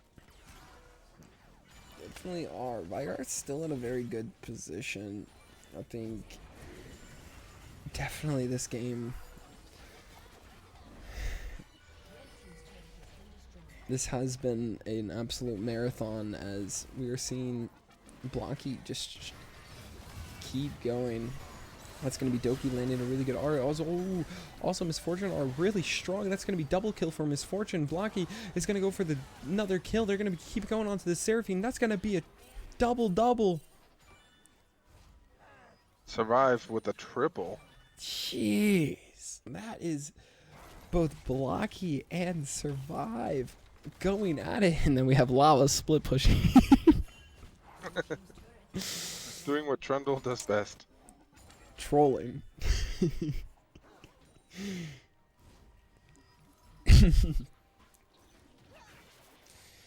We are seeing a really strong attempt to have 200 stacks at 20 minutes. We are going to be seeing some crazy stuff here soon. Zyra is starting drag. Incidentally, Lilia's going to be looking to go onto the Zyra. Zyra's going to go for the root. Root's going to land. Vigar's going to be caging right there to get the team out. Tempest is unable to get out of there as Tempest is going to get really low and possibly fall. Tempest falls. Seraphine R goes down. Doki is also going to be missing Q. Seraphine's going to be landing a root. That's going to be a lot of damage. Lava's going to be able to shred the armor off of Doki. Their whole team is a little bit low. Lava's going to be going back in there. Survive's going to get some damage off. Blocky's going to be doing a lot of damage. Blocky gets a double kill. Just like that. They're back in the game. Mordekaiser's going to be TPing behind. It looks like Blocky's going to be trying to go for another Q, but going to be taking a lot of damage. That's going to be Blocky falling, able to get the kill on the Zyra as well. Mordekaiser's going to be flash R-ing. Oh no, Pro is going to be trying. If only he came out of that realm, he would have been able to hit on Jonikaz and be able to make a play. But it does seem they're going to be looking to go for Soul Point here.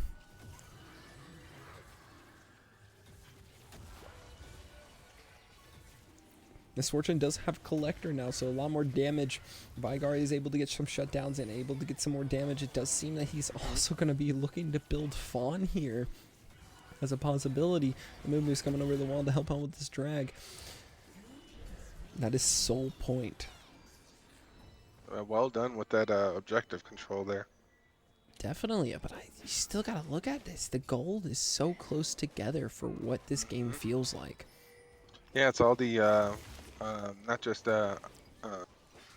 bounties, but or shutdowns rather. It's also the bounties that are happening. Definitely, if we you got look at all that, Trundle splitting. He's looking to get that a little bit more of a push. They are positioning for Baron, so they have to be very careful. WLM has to be careful that they do not just take Baron, because the last couple games it has been Baron that made a lot of decisions for how the game went. Yeah, she's looking to set up a lot of plants up she's there setting up already a lot of plants, and they're hopping right onto that. Little do they know it's warded, and they have vision on it. Seems the Trundle is heading bot side. Trundle does not have TP. They do have a very mild clear on Baron, but they are seeming to go for it. We are looking to see a Lilia possibly try to flash over and try to take this. Lilia does not have flash. They are looking to turn around. Vigar is getting hit up right now. Vigar is going to be going down first. Misfortune R is going to be landing. They do stop the Baron. However, they're just going to retake the Baron. We do have Trundle in the bot lane, so one of them has to back. It looks to be Mordekaiser is looking to back. Oh, Doki's just going for it. Dorky. What a dork. I don't think the Mordekaiser went back soon enough. I think that's a free. Yep, he got a tower out of it. Tower. And a really good shove. So it does seem they did stop the Baron as well. It got a tower out of it. Gold is even 40-40. Yep. Oh, this game is just getting closer and closer. We are seeing an 0-6 Trundle just split the game away. Yeah. And I mean, if you think about it, he's one of the biggest income of this game right now for WLM. Definitely are with that objective bounties on those towers. Both those side lanes are completely clear of towers other than the base. It's gonna come down to Trundle. It's gonna come down to Trundle. Well, we did see him try on Fiora, and that didn't work. It just did not work. I'm telling you, that Divine Sunder, if he had it. Oh, is that what the difference is? Yeah, the difference. He does have a similar build this time around too. Yeah, he is Triforce this time. It's that Sheen item. The Sheen items are broken. Vigar is topside versus the Zyra. He's trying to be a little bit safer with the whole entire everything is dangerous with those plants. Lava is doing a pretty even trade with damage. Oh, Tempest is able to get out of this alive. Lava is just committing to this. Lava's holding his R for when he Rs. It's whoever R's first, you counter R. That's a lot of damage coming out of Lava, but not enough. Just not enough. Lilia is coming in for the finish. Doki is jumping on Survive. Survive is going to get R'd and shut down by his... That's a carry Seraphine if I ever seen one. Just not enough damage from this team. No Leandres is really coming in clutch here. Doki's going to look to just land that and then go for the second one. Unable to reform it. We still have Blocky up, and Blocky's still able to make a good play here.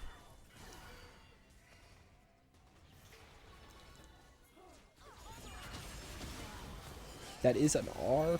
Blocky is able to get another kill. Is he able to continue it going on Jonicus? No, he's not.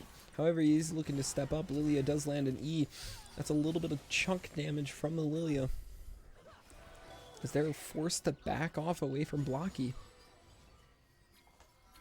Blocky is looking to go in here. Tempest is also looking to go in. That's going to be Cage landing. That's Seraphine R down. That's another stun onto Doki. Doki is getting CC'd galore.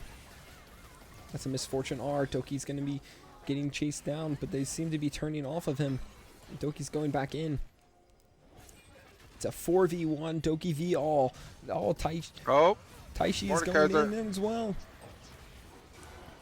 That's Trundle getting a shutdown on Seraphine. They're going to be turning this back around. Doki's going to be trying. Doki fell. Blocky's going to be trying to get away from this Mordekaiser. Mordekaiser just says no to your cage. Vygar does make it out of. Oh, barely doesn't make it out. Lilia's going to be trying to get away from this Mordekaiser using Q movement speed. But Trundle is back in the game. Can we talk about that? Like, Trundle's back? yeah. That's a Seraphine shutdown. 600 gold. Yeah, and then he got another kill. At some point. I don't remember. When did he get that other kill? He had one kill before that. He's coming back. He's coming back. He's about to build the Howlbreaker and get that. Lilia's here trying to do some damage. Is Gamer's trying to do something here. Really trying to be successful. Doing a little bit of damage. Imagine if he had Leandres. He's about to get clutched up by the Sivir. They are in a very whack spot. Misfortune is still trying to keep that pressure. No. Gamer is able to get away from the Zyra R. Mordekaiser does not have R currently at this moment, as they're trying to position the Dragon reset. Trundle's just looking to push possibly this mid lane while they all just contest. It does seem Tempest is going to be jumping in. Tempest is able to get a really good knockup, as well as Lilia able to go in and get a really huge Q. Vygar able to deal some quick damage. Doki just going for survive. Doki's going to fall to survive. They just have a Trundle in the mid. Is up though. Can we talk about the Trundle is just splitting? The Trundle is pushing, and their whole goal is just to stop them from backing. They are succeeding at that goal as they're now turning onto the drag. Doki is about to get his first inhib of this game, as they're question marking him, questioning why is he doing this. As they pull through, keeping them away from Soul and getting an inhib. What an amazing play by WLM. That front dooring, man, that's ridiculous.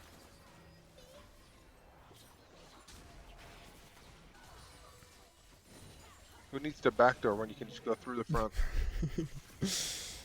Just wait. Hallbreaker is the next back item for Trundle, and it's only going to get a lot worse from there.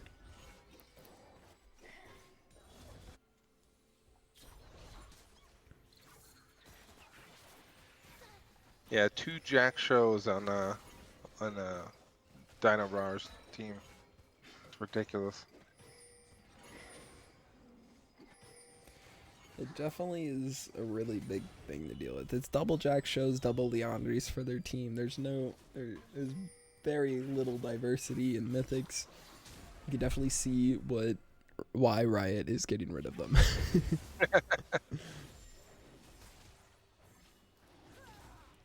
Got Vygar in the bot lane trying to get a good push in. As we have a Vygar. Let's look at how many stacks. He has 314 stacks currently. Not quite the unkillable king he could be, but he's getting there. It's no Aguri, but it's definitely still good. I mean, Aguri would never build Fawn. That's the only difference. But we do have a really good Trundle split. Oh, Blocky's going to be looking to go in here. Blocky's looking to do a lot of damage to Taishi. He's just running, Taishi, he's just taking him down. Taishi does not do enough damage to Blocky. Taishi's going to be R'ing Blocky. Blocky's going to be doing a lot of damage, a lot of quick bursts. Pro is there for the help. Taishi just will not be able to perform this as Blocky gets the shutdown on the Mordekaiser as well. And lo and behold, Lava is just shoving that wave constantly as they are turning this Baron around. This is what WLM has been looking for. This momentum, this play. They better watch out. Blocky, one hit from Baron, you're done.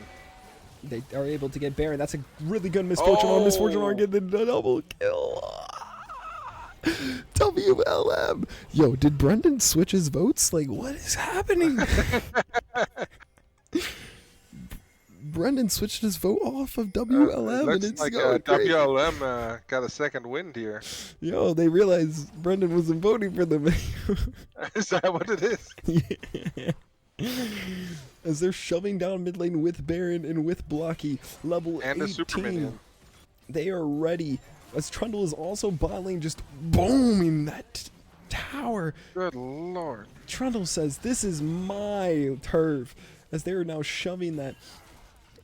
Zyra's about to come up. Same with Seraphine. They're about to just jump the team. They're ending this right here, Oh my right now. lord. They're in their base, doing as much damage as they can. Oh wow. Okay, that is. Trundle's just ignoring. Trundle, they can't stop him. He's just in their back line. Vigar's unable to do it. Trundle's saying turrets go down. And as there are only one turret standing Oh my on lord. all of Dino Rawr's side. I've seen comebacks. This is still possible for Dino Rawr's, but this Trundle has just said, towers Trundle are delicious. did not care about the champions. He's Yeah, like, nope, bro, I just want towers. That is now 2 super minion waves going towards your base as there is 2 level 18 players on the enemy team. This is 50 seconds still dragon. I mean, that's Yeah, either a team fight. This is or- this team fight decides it all from here. This is all or nothing. This is the greatest fifth I'm game. trying to look to see. I don't see any. So they don't have any wards in the enemy base, so they can't just rush or teleport No, in. they cannot. They don't have. They only have Vigar TP, which is not good enough. Hex Tech, they're pinging it. They know it's a thing. Trundle's probably gonna go look for the split right off the bat, while they go look for this drag.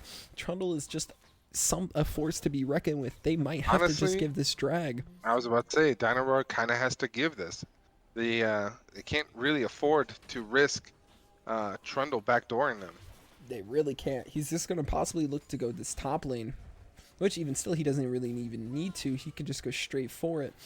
They expect him to go top lane as he's just walking straight Oh wow, into look at him! Look at him their go! base as they're about to take their second drag and prepare for this Trundle, just saying, oh, Trundle does not care. Trundle's just going for it. He dodges that.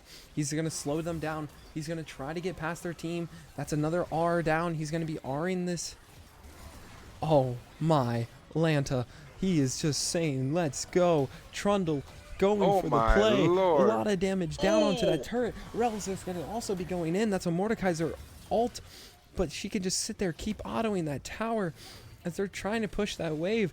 Will he be able to get it? No, but that is a very low inhib. Yeah, I mean that's like 2 to 3 hits from an MF.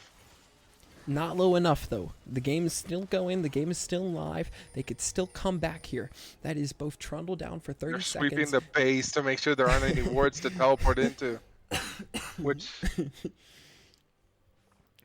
are there any? There are.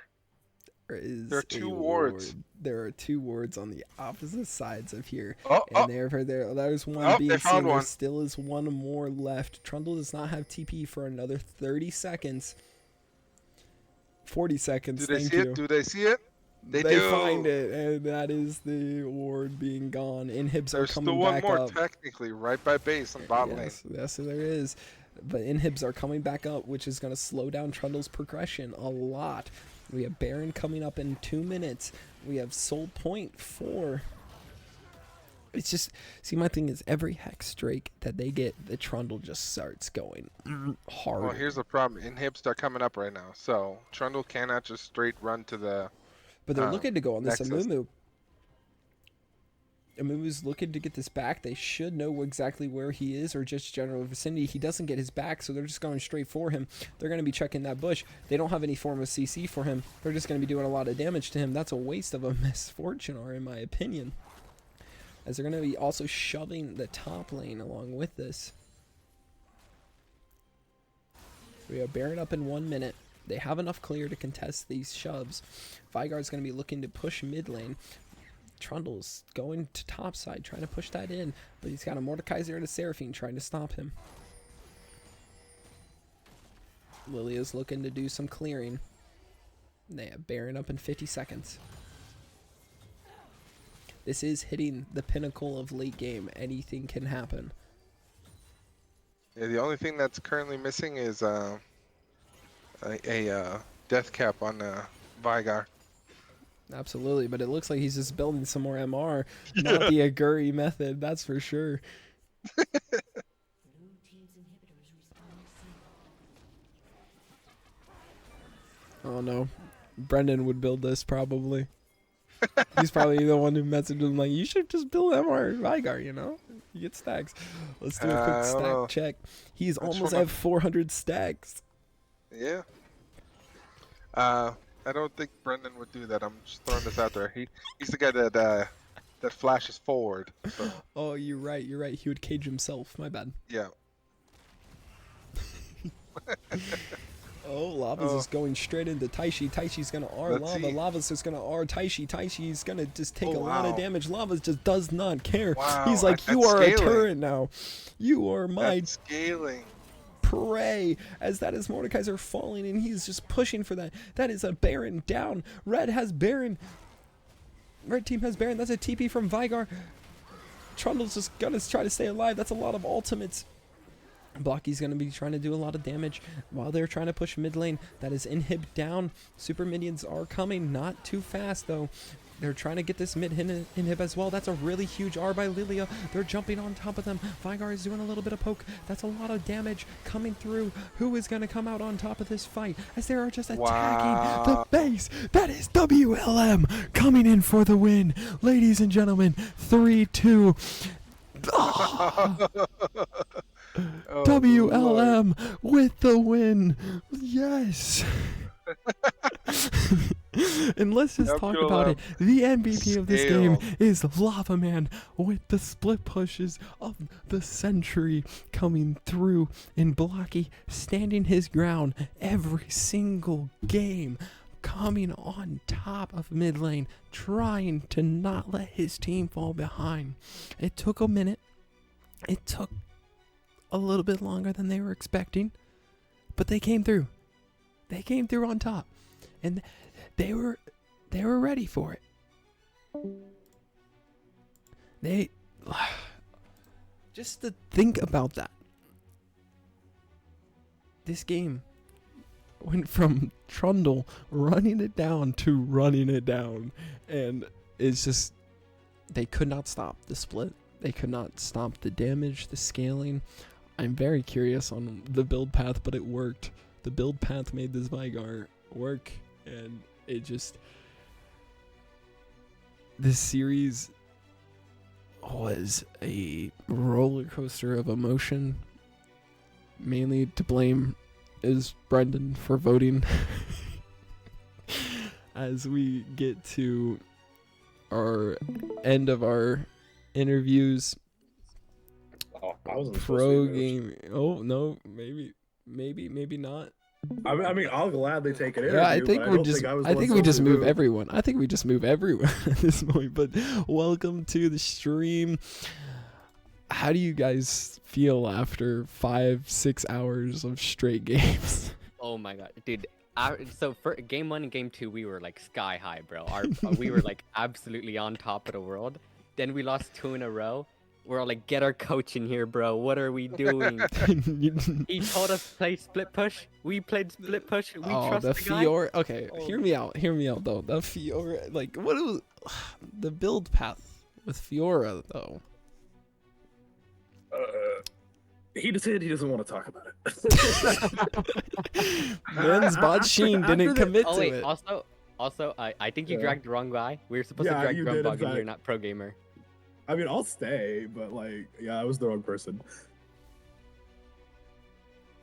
As long as Blocky's in here, correct? Yeah, I am. All right, yeah. yeah. So let's talk about you, my guy.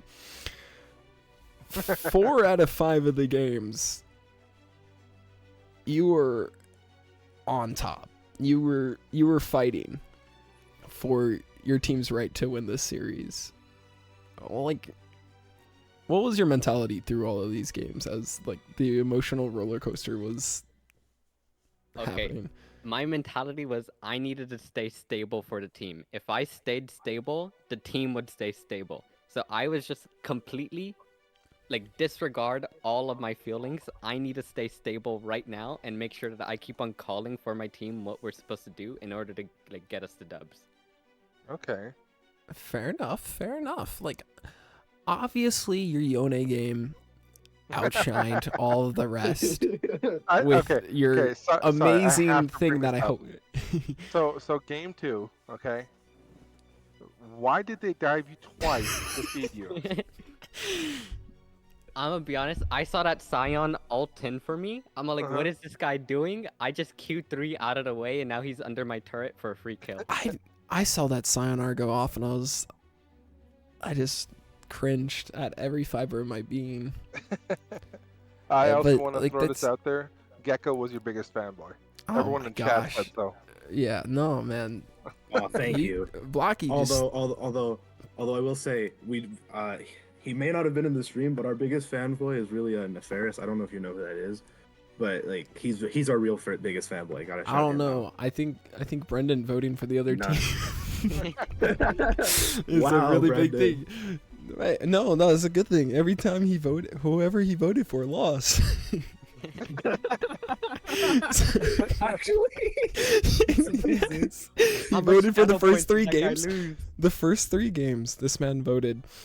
He'd go in Dino Roars, then you guys, and every single time, whoever you voted for lost. And then there was also a statistic where it was like first blood lost, and then you guys broke that in game 4, and then okay. there was like a whole bunch of different 100% statistics that I came up with, and it was just random. But besides that, you guys fought for game 4 and game 3. You guys fought for them. It did not go how you guys wanted to, but generally in those 2 losing games, what was your kind of decision making to attempt to come back on those? So, the game where we had Fiora and Vayne, those ones we were kind of all like, okay, we're losing early game. We're not gonna be able to like get anything done in early. They've taken all the objectives. We need to get this Fiora and Vayne to their like power spikes in order for us to actually get something done later. And like we tried, but I think it was just a like series of bad calls from me of like, oh, we should do this or oh, we should do that like lost us the game earlier, not letting us like go for our original game plan. What is your guys' goal? What are you guys going to change about what you did tonight for finals? We're definitely gonna go back, watch the VOD, see like every single little mishap that happened, but I think our main problem was just we were going for bad calls.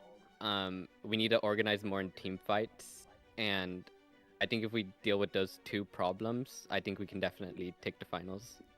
Nice. Speaking of finals, who are you hoping to face? Now I think remember this what game Gecko it is the is. captain of Goon Squad Purple, yes. I'm not just a captain. I own the whole org. Oh, Hey, disregarding that, okay? I got your guys' back, Wait, alright? Without He's not gonna- bias. He's not gonna bully What- you. Hey, Wait, what's come the on, other we gotta. team? What's the other team? Okay, the other team is the EPH first seed. Giants. Yeah. So okay, hear me So, out though. I'll Hear be me out honest, I don't though. remember what happened either. Game. We hear me out though. We've gone undefeated for the last like 4 weeks, or well, for Yeah, the how much of last that- 4 weeks of the regular season. None of which were forfeits. They were full sweeps all the way through, and then obviously first round was forfeit for playoffs. Yeah, I haven't All I'm saying watched- is they should have uh, taken you guys. Yeah, I haven't watched any of your like new rosters gameplay. I've only watched Crazy, your old you- roster. Hey, you have yet to like actually like play against Rylix and I. Yeah. We're kind of showing up a little We bit. only we played against you guys first week when you had like Yo face off and then the other guy. Mm-hmm. I don't remember his name. So Karma? I've been watching your like new roster. Like I watched when you guys first made the original change, but then when you introduced yourself and the other guy, I stopped watching after that because I was like, we're not gonna play you guys, so might as well not like put the effort to analyze yeah. it. You But never I know. have I seen- mean, the first week that the new jungler and I came in, we played against the first seed that we're playing on Sunday. So this is kind of just redemption for our sloppy play style because it was brand new, Well- like team rotation and everything. So I we'll will see. say, Gecko, Sunday, if you win, you can talk about this. Today is about true. the winners. You guys did good. Yeah. Woo! You guys won. Congratulations. Seriously, well done. You guys definitely deserved it. As I said in the stream, my team TSI we lost in the upper division with a best of 5. It was essentially going the way you guys were. We won the first 2 and then we lost the next 3. So it was just a reverse sweep. So I understand the exhaustion that can happen when you're playing games that long in rapid succession. So well done on your end for pulling that victory out. Other than the last question before we'll allow everyone to go to sleep and get away from here. Sleep. Who sleeps? What was the moment that you guys realized in that last game that this is your game now? This is where you guys turn around? Because in my opinion, it was that Vigar misfortune just 2v4 that happened that you guys cleaned up. I was a part of that. What? I mean, I was there. definitely I think we Were you probably there? did that. I don't I remember. mean, Trundle I carries could the swear I game. was Okay. there. Yeah, I'm not gonna swear lie, I was Trundle did there. carry that game. Trundle carried that game. Yes, I'm not- definitely. I'm not Lava gonna did flip his flop. That part. was Trundle's game. He played the troll. I'm just throwing this out there. If you look at gold generated, hands down, Trundle was the only reason you guys were in it. All Yeah, those I think- backdoor bounties, oh my lord. I think He- as soon he as is Trundle got the Bowser FFS Ravenous, I think trigger. we knew it was over at that point. I think as soon as Trundle got the Ravenous, it was over at that point. Man, just tunnel vision for those towers, and it got you guys there. Yeah. Now, So- congratulations Should've again, moved guys. on. You well deserved, and I hope to see everyone else that showed up for the stream on Sunday to see the second semifinal match.